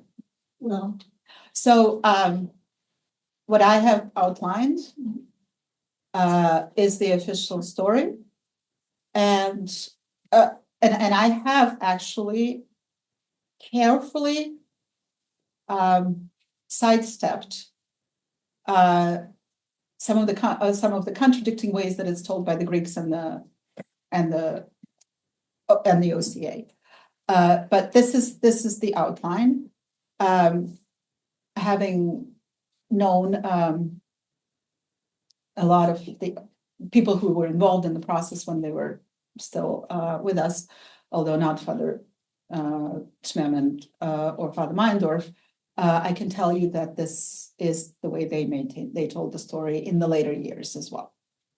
that the idea, the mission of the establishment of the local church was it. And that's what they asked the Athenagoras for. Now, I cannot speak for the veracity of that. I have looked at the documents and in the archive, in the OCA archives, but I have looked at the documents that have been given to me to read. Okay, so have I seen everything? No. Have I read them in Russian? Yes. Автокефалия. Yeah. Yeah. Yeah, just to support, my question is from the ROCOR perspective, but from the ROCOR perspective, ROCOR was watching this process. The word was never autonomy. It was always autocephaly. Yeah. For years. Years and years. Yes. Years and years, because there was a lot of conversation. So a question from the ROCOR perspective. My perception was that the OCA was never as active in protesting human rights violations in the Soviet That is Union accurate. as ROCOR was. So maybe they weren't in the habit of doing this. Okay, I would fall back on the main case that I stated. And perhaps it bears repeating. Okay, the canonicity of autocephalous church was it, right? And I truly believe, and I am fully aware that it's a controversial position, but that's the one that I defend, that they have enslaved themselves to this notion. But also, again, to give credit to the wonderful people that at least I revere. They believed in the church suffering under communism. Truly. Father Leonid, who's one of the Father Leonid Kishkovsky, who's one of the wisest people I have ever known, never quite grasped, for all his insight, never quite grasped the depth of the incestuous relationship between Moscow Patriarchate and the KGB. Yeah. The kinds of things he told me made me say, you what? And I can tell you, and that saddens me greatly, that when I asked him, and really, I'll try not to get emotional, but this was a very painful paper for me to write, because as I said, the OCA is, I am very much the OCA, and I love these people dearly, and I had very close personal relationships with Father Kishkovsky. I'm very close friends with Father Alexander Garklovs, but when Father Alexander was Chancellor of the OCA, and Father Kishkovsky was a powerful foreign minister, and the election of Metropolitan Jonah happened, I asked them, have you vetted his Russian contacts? Because being someone who left the Soviet Union at a very young age, but not young enough to not be fully aware of, and being an MP parishioner, right? Being fully aware of what MP was like. I just have things trigger me. Valaam, the connection with Valaam Publishing House, all that, triggered me, set off alarms. So I asked, did you vet him? Did you vet his Russian connections? Yeah. I was still a relatively young lay girl, right? So essentially, they shooed me away. And to their credit, have not forgotten this conversation when the connections became so apparent, when Metropolitan Jonah essentially stood before the Synod and said, it's time to go back home. And the bishop said, huh? Because they were completely blindsided. So I think two things. One is really the pure-heartedness of people who were very committed to the autocephaly project and who truly believed, as did Rokor, that the Russian church was persecuted. And two, this insane apologies to everyone that gets scandalized by this belief that Moscow actually props up our autocephaly. Moscow doesn't prop our autocephaly. Moscow abuses our autocephaly for its own means, and it is my conviction that it has never done anything else. Now, have we something to show for 55 years, right? 1970? Do we have something to show for 55 years? Well, yes. Yes, we do. It's not like it's a complete disaster, just like the Rokor is not a complete disaster. We have a lot to show. But do we have the freedom and witness? This is the word I was searching for. Do we have the witness of the Free Orthodox Church to show? No. And that, I think, has become very clear. Sorry for such a long answer. Yeah. Scott, sorry, you had your. Well, first of all, I could say something about the this condemnation that they were planning on issue, but I don't really want to do it while we're live and being recorded. So maybe some of the point I'll talk about that. So when I was working in the Russian archives many years ago, reading through the archival registers of the Department of Religious Affairs, the Soviet bank, I ran across, in the registers, had apparently very thick files on, the Orthodox Church in America. And I always assumed that one day I would get back there and look at those, because obviously this could not have happened without the Soviet government not only allowing it, but actually wanting it, right? It had to have been. Metropolitan Nicodemus. Yeah. And so it would be very interesting to kind of figure out what their motivation was for it. But that would unfortunately require access that I have spent time looking at the correspondence in the OCA archives. Again, what Alex Liborovsky let me look at, which was probably most of it. I don't know. I can't say. I read Russian, of course. I read cursive. That's fine.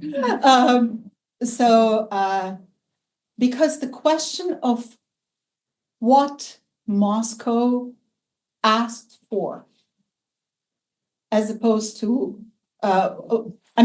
everything that I enumerated that they violated, that's in the letters. There is a negotiation. Now, actually, thank you for reminding me.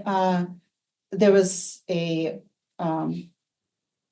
ostensibly benevolent reason for retaining those 43 parishes. The reason was there were 43 parishes that did not want to go into the American jurisdiction when it disdained the use of English in the services, although again, that has changed over 55 years, but they did,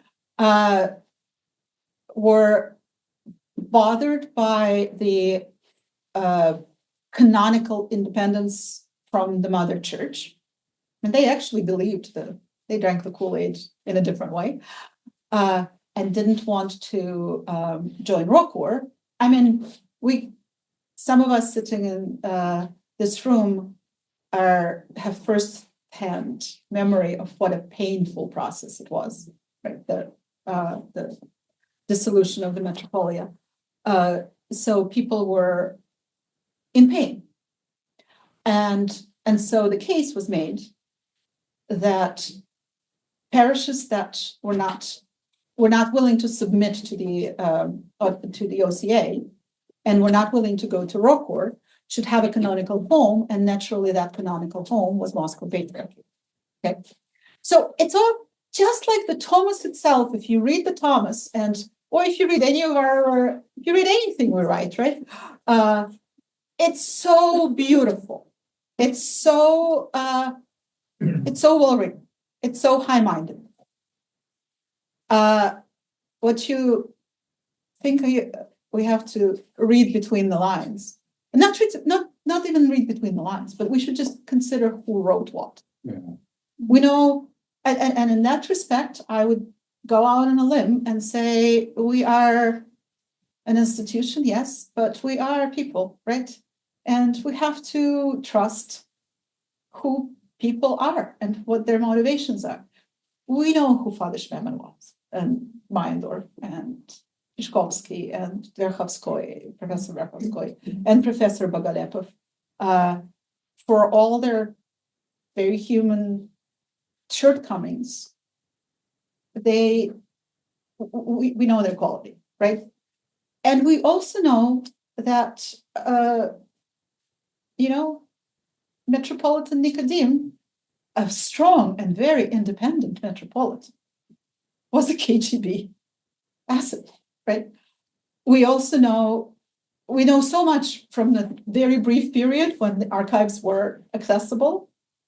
I'm assuming that everybody in the room, or most people in the room, have read the article by Father Viktor Potapov, Молчанием предается Бог, God is betrayed by silence, which was not a fanciful article. It was based on the documents, and he enumerated the people that, he basically saw the documents as well. And so he enumerated the KGB agents, he named them by name. Now he's serving them essentially, but that's not my talk.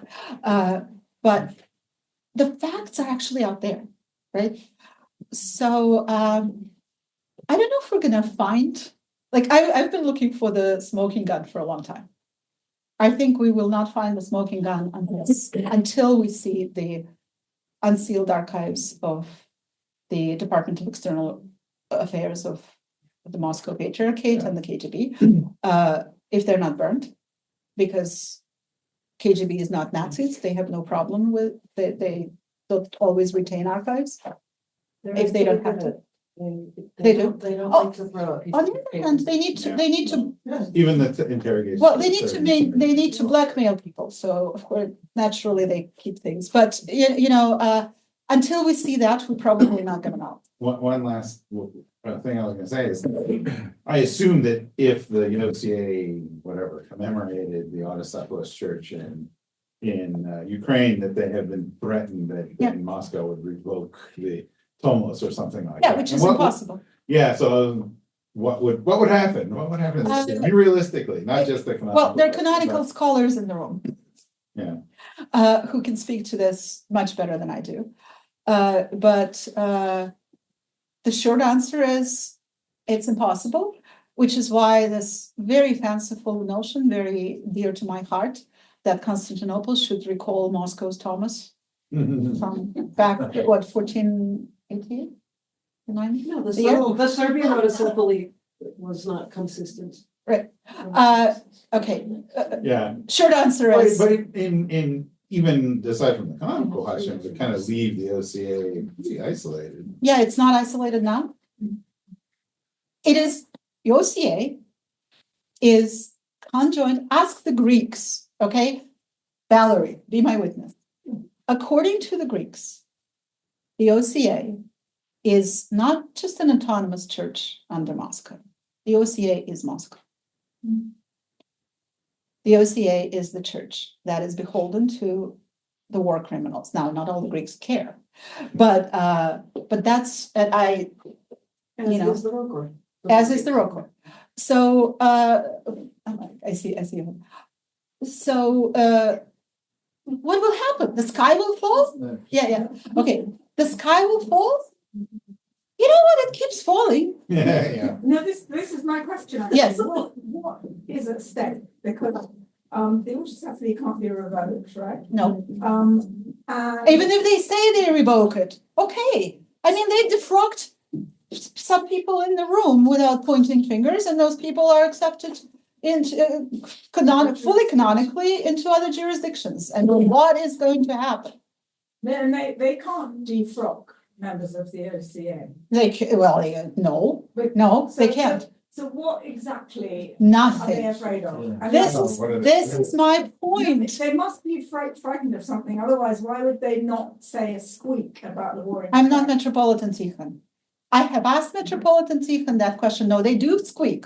They do squeak. But this was the perfect word. They squeak. Okay? With all my love and respect for Scott, I know most of the members of our synod personally. So if I do believe in metanoia, maybe, I mean, miracles happen, but I would be the first to apologize. Okay. But maybe, But I'm not sure. maybe you can push them if there's nothing that would happen. Look at me. I mean, this paper is going to them, of course. Everything always goes to them that I write. But if they never come up with any kind of concrete reason No, why they're afraid. No, Yeah. no. The official response, I mean, Father Alex, help me out. The official response is that Moscow guarantees our autocephaly, to which I say, pardon me, all tender ears here, is bollocks. This is bullshit. Moscow does nothing. The OCA, okay, let me just make one point. The OCA did not have a representative at the Council of Crete. We didn't. Because, 15 autocephalous churches. Did the autonomous churches under Constantinople have representatives? Yes. The OCA did not. So, I mean, we're propping up what? You know what else? You know what Moscow props up though? Those who are interested in getting deep into this very unpleasant mess can read, it's publicly available, the letter that Ecumenical Patriarch Athenagoras sent to Moscow after the proclamation of autocephaly. It was a very quiet, a very, brotherly love, super strongly worded letter in which a metropolitan took Moscow to task, not only for giving autocephaly to the OCA, but also to giving autocephaly to Poland and the land of the Church of the Czech lands, right? The Czechoslovakia. As we all know, the official position of Constantinople is that only Constantinople can grant autocephaly to the barbarian lands, which, as we all know, we are, right? We're the barbarian lands. We're in the company of barbarians. And that canon was actually about a particular area. Yes. Which Constantinople conveniently ignores. Thank you very the canon itself. Thank you very much. It's like everything else. The canons are like the pirate code, right? Remember Pirates of the Caribbean? The pirate code is not rules, it's just guidelines. That's what our canons are. Guidelines. So, but going back to my point, Constantinople was not happy about Poland and the Czech lands either. However, they have accepted that de facto, right? Oh, they gave. They basically duplicated it. Yeah. That's what they did. They said, okay, fine, you're fine. We're gonna put our imprimatur. It's hilarious and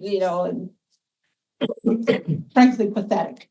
But American church, no, and that is kind of beyond my time limit, I think, to get into, but it's a fact. I'm sorry, Mark. Michael. No, just the motivation of Patriarch Athenagoras. Okay. We maybe don't have, you skipped over it, but I wanted to. No, okay, in two. Thank you, sister. Okay, in 2 words. And again, Valerie, you're my witness, right? I have both an annoyed and compassionate position in this case. Patriarch of Constantinople exists in a siege.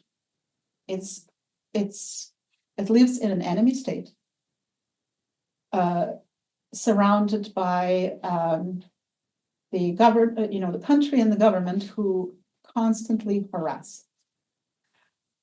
the only, well, not the only, okay, but the main thing that guarantees the survival of the Patriarchate of Constantinople is the American lobby, the American Greek lobby, and the American interest in the region, but really the American Greek lobby. For the American Greeks, and okay, tangent, Archbishop Jacobus, who was removed by Patriarch Bartholomew, was removed right on the eve of the meeting in Ligonier. It was after Ligonier. Right after. I'm sorry. My apologies. Ligonier. A response to Ligonier. Okay, you answer. Yeah, he put up the archdiocese. Yeah. So to remove the power. Jacobus had a lot of power. I will say one thing that I think is a legitimate concern. Yes, I think it's a legitimate Patriarchate concern. and others have had about granting autocephaly to the OCA is that we have multiple jurisdictions in this country, which is itself an uncanonical situation. And the idea of granting autocephaly to one of a number of jurisdictions makes no sense. I would counter that by saying that Ligonier process was and much of the process in the American Church was pan-jurisdictional. Yes. There were visionaries. There were visionaries in every group that, and there to this day are people in every group. I mean, we have friends in the Greek Archdiocese who believe in the need for a local American church. But there is survival of Constantinople. There is by now, of course, that doesn't answer Michael's question because it was 1970, but it actually does answer your question. There is a suspicion of the motivations of the Metropolia and its ties with Moscow. Rokor was not under suspicion. I mean, it's like, it's interesting how history, changes, right? And the fear of, getting the Moscow too deeply into America, which happened anyway. There was a concern which is very, very strong in all ethnic jurisdictions. I have a fellow editor, Katie Kalidas, who is the spokesperson for this concern of the dilution of the legitimate and good things in ethnic cultures under the umbrella of, all English American church. Greeks did not believe the vision of Patriarch Tikhon, which was the vision which Scott actually, spoke a bit to, of the local church with ethnic dioceses and ethnic bishops. And I mean, he had a very idealistic version. I mean, the OCA, to some extent, incorporated it by having a Bulgarian diocese, an Albanian diocese, a Romanian diocese. But there were, I think, lots of legitimate concerns. There was legitimate fear. There was an 900-year-old chess game, bloody and toxic chess game between Moscow and Constantinople at play as well. But again, Patriarch Athenagoras was a great man. And I think that a lot of his concerns, especially looking at it now, 55 years later, were legitimate. Yes. Curiosity. 3 minutes? Yeah, it's not 2:30. I'll give a brief response. I'm just curious, without questioning your opinions. Please.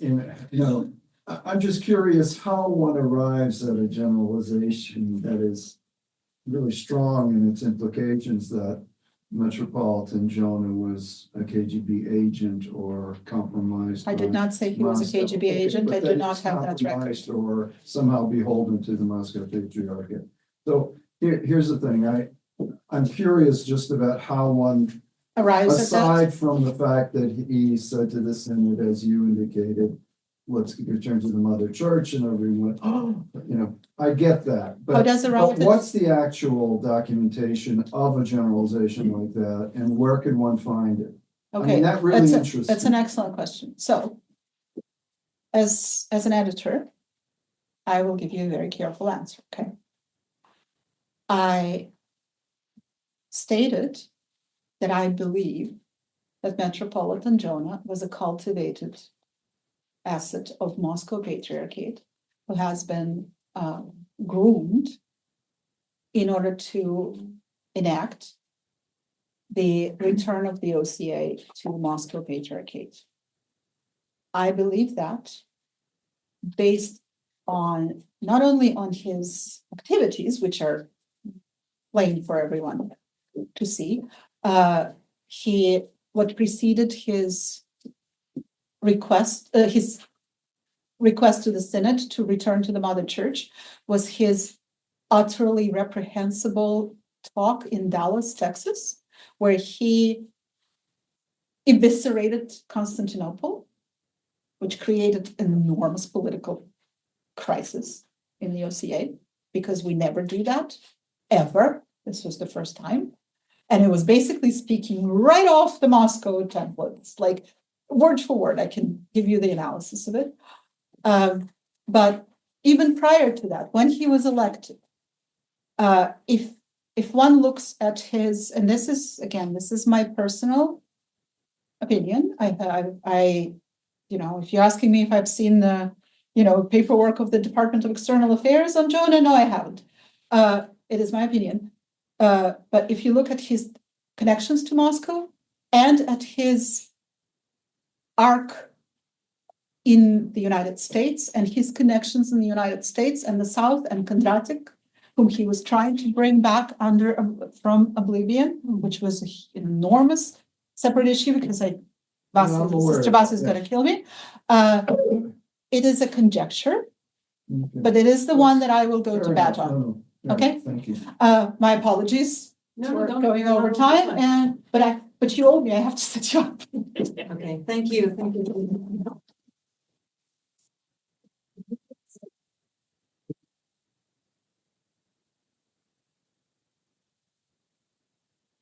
I'm going to introduce someone who does not need introduction. And I will still introduce her. The brain power behind this whole conference. Brilliant scholar with just a very little occasional ache in the neck, but other than that, an amazing person, good friend, nun of the Russian Orthodox Church, specialist in canonical law, in liturgiologist, author of the multiple missionary videos, lectures, you name it, daily blog, podcast, morning coffee, Sister Vassa Larin. We're going to present a paper on surgeonism, anti-surgeonism, and Russian, the church. Yeah, you can read it in the. No, so.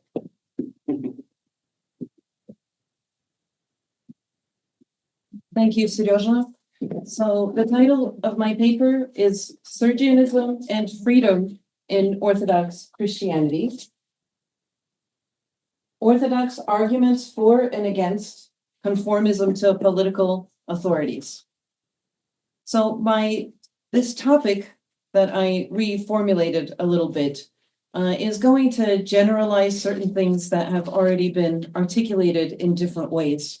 So in some ways, I will be just complementing a lot of the, I think, very helpful and more informative than my paper insights about our main topic that I think really deals with the very important Orthodox Christian value of freedom.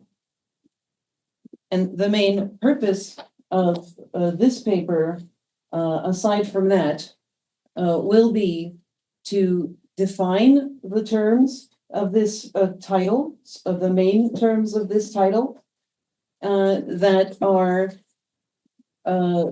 first of all, freedom, then the term political and related terms like politics. Excuse me, can I have like a box or something so that I'm not like leaning over to click on the computer? I'm too tall for this table. Maybe this will work. I think you should lower the stand and put it on the stand. You can- or I can stand like this. You can sit, you have a table. I don't want to sit. Yeah.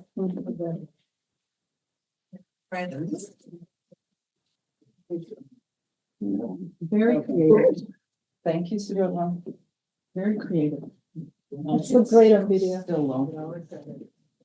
All right, so I'm going to be defining these terms.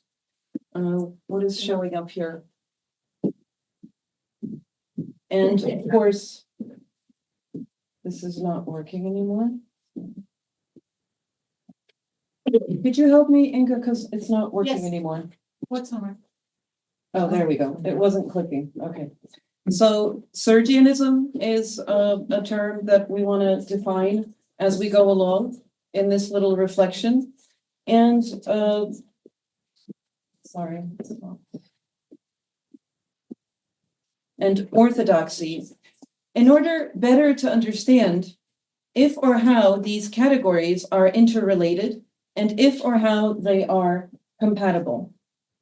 Mind you, my friends, that I do not presume to have all the answers to the enormous and sort of very major questions that are posed by the interplay of these categories in our world. It's like the main ecclesiological question of the church.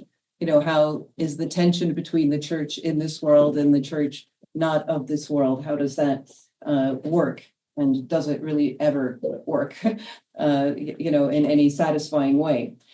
But here I will offer you my 2 cents toward achieving just a bit more clarity on the vision I would like to suggest, on a bit more clarity of our vision on how to think, act, and move forward in our current circumstances that we find ourselves in order to move forward with a sense of Orthodox Christian purpose. I don't know why this, when I click, it doesn't always work. Use the arrows. Okay, The down I got it. arrow? Okay, everybody bear with me. This will be smooth sailing in just a minute. Down arrow? Doesn't work, I'm sorry. There's like a lot of different, it's not the way it usually works.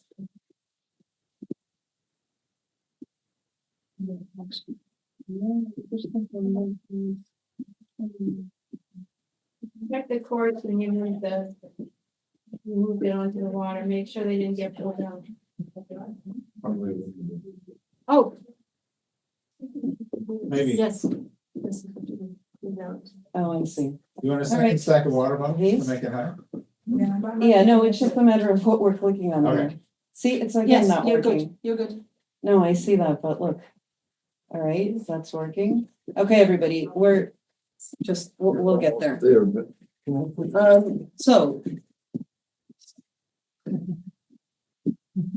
just the right time. I think between this and the garbage bag, this should have sort of Sorry. shows the state of orthodoxy. Okay. This is all on tape. Okay. Yes, this is all on tape. It's like an action-packed episode, everybody. It's all on purpose. It's studied chaos to catch your attention. It's the act on the water bottles. You haven't seen it before. This is a first. This is exclusive. So I would like first of all to go back a little here and talk about I want to define immediately some of these terms. I'm not going to define them sufficiently, but I want you to know what I mean. I'm going to say a few words first on what I mean by freedom. I want to clarify that I don't mean only an internalized freedom that's part of an Orthodox Christian vision or goal. I mean a freedom to think, speak, and act according to the will of God and not of men within the so-called political sphere. For much of our history, actually, in the Orthodox Christian East, the understanding of the freedom offered to us in Jesus Christ was internalized or spiritualized in the sense of being understood as something we are to strive for internally, while various forms of external oppression were to be tolerated or even justified, like slavery, like political dictatorships, and other forms of oppression, like even domestic violence, and so on. As Father Cyril Havaruna explains in his latest book, I'd like to use this opportunity to remind him of how meticulously I read his 800-page book. You're welcome. It was only in the era of the Greek struggle for political liberation from the Turks in the 19th century that Orthodox Christian thinkers began to thematize political freedoms in the light of Orthodox Christian faith. I will suggest that political freedom is an Orthodox Christian value, something that we as Orthodox Christians, I think, should care about and strive for as part of our vision. And I will address certain mindsets and arguments within Orthodox Christianity still prevalent today that I think obscure our vision of this fact of political freedom being one of our values. And I think that the phenomenon known in Russian Orthodoxy as Sergianism is one of the things, historically anyway, that most recently is also obscuring our vision of a clear vision of freedom actually being, even if it's not always something we keep, that we're able to manifest or embrace fearlessly. I think that it has to be our canon. It has to be our norm. And so I'm going to further define a little bit more precisely before we move along what I mean by the word political when I say political freedom. I mean this in the most literal sense, in the sense of our life in the proverbial polis, city. The word political, of course, comes from the word polis, that means city, in case anybody here didn't know that. I know, Valerie, you did not know, so you're welcome. She was like, I saw a light bulb in your eyes, Valerie. Our political behaviors and attitudes are those we demonstrate in the context of places we come together as inhabitants of concrete physical spaces in this world. In ancient times, when the category of politics originated, Valerie, the space that people inhabited together as a polity or a politivma was the ancient polis or city. So what was meant by politics or political thinking or behavior was everything that had to do with our vision of our togetherness as a polity or an organized society, how and why we realize this togetherness, foster it, build it, not alone, but in relation with one another, and in the case of faithful Christians, also in connection with God. So let's note, just keeping that general factoid in mind, that in our best known hymn to the cross, I'm just reminding us that we do in our hymn to the cross, Soson Kyrie ton laonsu, right? Spasi Gospodi Luzitva, save, O Lord, thy people, or however you pray in English, if it's possible to pray in English. In that Troparian, I don't know why you're laughing. In that Troparian, we do self-identify as a polity or a politivma, yes? So I'm saying these obvious things in order to a little bit say that it's not really traditional to consider everything political, somehow not, that it's our spirituality should be untouched by political consciousness. So that word, polity or politivma, is usually translated into English, into this really not very understandable word as habitation, right? We are the habitation. Anyway, let's talk a little bit more now about something I only sort of hinted at, about what I think is a bit of our loss of vision in all of these like categories that I've been touching upon. I think that a lot of us anyway, do seem to have lost this vision of us Orthodox Christians as a polity or a politigma, despite that fact, you know, that it's in various, not only that one, but in hymns to the cross, and here and there you can find it in our hymnography. I think that today, at a time when basic political freedoms are being challenged by unhinged authoritarianism and oligarchy, both in this beautiful country where I was born and raised, and across the ocean, in countries strongly connected to Orthodox Christianity, like Russia, like Ukraine, like Syria also, we might sense that we should somehow care about that challenge to freedom. But oftentimes, we are hearing Orthodox Christians say things like, that what we need to focus on is faith or spirituality and not be involved in politics, expressing by this instinct that people seem to have to protest against, you know, talking too much about like politics. This is expressing dualistic misconception that spirituality and politics are incompatible. And now they're saying, oh, especially during Great Lent, you know, it gets Great Lent. So that's like our super no to politics.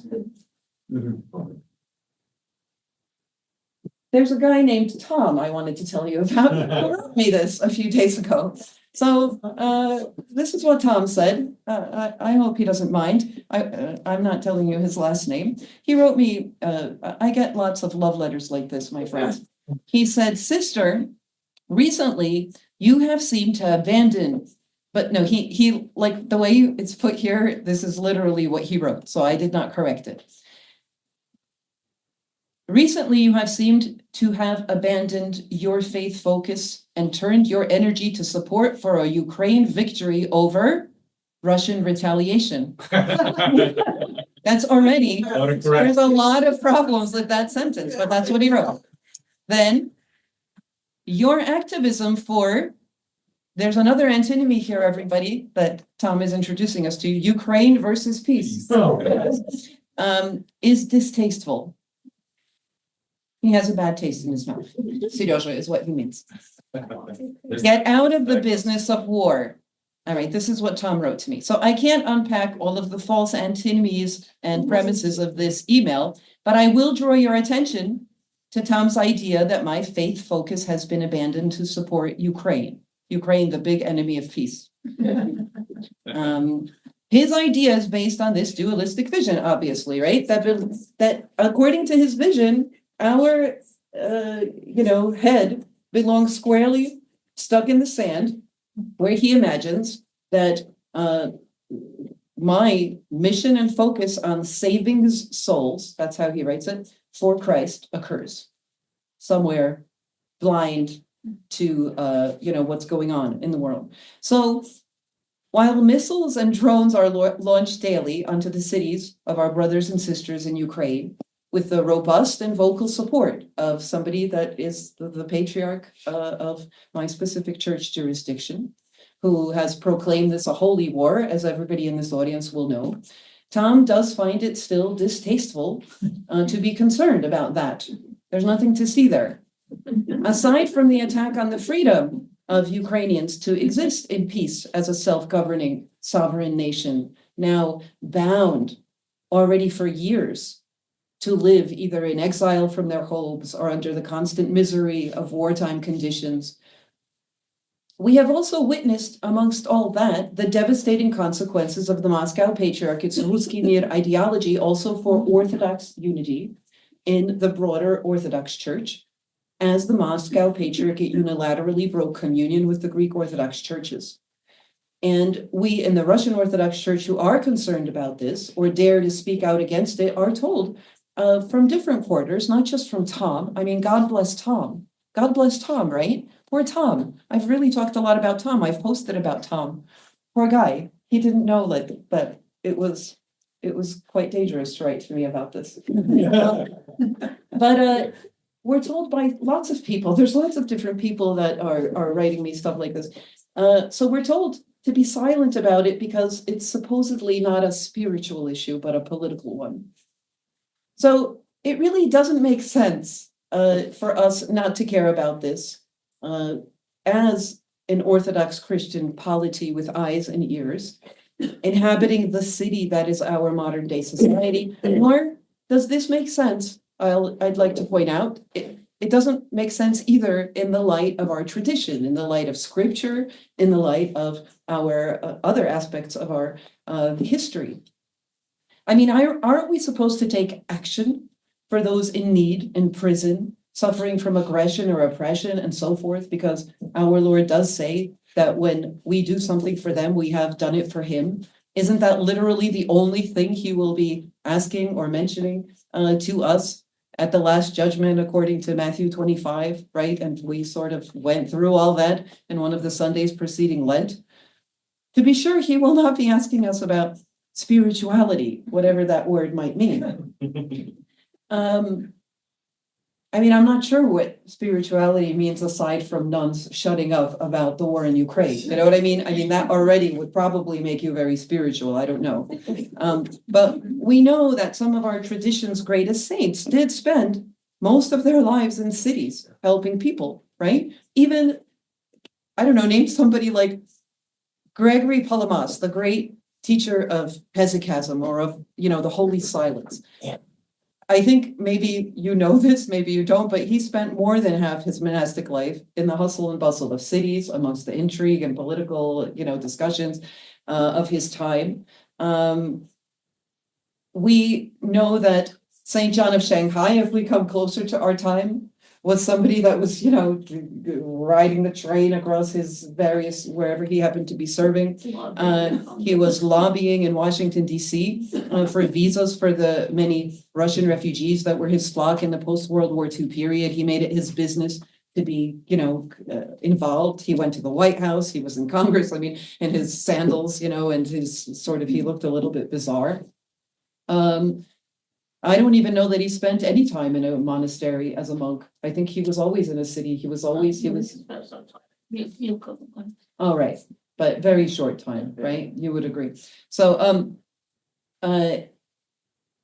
we see, we can name a lot of examples. We also, if I stay a little bit with St. John of Shanghai, he did have plenty to say at times, also in writing against the dangers of the atheist Soviet regime and the Moscow Patriarchate's propagandizing for it abroad. I know from my father's stories as well that St. John of Shanghai was warning people after the war when there were actually representatives of the Moscow Patriarchate who came through Shanghai telling this story about everything's forgiven, come back to the motherland. And St. John of Shanghai was forbidding anybody to go back to the Soviet Union, but my father's two uncles did go back and were promptly landed in concentration camps, and only one of them survived. And they got him out, I guess, in the Khrushchev era, and he never said a word, and he was a zombie. And my father only remembers his deda just chain smoking and never, it was just a destroyed human being. And John of Shanghai was very much against people going back, and he said sermons about it. If I mention Mother Maria Skoptsova, the holy martyr, who wrote extensively and also actively helped to improve the ethos and practices of the church culture of her time, of course, within a city, not to mention her dangerous and ultimately fatal for her and active participation in the resistance to the Nazis during World War II. In earlier times, everybody remembers that it was monastics that rose up against iconoclast emperors and patriarchs, not only monastics, of course, but they get the credit. Because we wrote that history, didn't we? They were speaking, writing, and engaging in other kinds of activism also to stop that attack on human creativity and its freedom to create beautiful things like holy images.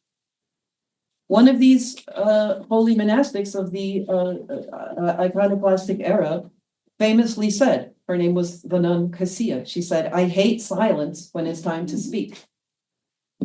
I want to ask the question, my friends. I'm sharing with you because we had a morning of sharing about concrete experiences of like, what if there is, there's some kind of impingement, I think, through authoritarianism on free speech. I think that this is tied to the instinct to silence something that's considered politically troublesome to bishops. I think that in Russian Orthodoxy, including abroad, this mindset is best expressed in the document known as the Declaration of Loyalty to the Soviet Regime of Metropolitan Sergei Strogorodski of 1927, which gives the name to the phenomenon that we've heard mentioned here at this conference, called Sergianism. In the past year, I have given several presentations, and I've shared them also on YouTube, about Sergianism and what I call neo-Sergianism. There is a very long video I made. It's not that long, but it is uncomfortably long, like an hour and a half. But I go very specifically and more or less systematically through what I think that it needs to be defined, what Sergianism is. And I address the question, you could see that on YouTube, Sergianism and neo-Sergianism in the Roquor. I tried to look into whether we are seeing signs of neo-Sergianism in the Roquor. And I'm not going to repeat everything I said there, but I would like to point out certain aspects of what I said there about Sergianism that I think one can observe going on here. And I'm just pointing out a few things. But here are the basic things that I listed as aspects of Sergianism. Okay, just bear with me a little bit. This is, I wrote a lot more about this, but in a nutshell, I think that the main aspects of Sergianism are, number one, that Sergianism sacrifices the internal law and peace of the church to the externally lawful and peaceful existence of church structure. So the church structure is the main thing that's being preserved, but the church, in the sense of the whole business of being church in Christ and all of the beautiful ecclesiology that one can delve into as a lifelong process, that is sacrificed to the external church structure. And that sacrifice leads to various distortions of church life. And here is what I think this leads to. First of all, this sacrifice leads to seeking to build and preserve church unity at all costs. We hear a lot about church unity, for the sake of church unity, like shut up. Even when this means this church unity might cost us the obedience to God. The other thing that this leads to, the sacrifice that we shouldn't be making, that Sergianism leads to, is it leads to the manipulation or abuse of sacred symbols of Orthodox tradition, including church canons. I see them as sacred symbols, Holy Scripture, and also hierarchical office and authority. I have put that in boldface here because hierarchical office and authority, I think, are being abused in the case that I am looking at in my little case right now. I think this Sergianism also leads to misplaced fidelity of various kinds, but to external authorities, not internal or inherent to the obedience we're called to in the church. Even to hostile state authorities, we see fidelity of, Sergianist infested church structures. And even when this fidelity means sacrificing the church's own faithful, and it leads to bearing false witness against its own faithful. This is why we see in the story of Sergianism the denial that there are persecutions, coming out and even telling people in Orthodox churches abroad, come back, the homeland has forgiven everything, only to have these people snatched up and put in penal colonies, as this happened in the post-war period. And then another thing I just want to point out about Sergianism that I pointed out in those papers I read throughout last year.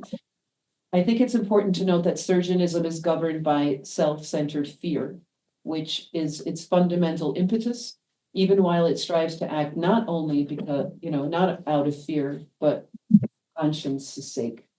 So in the initial, we're not going to get all into this, and we heard a lot about this already in previous talks at this conference, but the goal of as far as the declaration goes, the goal of Sergianism was to reach the kind of service to the Soviet regime, that's organic, that you're doing for conscience sake. Of course, that's a quote from Romans 13. And that, I think, was a successful thing, not immediately, not for Sergius. It says that Sergius ended up with a serious drinking problem. I don't know if that's true. I never heard it, but I was told by Russian historians that this is true. That he was a very broken man, that he was, he wasn't someone who was, for conscience sake, totally in this. But when we see the generation of the present day, say patriarch, it's very hard. And I've never heard from people who know him or, nobody thinks that he is a broken man that lives in fear. He really seems except I think, who is it that told us? I think only Lucy Ash thinks that. Well, He was deep breath. I think he knows that he's gone on the dark side. And I think that does destroy you from within. I mean, this is maybe just psychology. And who am I to say this? I know. I mean, I can't really. We can't really. It's not. Just it's I don't know. We could. Father Kirill probably knows him the best in this room. So you know about Metropolitan Sergius' sister, though, right? But let me just continue this. Yeah, let's talk about this later. So let me just finish this up, and then we'll have an interesting discussion. So, this, I am a little bit psychologizing here, but still, I want to say this. I think that all of the above, or this trying to achieve that in your conscience, you're part and parcel and flesh of the flesh of this, Soviet ideology and regime. All of this leads to this. It's actually an emotional bonding with your oppressor. The emotional, yes, a little bit like that, but I'm told by I tried to read up on that. You're talking about Stockholm syndrome. It's apparently not exactly the right term, but emotional bonding with hostile state authorities, with which, eventually the church authorities become, spiritually and ideologically close. So they're indistinguishable, and I think that has extended onto an emotional bonding of my Roll Corps bishops with the Moscow bishops. There's an emotional bonding that, because I'm seeing that this, since our unification in 2007, because the presentations I did on neo-Sergianism in the past year, I said, I don't think that there's complete bonding because our Roll Corps doesn't penalize its own. I haven't seen penalties or an attempt to defrog, to remove, to silence. I haven't seen that. So I thought, look, they're not touching me. I mean, It's there. It's there.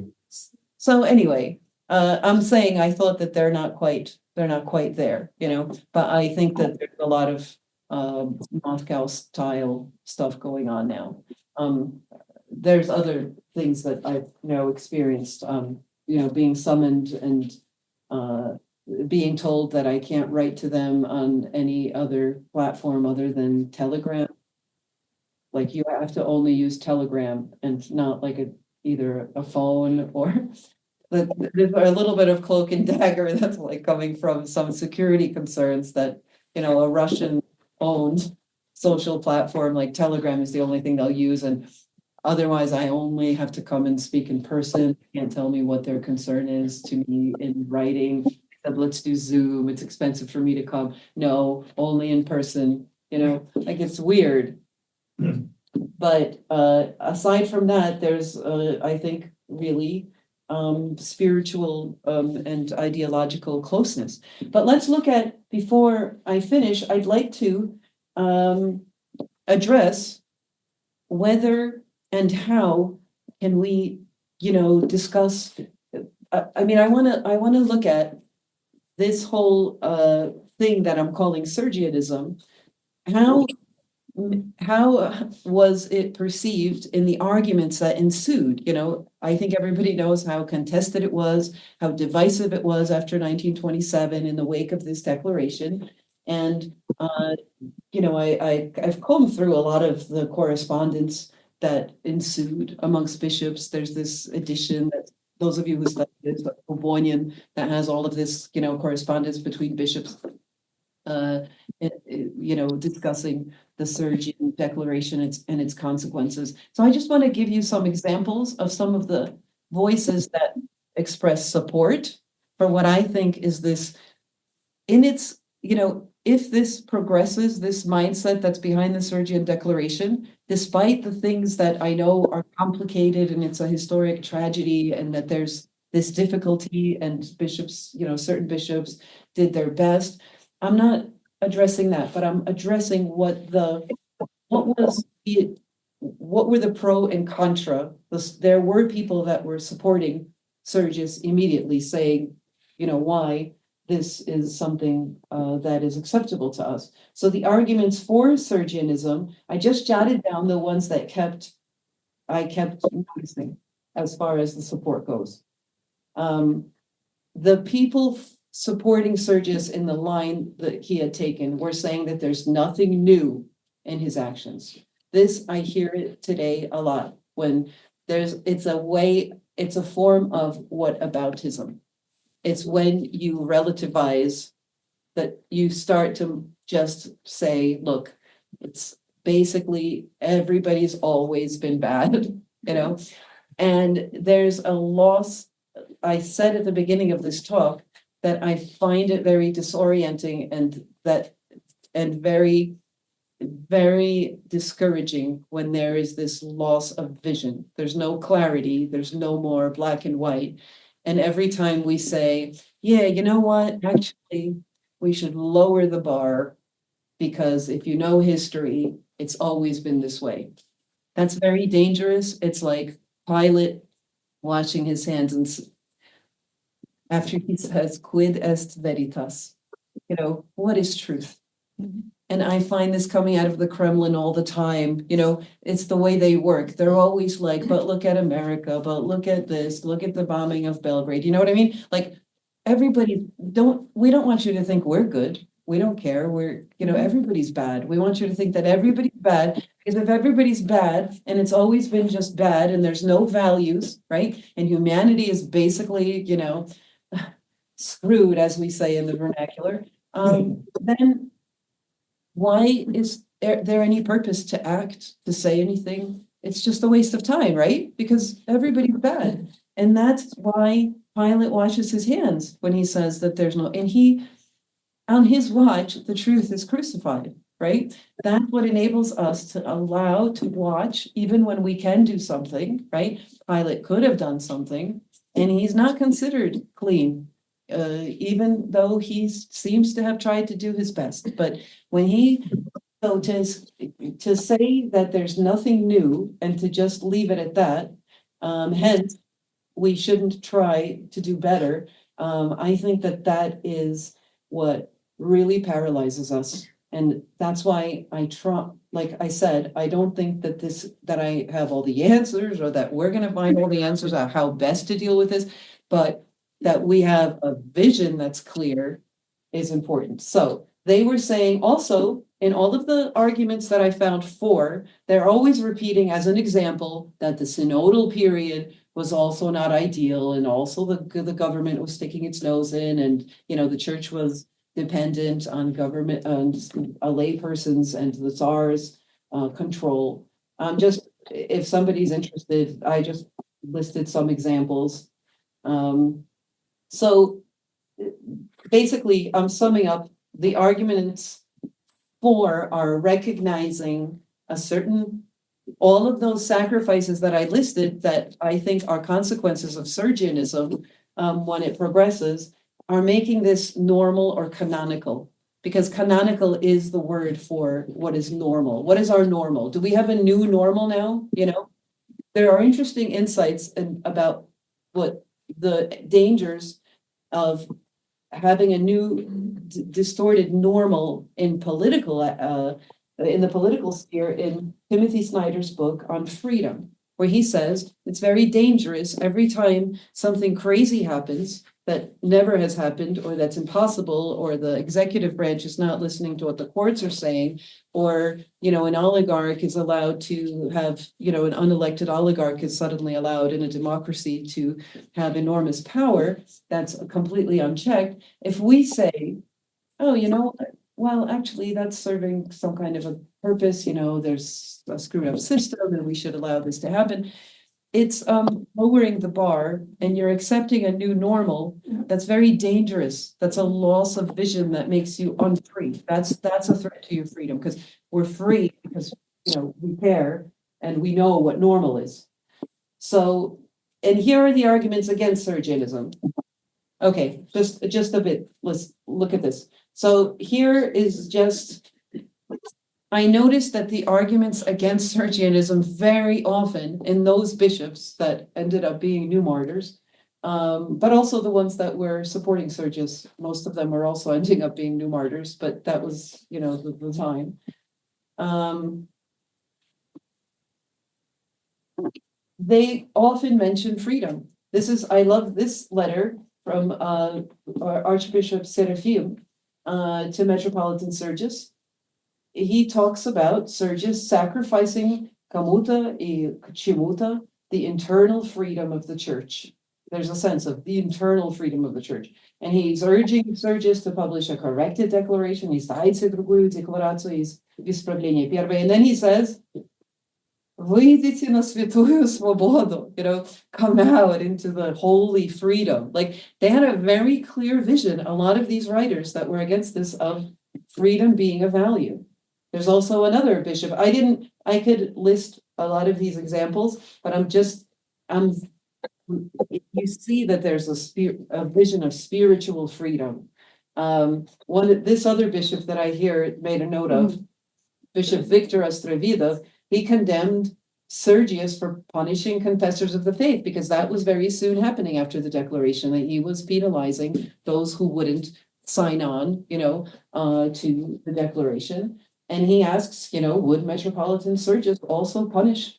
He's not writing this letter, by the way. Some of the letters, we don't know exactly who they're addressed to, but he asks whether Metropolitan Sergius would also punish Metropolitan Philip, the one who was, you know, suffocated with Philip.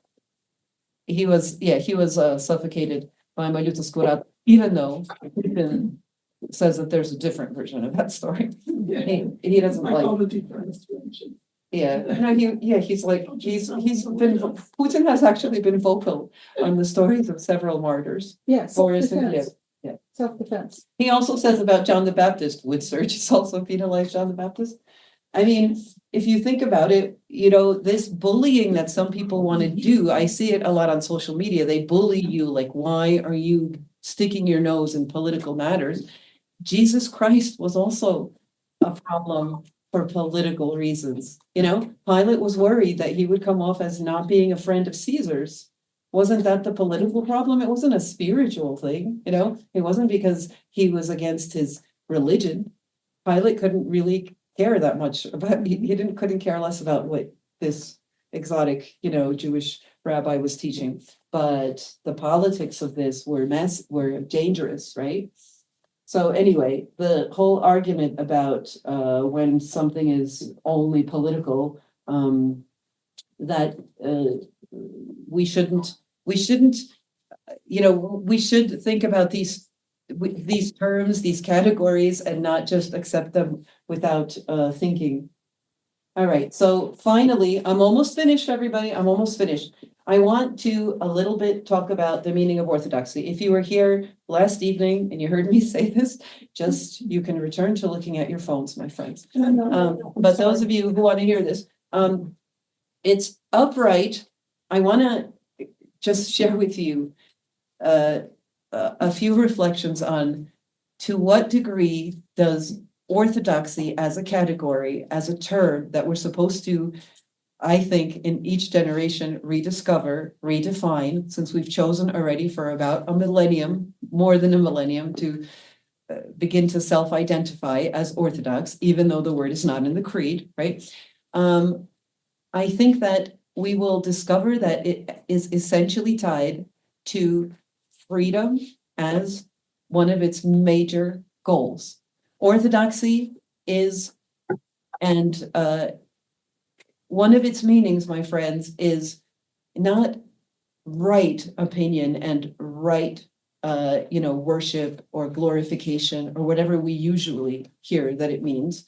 Orthodoxy has different meanings, and the usual meaning of the word ortho, as in Sophia orthi, is upright or straight, right? So when we hear, when we hear the word orthodoxy, rather than think the very unhelpful thing of right opinion, because where do you go with that? You're just right. What does that mean? I'm always right, right? Or our church is always right. It's not a helpful kind of word. But if you understand that just like an orthodontist straightens out your teeth, orthodoxy is a process actually to which we're called as a lifelong process, not automatically. And we do get healed over, or we're crippled in our thinking, right? In our perspective, in our way of speaking, or we have an inability to, there's miracles in the Gospels of those who are not able to speak because the devil has bound their speaking capacity. Or the woman, I want to just read with you as I finish this, the Luke chapter 13 about the woman who was crippled in the synagogue, up in Galilee, and Jesus heals her. I want to suggest to you, if you'll just think about this additional definition of orthodoxy, that when you see how the orthodoxy as a process that's interesting to all Christians, that the word is not just used by those who call themselves Orthodox in our specific communion. It's something that's essential to be free when you're constantly allowing God to straighten you out. When John the Baptist says, make straight the paths of the Lord, it's one of the first things, like it's a call to straighten out, right? It's something that's very helpful as an image. So the first thing that the second part of that word means, as in doxa, right? That comes either from doxa or dokeo or doxazo. There's different possibilities. You can interpret this word just like scripture. There's exegesis. You interpret what it means. There's not just one interpretation. So the thing that you're straightening out, first of all, is your thinking, right? What you tend to also expect, as in voceo, right? What you tend to expect. You don't wake up in the morning and think there's just doom and gloom expecting you, right? Expecto resurrectionem mortuorum. That's the Latin version of the end of our creed, because I've been affected by the Catholics. I'm living in Rome right now for a while. Just to shock you. We say right? Yes, so there's different ways of it has different connotations and different translations. But what I expect is new life, right? So our perspective, the straightening out of our perspective is always in light of our faith. But if I am fearing, I'm not straightened out. So perspective, obviously, and I heard Father Andrei, I think in your presentation, quote this passage about the importance of perspective, right? The lamp of the body is the eye. If the eye is our perspective. Your whole body, you have to always work on your perspective so that you can move forward, so you can be straightened out. I'm pointing this out because for the doxa or dokeo, the thinking aspect of our orthodoxy, our straightened out thinking is essential for the rest of our being to be light. If our faith understanding, right, I think that's what Father Andrei quoted this passage about. If our very orthodoxy, our faith, understanding of our church's, purpose, of our mission, of what it all means, if that perspective is dark, then our whole body will be dark. All right. I'm just making a simple point. Perspective is important. Perspective is everything, also for the Orthodox Christian. But this healing of the crippled woman really makes very clearly the point, the connection between ortho or orthi. Oh, did it disappear? Yeah, just go back. I blame the Russians. Excuse me. Yeah, go back. All right. So the healing of the crippled woman. This, I just want to point out to you that the word ortho also figures here. And there's a lot of talk in this passage about freedom, about being freed from certain bonds, right? So this is a metaphor for us, even though it's a real historic event that she was healed, but this encapsulates what I'm saying about our process. And here, a woman who's been crippled for a very symbolic number of years, 18. 18 in the Hebrew consists of two letters, the same letters that build like the word for life, Chaim, right? And the significance of 18, if you look in the Bible in this numerology, the symbolism of 18, it's always that it's the year of liberation, or it's there's several incidents of this. So the Lord says to her, woman, you are loosed from your infirmity. Loosed, like freed. So she's been bound, there's a sense that she has lost her freedom.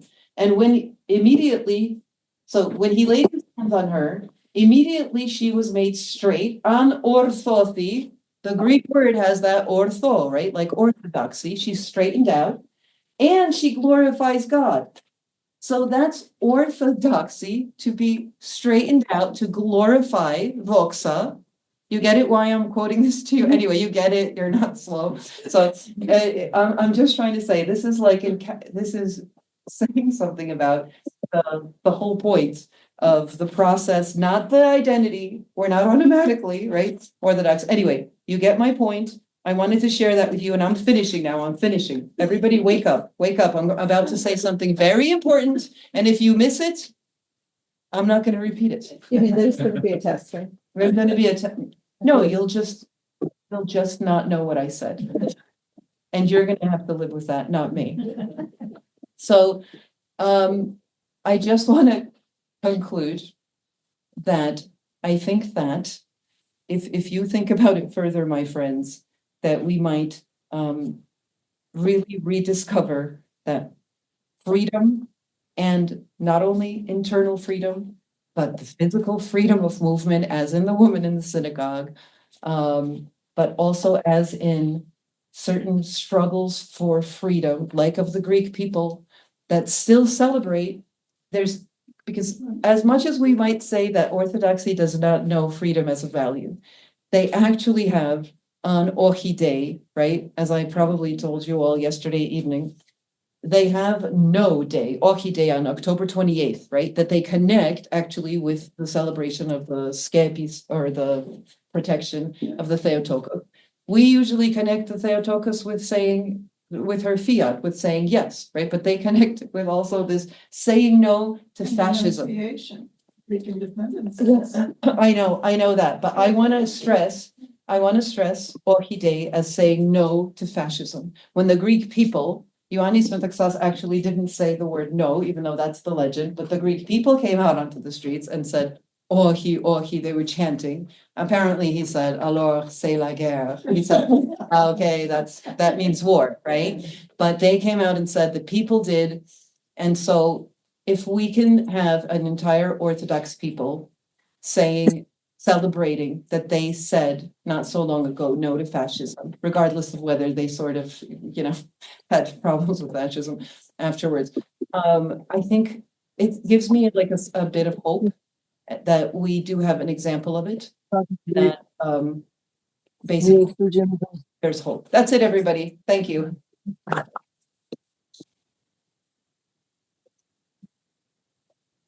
Can you go into the questions at the panel after the break, because you're right on time. Sure, we're gonna have the panel, so hold your unequivocal praise for the panel. Okay, so for the folks at home, we'll be back in 15 minutes. And yes, we see that there is a question in the chat. There's a question? What is it? Oh. No, it's not a question, it's praise from Metropolitan Boris. Thank you, dear Metropolitan sister. Boris. Okay, so sorry about the big me in front of the camera. Thank you, dear Sister Vassa, all conference organizers and speakers. May the Lord reward you abundantly. Is here. Yes, I know. Okay, we'll be back in 15 minutes. You know what?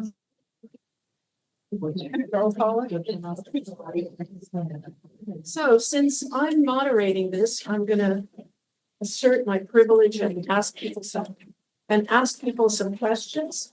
But also, if you have a question that we haven't asked, feel free to raise your hand and I'll try to recognize you as we go along, because I want this to be as informal as possible. Can you push the computer back, because it's not getting everybody in the. Like, Keep going, I'll tell you to stop. Stop. There we go. And now turn it around just a little bit. No, The other way. the other way. One plug. Okay. Inga, I have just One one quick announcement. brief interruption. Please. One of our friends, Dr. Peter Yermihov, is going to say something important for the local community. It's important for me, and I hope it becomes important for you. Thank you. There's very briefly, just so exciting to be in a room of non-conformists. Being a classical musician, that's mostly what I confront. Don't experience. In the fall of this year, the Society of St. Romanos the Melodist, it's an organization I founded for promotion of Eastern Orthodox culture in America. We're doing a seminar. The topic is creativity in the church. Archbishop Daniel will be speaking, Dr. Alexander Lingus from Portland, and also Father Simeon Johnson, and the composer, Dr. Kurt Sander. So I invite you to keep your eyes open to that, and I hope to see you there. And that's all I have. Thank you so much. Thank you. So thank you, everybody, for sticking with us to the very end. I'm going to try to ask a series of questions that I hope will be a little bit that will provoke further discussion. So Father Sira, you describe nonconformism in church life as extremely persistent, in spite of multiple efforts of various hierarchies, civil and religious, to sort of restore hierarchy. Why do you think it persists? Well, probably because it comes from Jesus himself. And Jesus is the model of non-conformism. And that's one thing. And the second thing is that, well, there are always people who disagree, regardless of what they disagree with, And so this is human. And I think there are some psychological mechanisms behind, non-conformism. People just, want things to be better than they are. And this is also a sort of a driving force behind non-conformism, at least for many non-conformists. So people may have different reasons why they subscribe to non-conformism. Some learn about it from Jesus, others from Anthony the Great, others from other fathers of the church or mothers of the church. We should be included when we speak about the patristic sources, of course. And some people just want things to be better.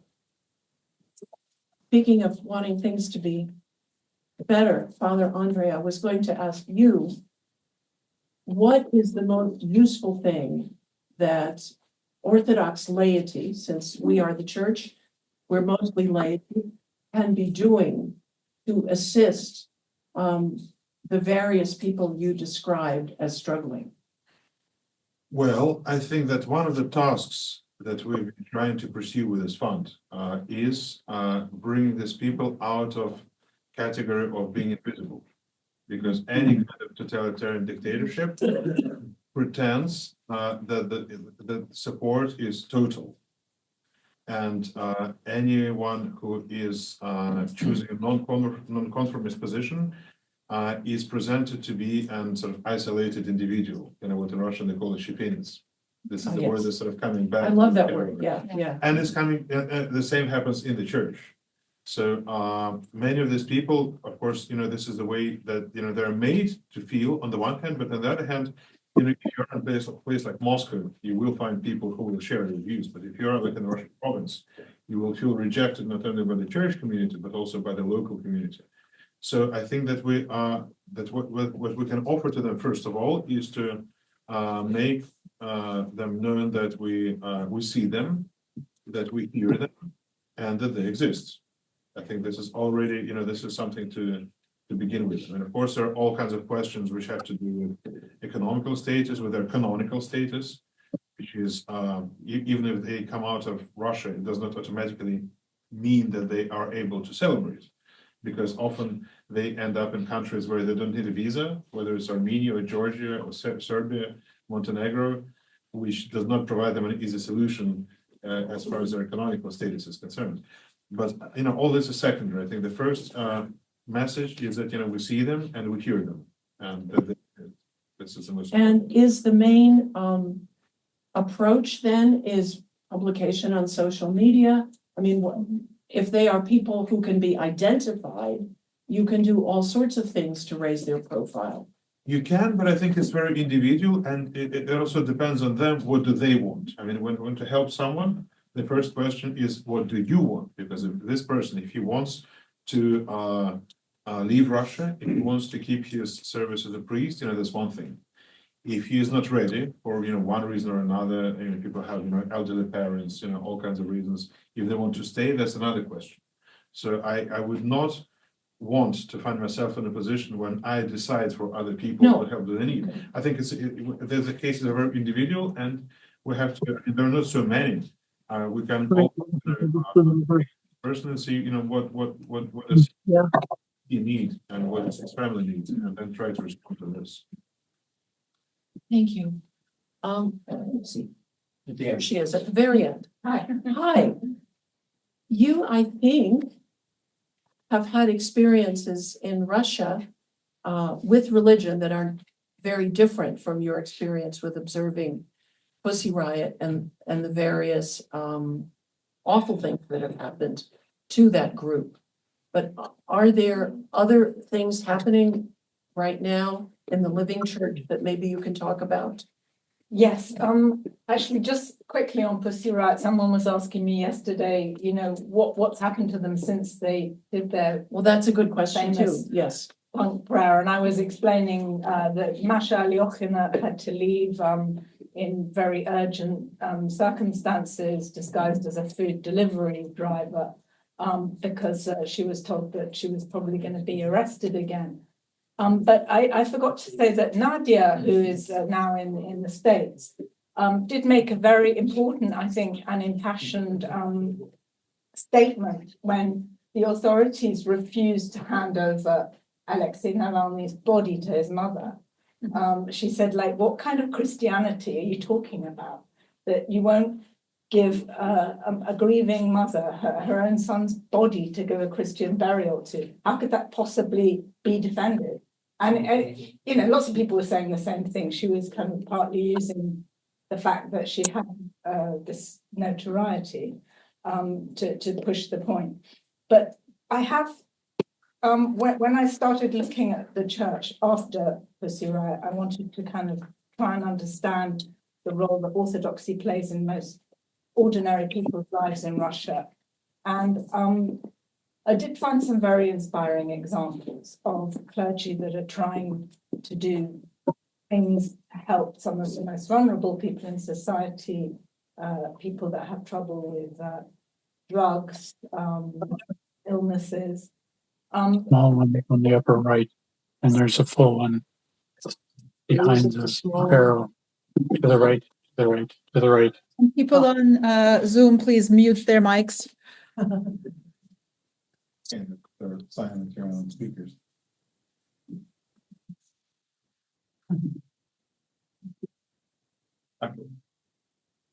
There's one example that sticks in my mind of a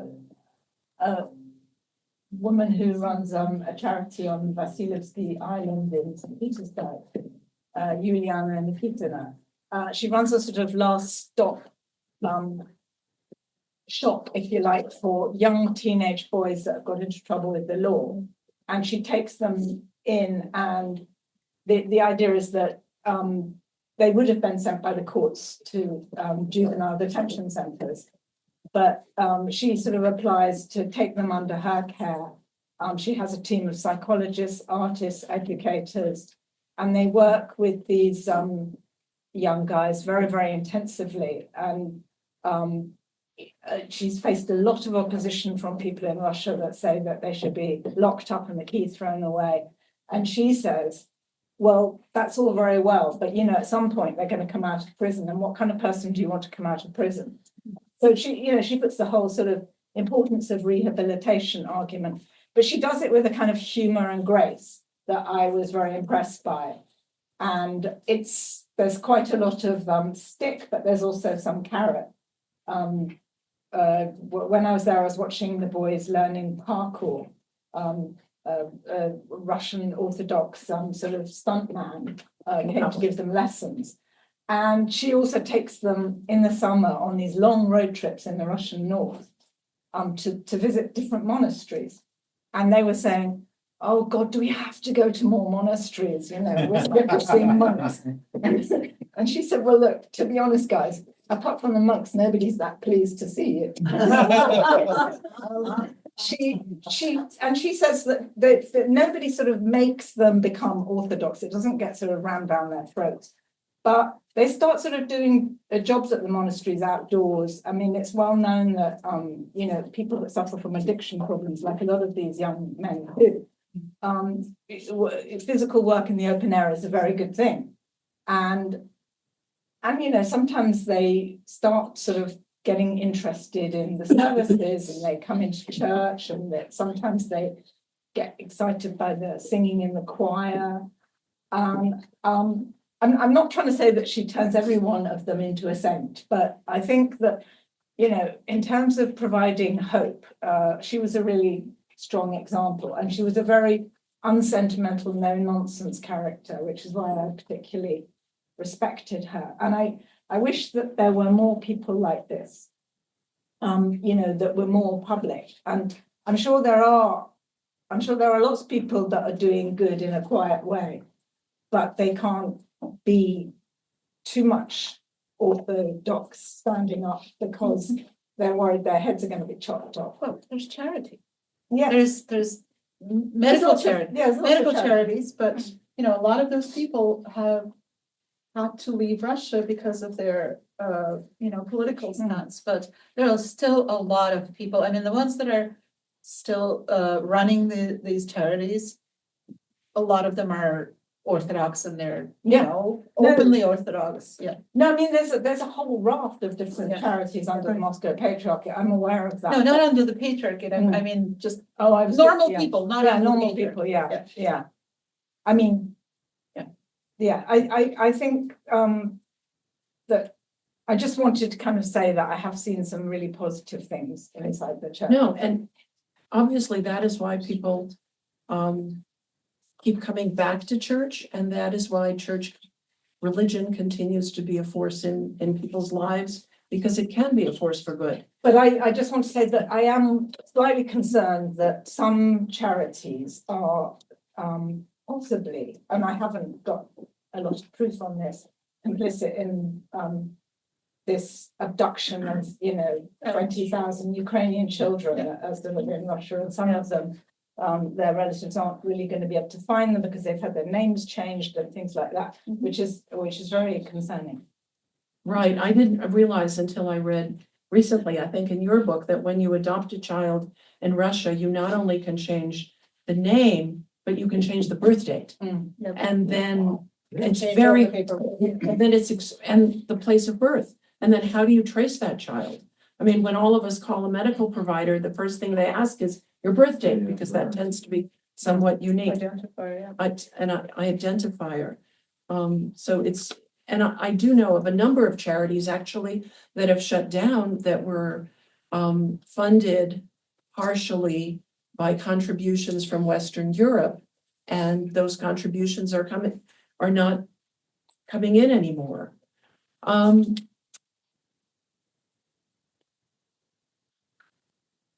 Just a second, sorry. And the Yale project that was Oh, yes, very Yale. important for tracing a lot of these kids have just had all its funding cut. I mean, I'm hoping that some private sponsorship will plug the gap because they're doing a really, really. This was important funded by the State Department, right? Yes.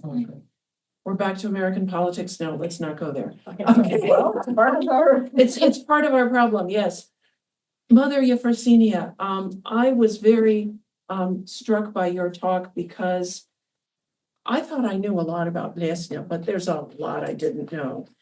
And I was one of the people who signed a ROCOR letter protesting about the fact that there were no women, even abbesses, at that council.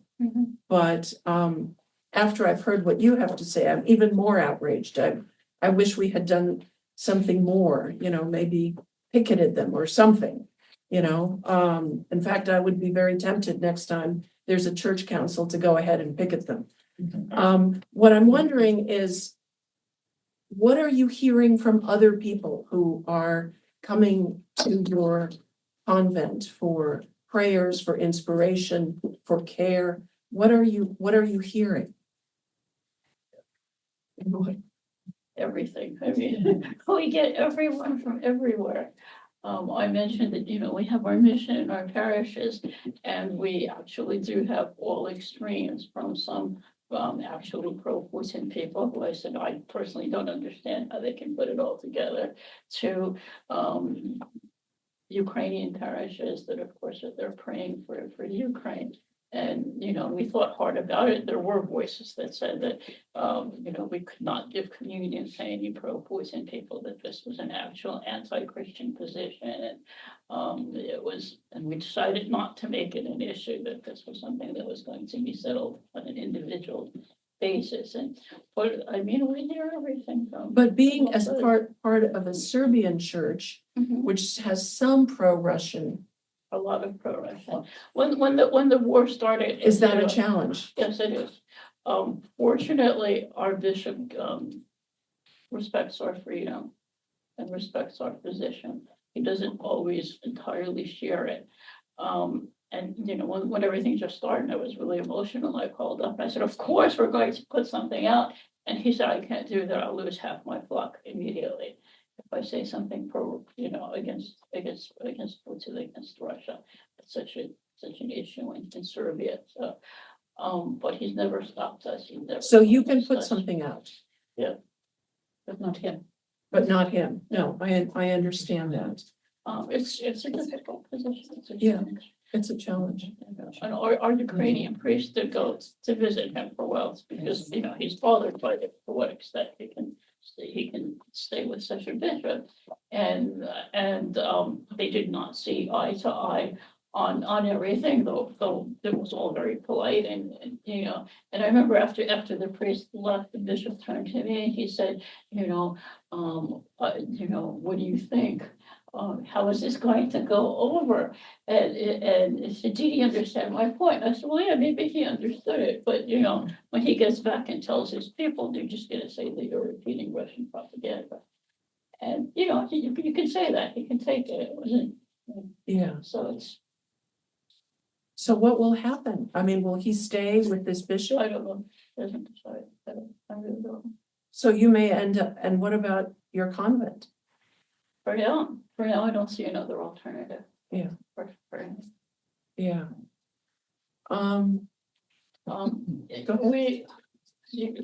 I cited Patriarch Tikhon's cause that the church abroad was based on. And our priest, perhaps he's oversimplifying, but his point was, this cause was issued because things in the Russian church were not normal. Patriarchy was trying to find a way out for the church to continue to survive, to be administered in these totally abnormal circumstances. Are things normal in the Russian church right now? No. Therefore, this stands, and we can use this to somehow attempt to organize our church life. Yes, it's temporary, but Rokar was temporary for 80 odd years, and you hope for the best. Right, and temporary things can last for 200 years. Wasn't there 200 years of a gap between the time the Russian church wanted autocephaly and it was granted? Yeah. So 200 years is possible. Professor Kenworthy, I wanted to ask you to talk a little bit more about the impact of the Archbishop of Canterbury, and then you had a question for everybody. Okay. Okay. So, Archbishop Randall Davidson, he made a statement already in 1922 when there was arrest of clergy and some of the show trials and things like this protested. But then when it looked like Patriarch Tikhon was about to get put on trial, and it was pretty clear how that was going to end based upon everything that was being discussed in the Soviet papers. As I said, he issued this very powerful statement in conjunction together with other religious leaders in Britain, including Jewish ones, as well as various other Protestants and so on. I can, sort of trace the dates of how this follows out that, before that statement, already the Soviet foreign minister, Chechen, was kind of saying to the Politburo, I think we're going to get a lot of negative press if we do this. And they dismissed him. They said, we're going ahead with it. But then after Archbishop Davidson's statement, the next time this came up, they said, let's pause this. And then another week or two went by, or a couple of weeks, and then actually even more powerful was the foreign minister, Lord Curzon's ultimatum. It's known as the Curzon ultimatum, which had not just to do with Patriarch Tikhon, had to do with a whole series of issues that the Soviets were doing, were annoying the British. But it was kind of like, if you keep crossing these lines, we're going to break the Soviet form, the trade relations. The trade relationship, yeah. And after that, then the Politburo says, okay, we're obviously not going to put him on trial. So do you think it was the trade or the Archbishop? Well, it was both. I think it was a kind of a cumulative. So the first one definitely was like enough to put on the brakes and say, let's not rush into this. But then the threat of breaking the trade relations was like, okay, definitely we can't go there. So, I think they both played a crucial role. Okay. So, and what was the question you wanted to ask? So I'm looking for feedback from all of you, about what I have presented of Patriarch Tikhon's position and his words, and all of you too, which is, his argument that the church should be sort of above politics. What he means by this is sort of partisan politics, I think, right? Not that so many of his statements weren't political in a broad sense, but I think he was trying to make the case, and I think he already held this position even before 1917, that in a polarized political environment, like, I wonder if we are familiar with that, the church, it shouldn't necessarily be the church, as in the church leadership's role, to take positions in partisan politics. It doesn't mean individual believers don't say what they're going to say and argue what they're going to argue and take the positions they want to take. He's not forbidding that, but that the church the church's role is to unify, whereas partisan politics by its very nature divides. A, but B, whenever the church sides with a particular political position, it ends up getting co-opted by that particular position and therefore loses its independence in some ways. And so the position he's trying to argue, which was incredibly difficult, but was that, you know, I'm not here to condemn the Soviet government per se or call for its overthrow, but I do have the authority. And Lucy mentioned yesterday the Chelovania, right? The intercession on behalf of those who are being persecuted. He explicitly invoked that right as a patriarch, that I do have the right as the sort of voice of conscience to point out when the government is violating human rights or this kind of thing, right? So, yeah, just that. I mean, I remember having a conversation with Inga many, many years ago. I don't know if you remember it, but, you know, this sort of idea that the church is neutral politically has often been used as, well, then we're just passive when we don't do anything, which is another way of actually saying, well, we just accept what the government is going to do, right? And I don't think that's what patriarchy is trying to do, but it's a very tricky issue. And so yeah, please. So I mean, I alluded to this in my paper as well.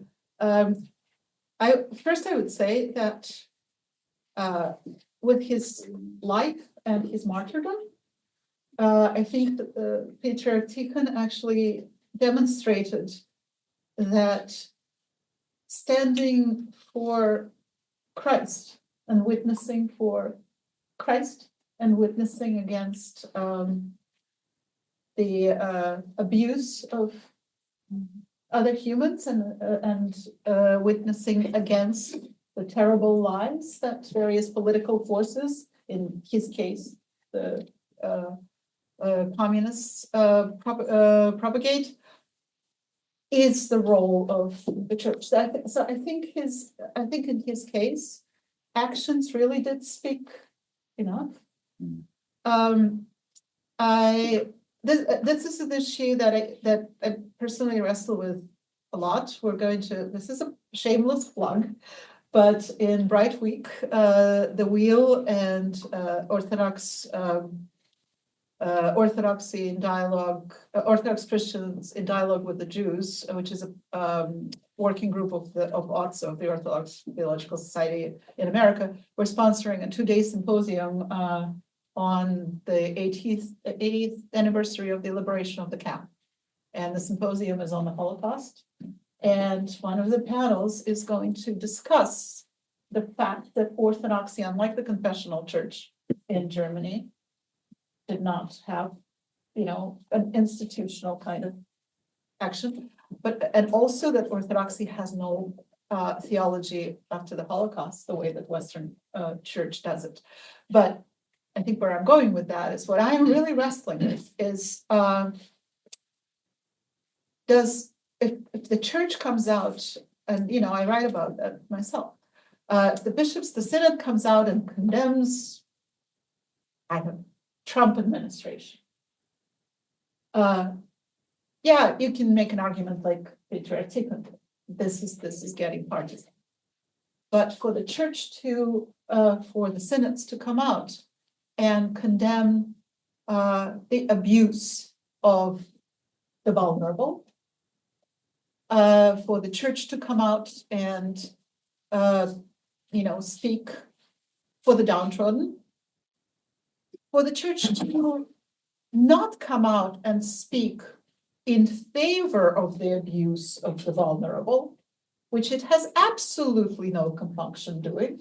The Orthodox synods have signed on to absolutely every encyclical against same-sex marriage and LGBT and whatever same gender. So it's very hypocritical to say that they never speak on political issues. Of course, they speak on political issues. I think that is really just not standing in witness and not speaking truth to power. You took the words out of my mouth. I was going to say that churches often speak on politics, and then in the next sentence they say we want to be neutral. You know, like the example of the OCA on, can also be given on the Right to Life March. Yes. They participate in a Right to Life March. If you participate in a Right to Life March, why can't you say the Russian invasion of Ukraine is genocide? You know, it's. I would sharpen that, I'm sorry, and say, if you participate in the March to Life, which is a terrible thing, and by the way, before Metropolitan Jonah, OCA never did.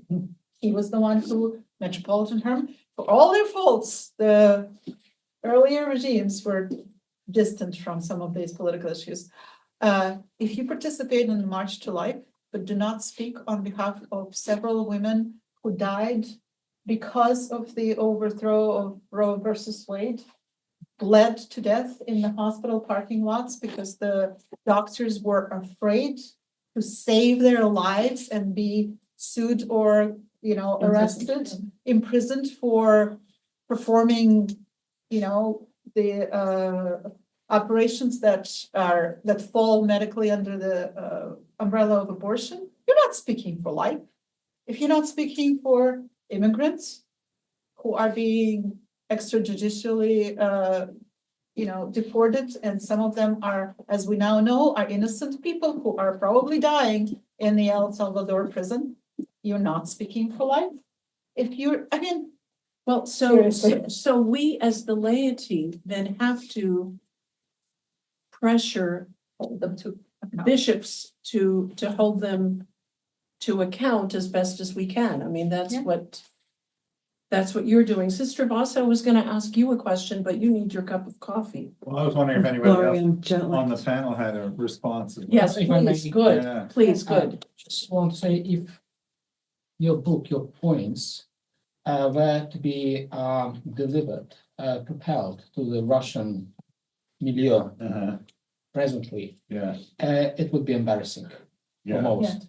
Because imagine Tikhon who praises, who appreciates the Republican period, the short-lived Republican period in Russian history from February through October 1917, which is like anathema for most Russians nowadays. They believe that was the worst, part of the Russian history. Yes. That was the last hope. No, that was the beginning of the end. Right. It was the beginning of the end. And Tikhon seemed to be appreciating of this period more than probably anything else. Then if you see him supporting somehow the democratic style of rule in tune with Velimirovich, by the way, it was like a tendency, like a trend. If you see him saying, I don't mind if we switch to the new calendar. If you see him really abstaining in the sense, it's a bit problematic for me. I mean, to put it like abstaining from the political processes, at least not endorsing any political trend. It's really an embarrassment for the Russian media nowadays. So he's really a figure which can be so scandalous, in the Russian church nowadays and for the Russian society. So do promote your book there. Well, somebody wants to translate it, but unfortunately Oxford won't let me sign a contract with a Russian publisher because of the sanctions. Oh, wow. Anyway. And you've been asked to speak at the seminary, right? Well, St. Tikhon's has invited, they're having a special centenary conference in November. I've been invited to speak virtually. Yes, please do Obviously speak. not going there. Yes. Now, so Sister Vassa, I know there may be more answers to that question on church and politics, but I was going to ask you a different question anyway. Okay, give me your question. Okay, I was going to ask you, because this is something you and I have discussed before. Why do you think ROCOR, the church that we share, is so stuck? Is it nostalgia? Is it that they are so into the monarchist dream still? I mean, why have they not moved forward at all?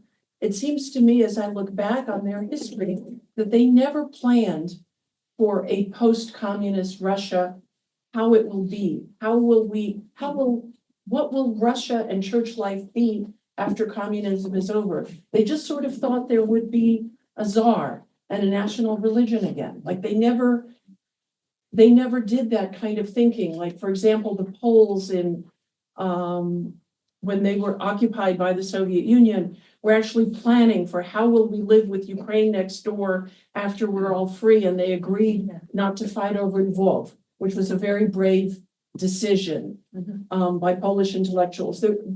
There doesn't seem to have been any kind of like that within ROCOR. It was just looking backwards. Why do you think? Right. As usual, it's a complicated question because you're not dealing with a monolithic kind of body in the Synod of Bishops. There are those bishops that have been Orthodox fewer years than I've been a nun. So we have a bishop, right? Including Luke, right?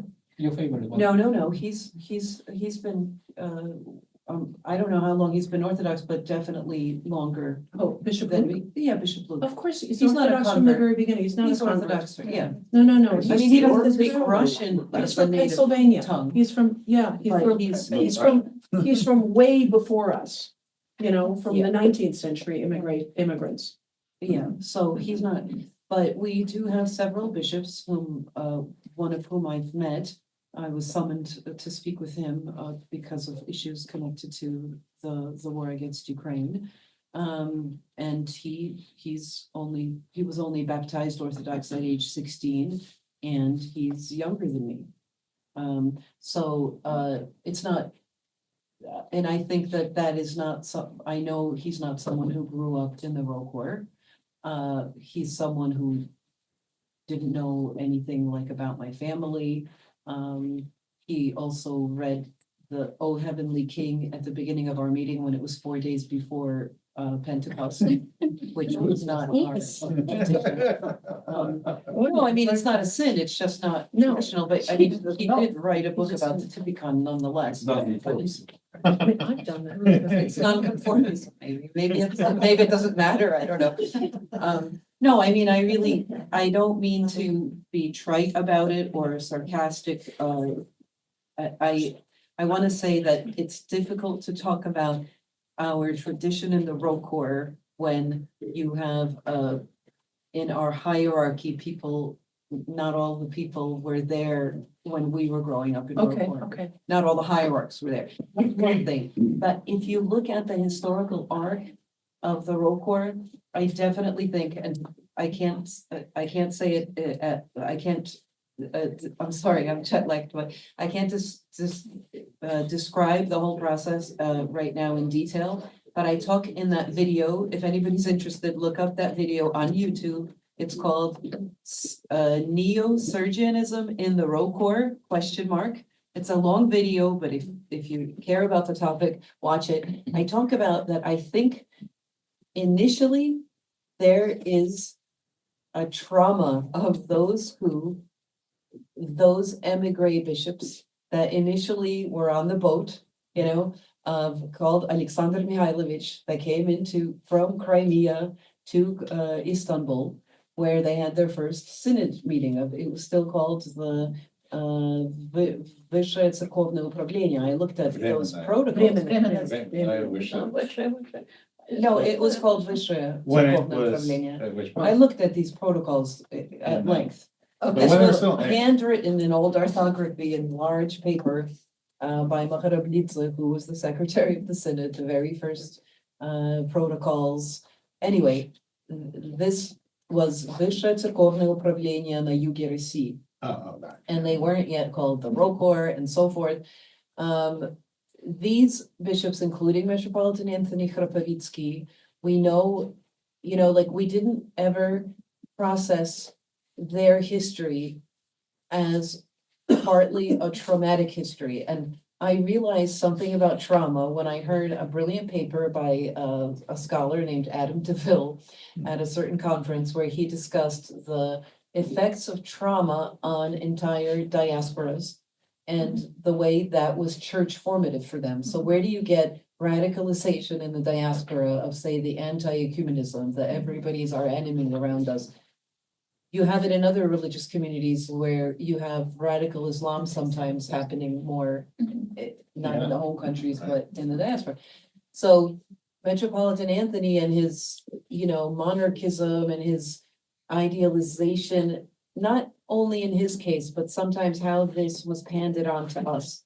We were raised in an idea about Holy Russia that was, everything was good about Russia before the revolution, and then everything just went downhill because the Żydomasonski Zaga, but I'm sorry, but this is what it was. It was the Jews and the Freemasons that, took over Holy Russia. It wasn't the responsibility of either the church.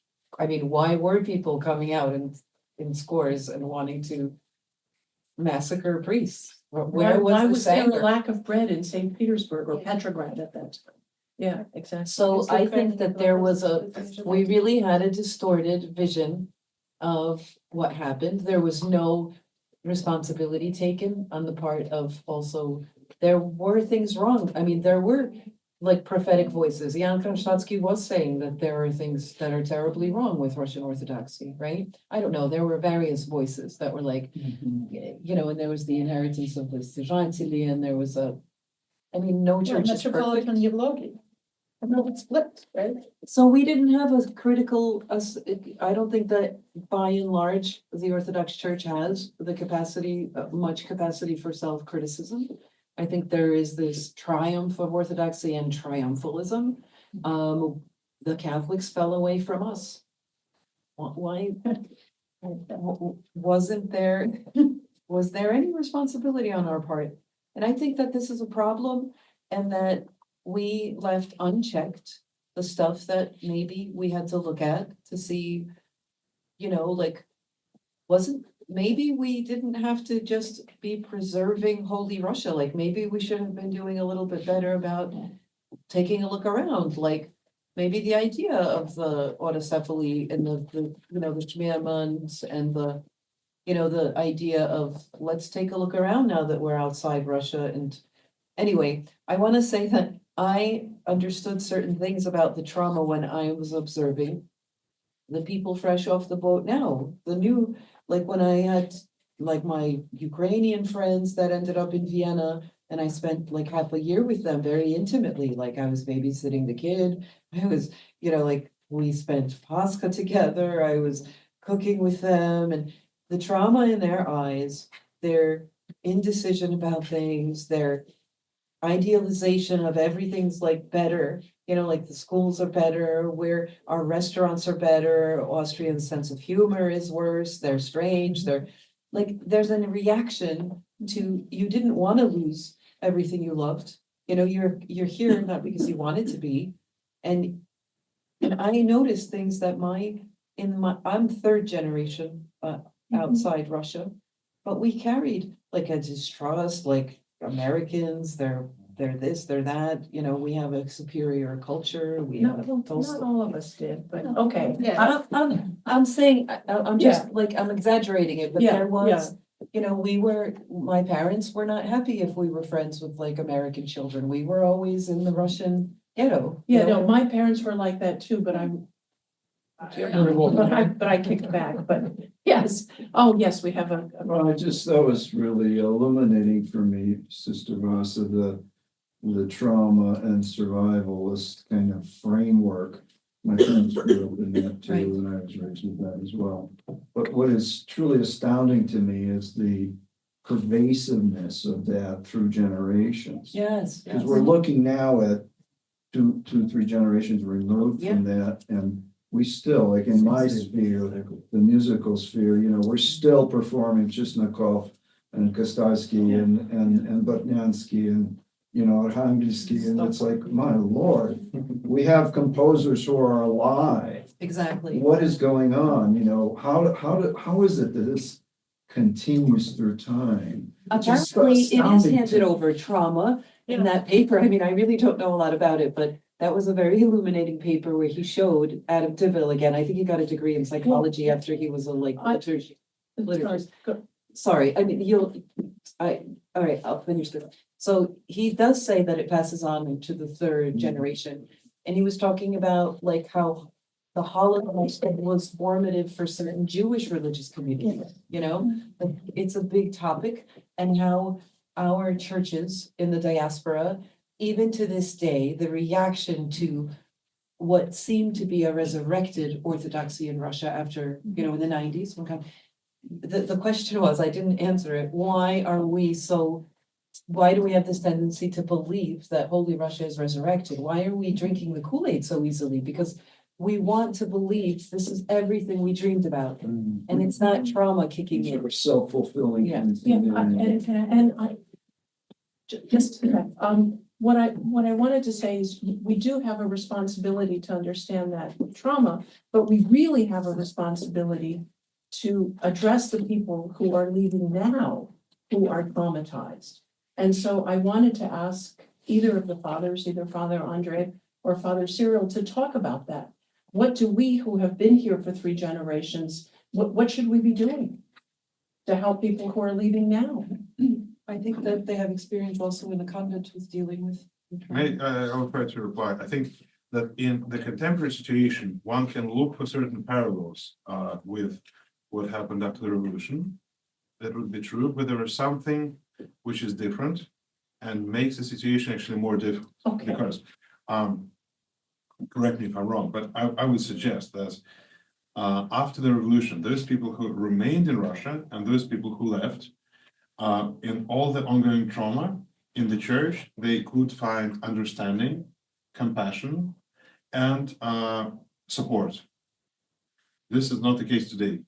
So you have people coming to the church, you have people making confessions and sharing their grief with the priest, and there was like a wall. In Russia or both? Well, just as an example, I know a family. She's a Russian actress.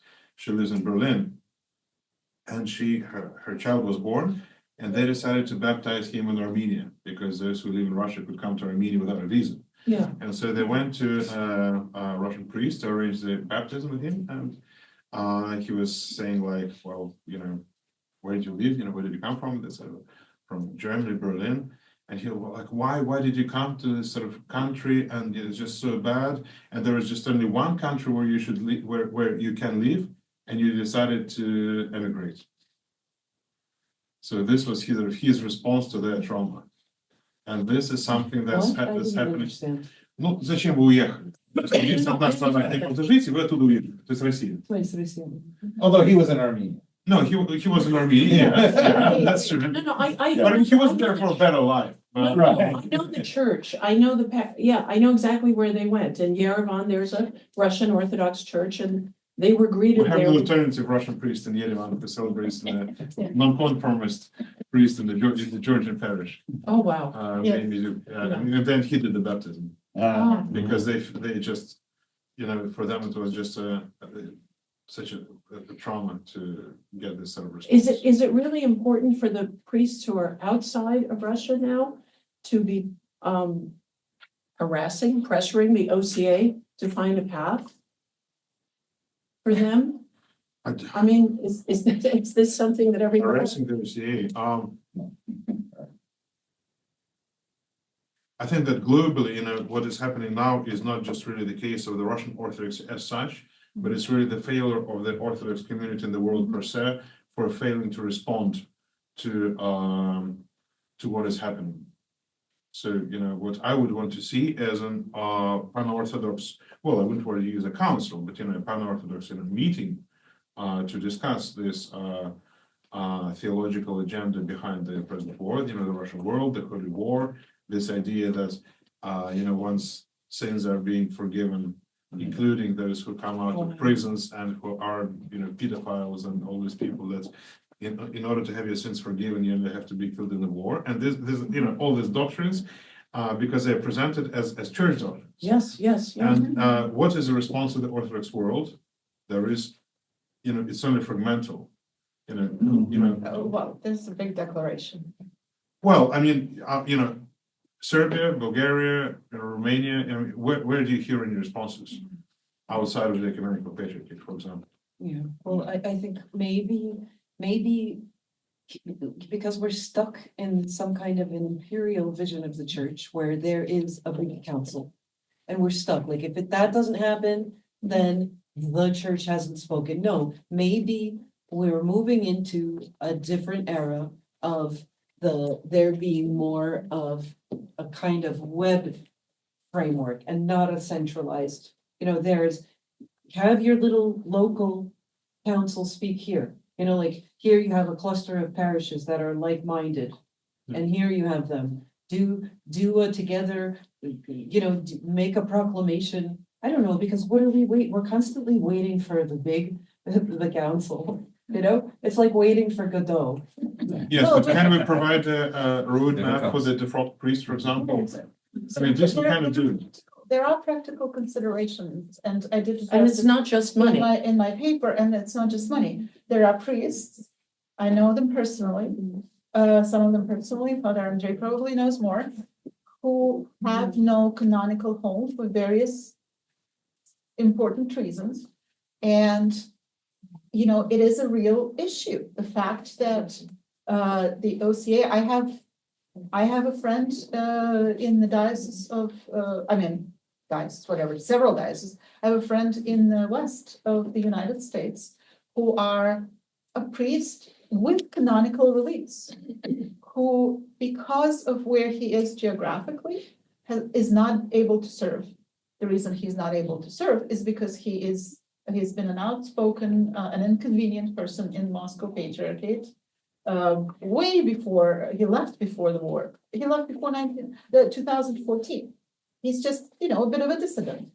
He has papers, but nobody, and that is a big city which has several jurisdictions, nobody would allow him to serve. The Greeks would, but he doesn't know any Greek. I mean, there's a different issue, and the Greeks would, allow anything, but anyone basically. But he has no home, and so this is a real problem. The fact. So, I mean, I would not, as much as I am for. I mean, I am the grassroots in a way myself, and I'm all for it. And, I'm one of the first 5 signatories of the Declaration Against the Russian World, which was signed by a couple of bishops, and which is a serious theological document, even though it's been criticized a lot.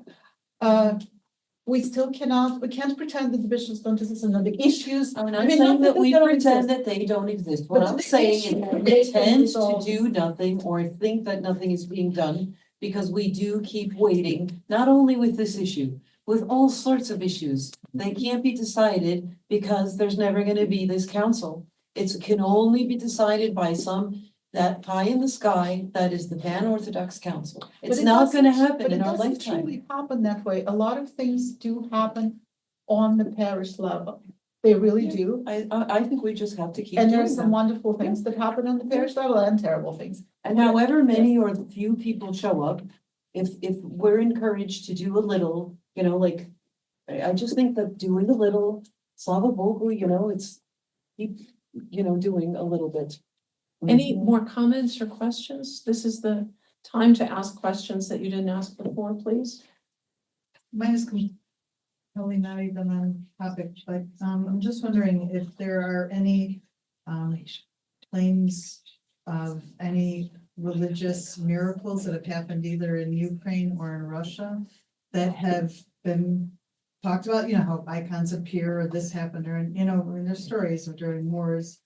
Has Ukraine or Russia claimed any Orthodox miracles? Russia does all the time. Russia does all the time. All the time. Everything. Actually, Putin said, addressing the soldiers, he said that they are chudotvorцы, miracle workers. So not only they're subject to miracles, but they're making miracles. Okay, I'll give you a funny one. I mean, it's a bit of a joke. It's a bit of a joke, really. I mean, it is or not. It's a pretty awful joke, but I'll tell you that they have they've made a big deal, Russians have made a big deal of putting icons on some of their warships and planes. And it just so happens that in both cases, the warship was shot down and drowned, and so was the plane. And so, of course, the joke goes that it was a miracle. It just didn't work as you intended.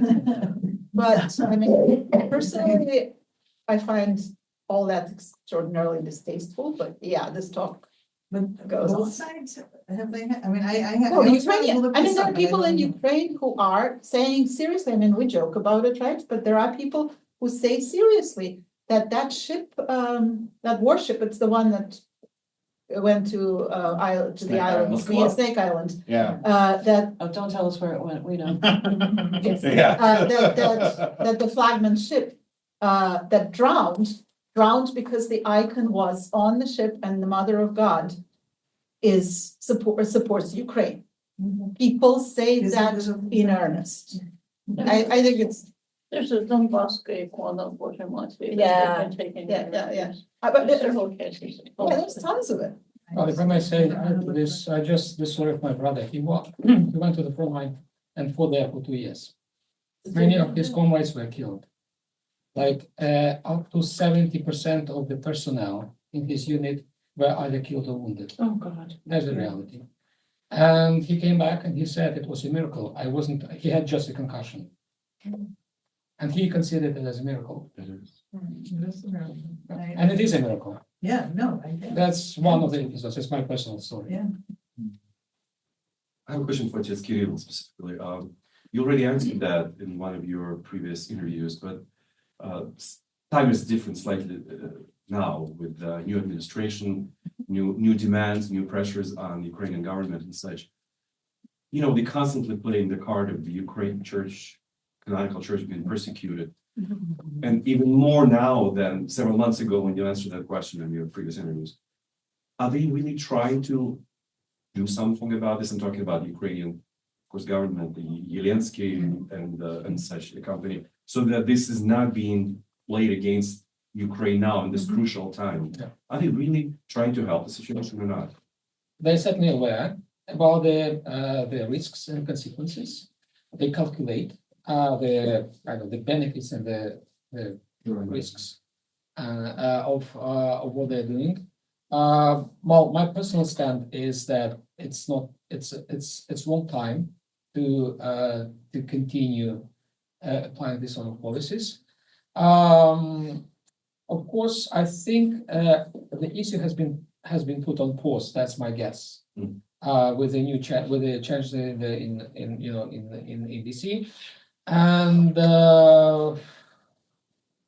it's certainly not on the agenda. But what I guess, and this is more like a speculation, that it is on the table of negotiations. I mean, this issue, so it's being discussed, and yes, the problem was there were many problems regarding this new legislation, new law, in terms of religious freedom and so forth. But it has been created as actually as one of the tokens on the table, so to say, or the card, and this card is being played.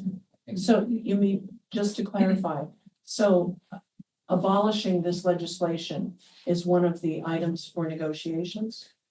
Yes, I doubt that it will be abolished. I mean, the law will be cancelled because there will be it needs to be a new decision by the parliament. Yeah. But then the question is whether it will be enacted and enforced, and I doubt that it will be enacted and enforced. First, given that it's really complicated to enforce this law, for a very simple reason that the entire court system will be jammed, with thousands of cases. Yeah. So they will probably be unable physically to implement this law. And second, because the political context is completely different now. So it's not in favor of the law. But is it also because the parishes, because of the legal system of how the parishes are actually established? Yeah, that's exactly symbolic and it has to do with enforceable? with the mythology around this law. Well, the mythology states that the law is about banning the Ukrainian church by the Ukrainian government. All three statements are wrong, misleading. Because it's not about banning the church. It's about it's about kind of depriving communities of some privileges that they have. According to the Ukrainian general law, it's impossible to ban any community. Community doesn't need any state registration to exist. They will continue to exist. It's impossible to ban, I mean, legally speaking, any community in Ukraine. Right. That's first thing. Second one is that it's not about banning the church. It's about depriving some communities particular communities, and there are thousands of such communities, of those privileges. And third, it's not the state, it's the court system, which is in charge of that.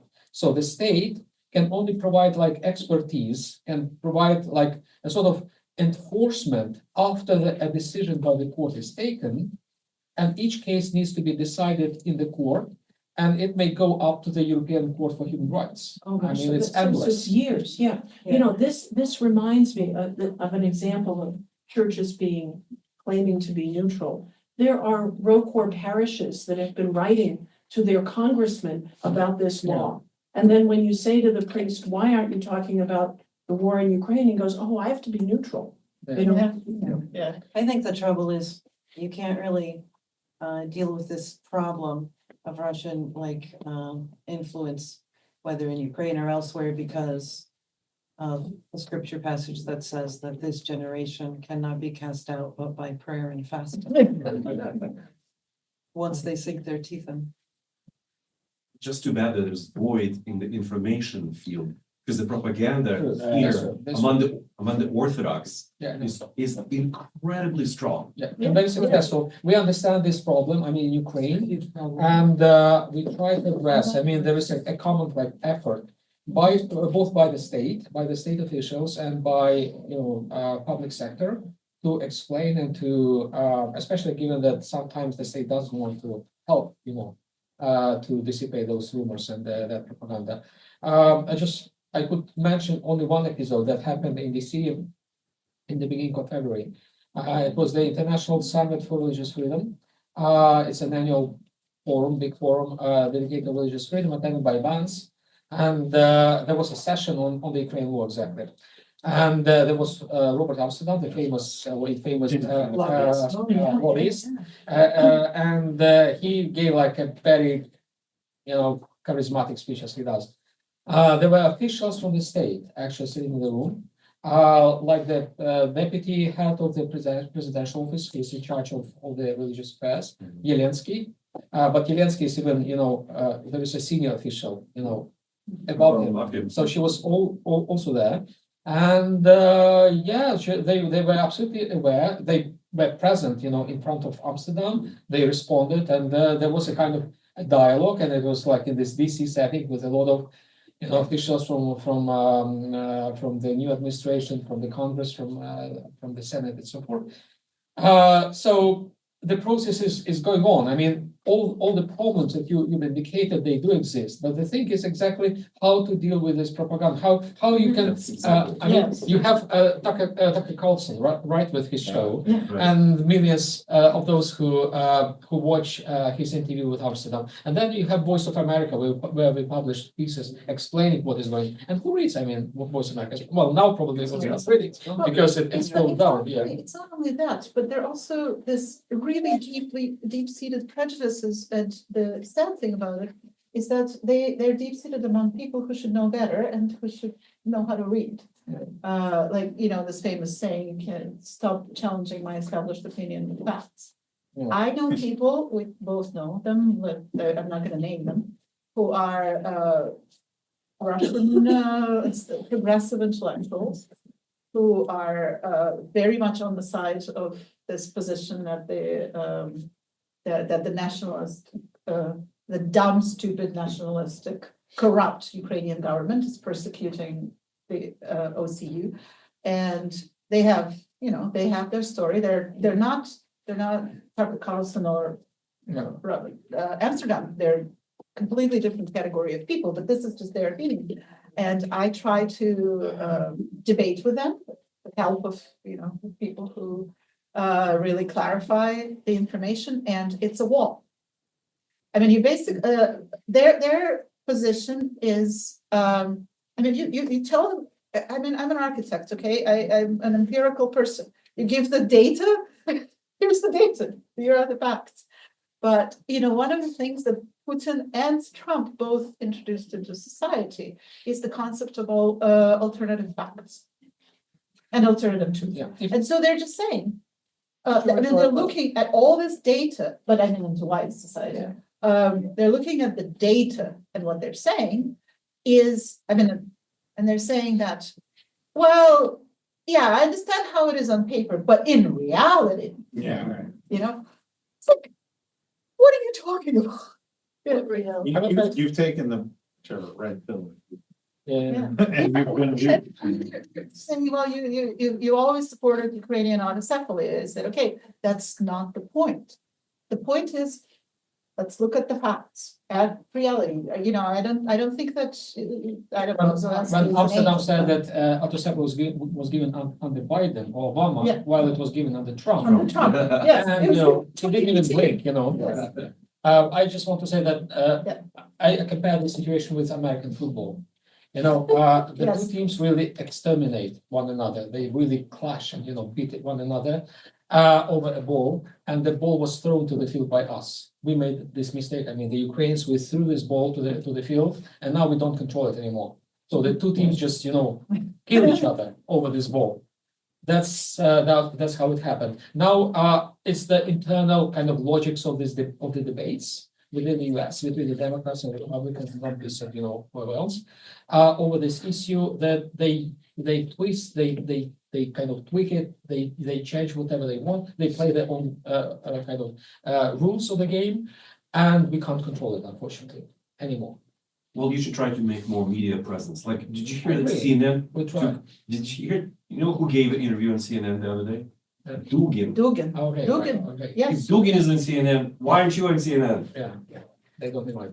Even though I had a chance in the beginning, I had a chance to speak on CNN and you know other channels, but Lucy, you have to, through your connections. Yeah, well, I mean, I've seen a clip of Simon Ostrowski's film, which is in the process of being made at the moment. He's a very brilliant American filmmaker with Russian roots, and he's talking about the fact that who is killing the clergy in Ukraine, like 67 clergy from Baptist, Orthodox, Ukrainian Orthodox Church linked formerly to the Moscow Patriarchate. Those people are being killed. You know, it's not Ukrainians that are killing them, it's the Russian troops. And it's not Ukrainians that are kind of dragging them into basements and torturing them, is it? And like, this doesn't seem to get through to America, and I don't quite understand why. But I mean, I know from personal experience that these lobbyists are very powerful and they have got a lot of money to throw around, and they understand very much the sort of rhetoric of the shock jock. You know, the fact that you have Marjorie Taylor Greene on Steve Bannon's War Room show saying, you know, that the Ukrainian government is killing Christians. I mean, it's absolutely grotesque. I think that. Well, Amsterdam says that Ukraine extinguishes religion. Against religion, like in all those countries. We should really not, we as collectively should not underestimate Russian soft power, and the reason that I was giving this that I'm you know putting this case of the OCA on the table, it is because they're very much part of you know enabling the soft power. But I mean, we got to look very, very far back and at the unholy marriage between the extreme right-wing evangelical forces here and resurrected Russian Orthodox Church in the 1990s.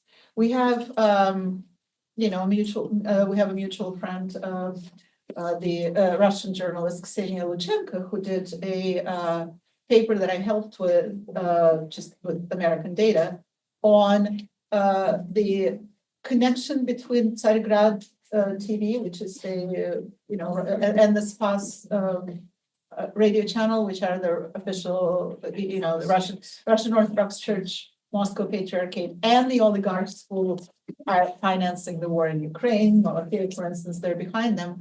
The connection between them and Fox News, the people who went from Fox News to Russia to work on those in those channels. She did an excellent. She's an investigative journalist. She's very brave. She did an article about it. She was threatened. She was threatened by various people, but she was threatened personally by Vladimir Ligoida, who cornered her in some, you know, meeting and basically told her that she's sticking her nose into, a situation that's far above her and she really shouldn't be doing that. That was years ago. I mean, like 20 years ago at least. Maybe, no, not 20, but maybe 15 years ago. So this is not like, when Lucy, when you say, I don't know why this information doesn't get here, it's because the other information the information war has not started in 2014. No, I am aware of that. I am very aware. And of it's that. it's very well played. I'm expressing my frustration sometimes that, journalists like me and Ksenia Yushchenko don't always get the message across too.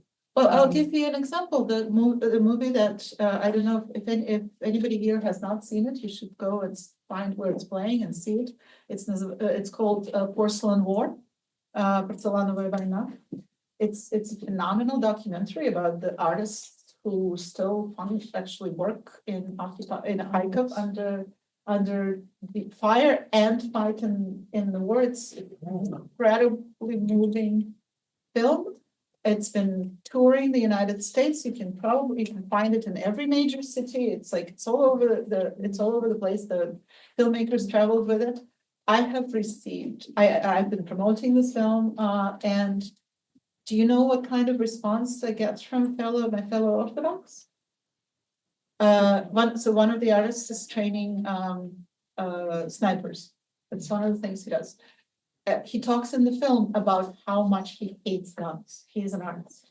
He hates guns, but he's learned to shoot and he's training snipers because it's his country is being destroyed.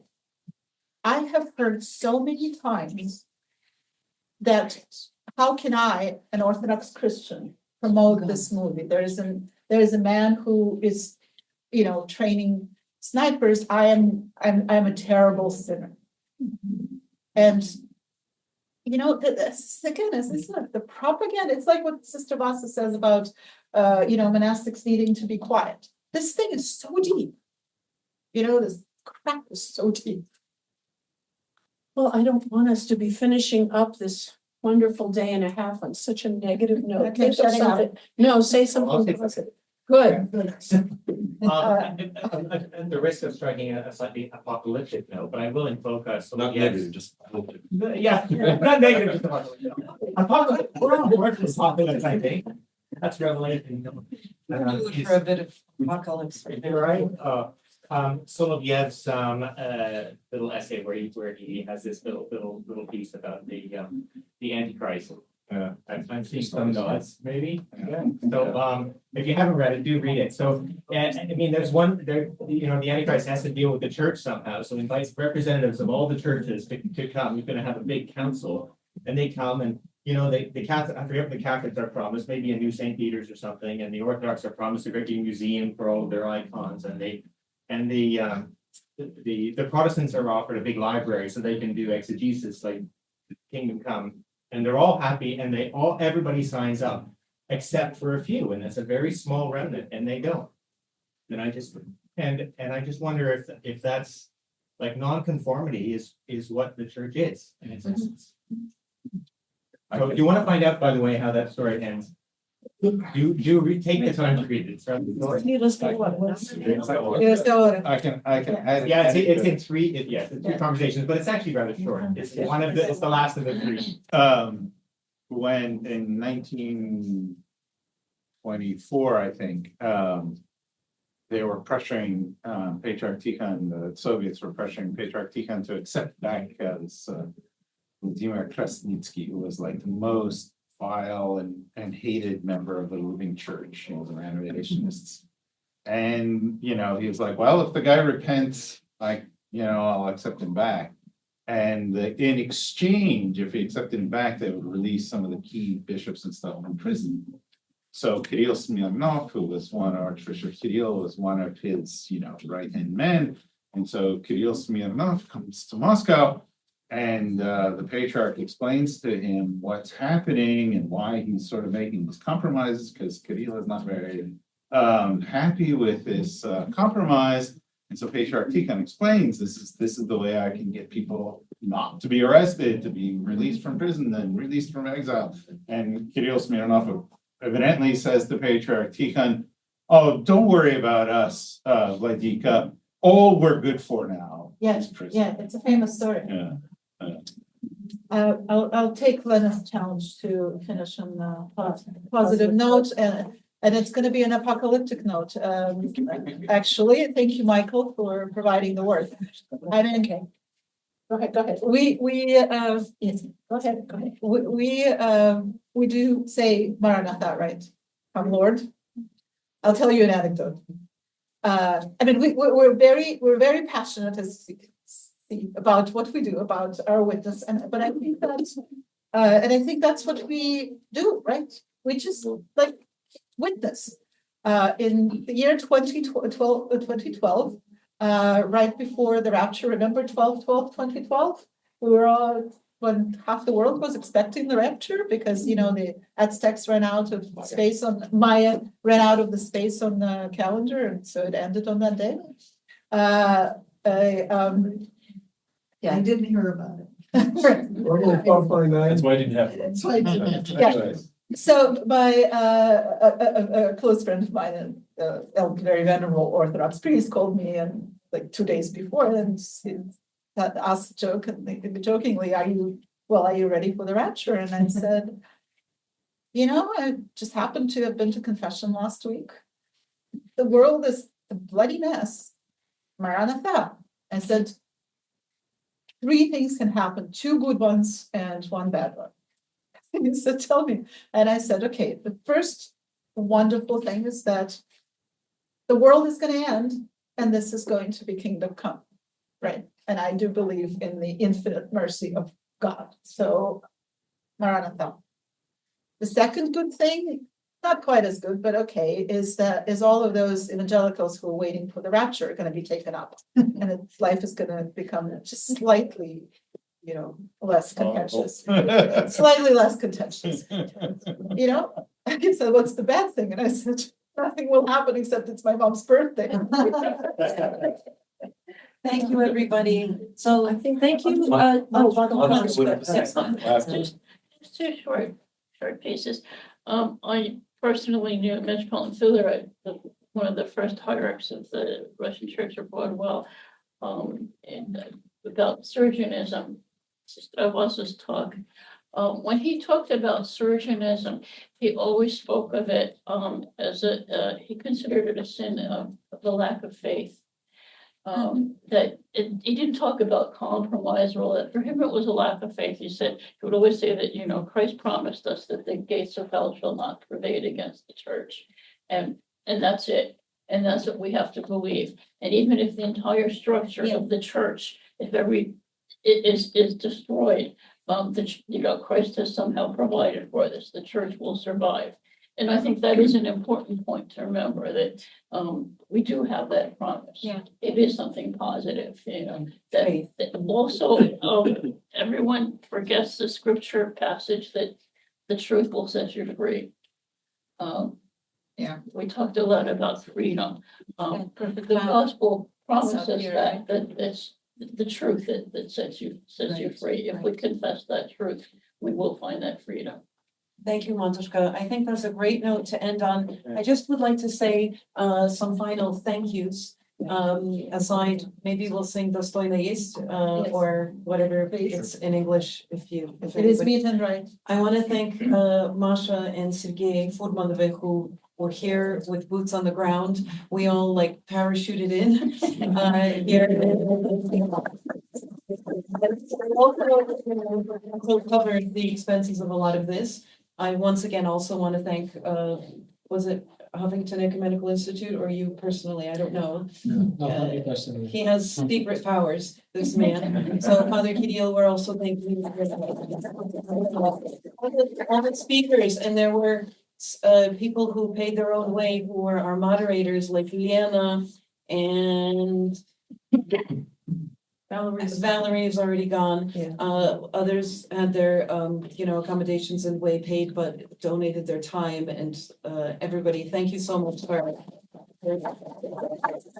And thank you for those who came. Thank you very, very much.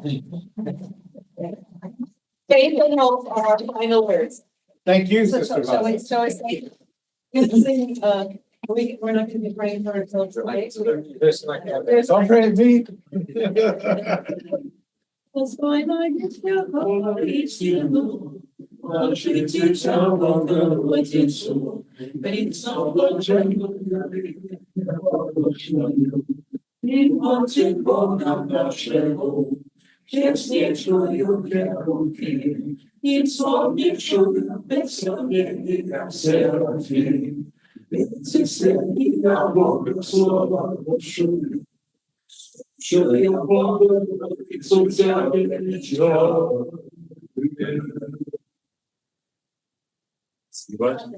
Okay. Thank you all online. We're signing off.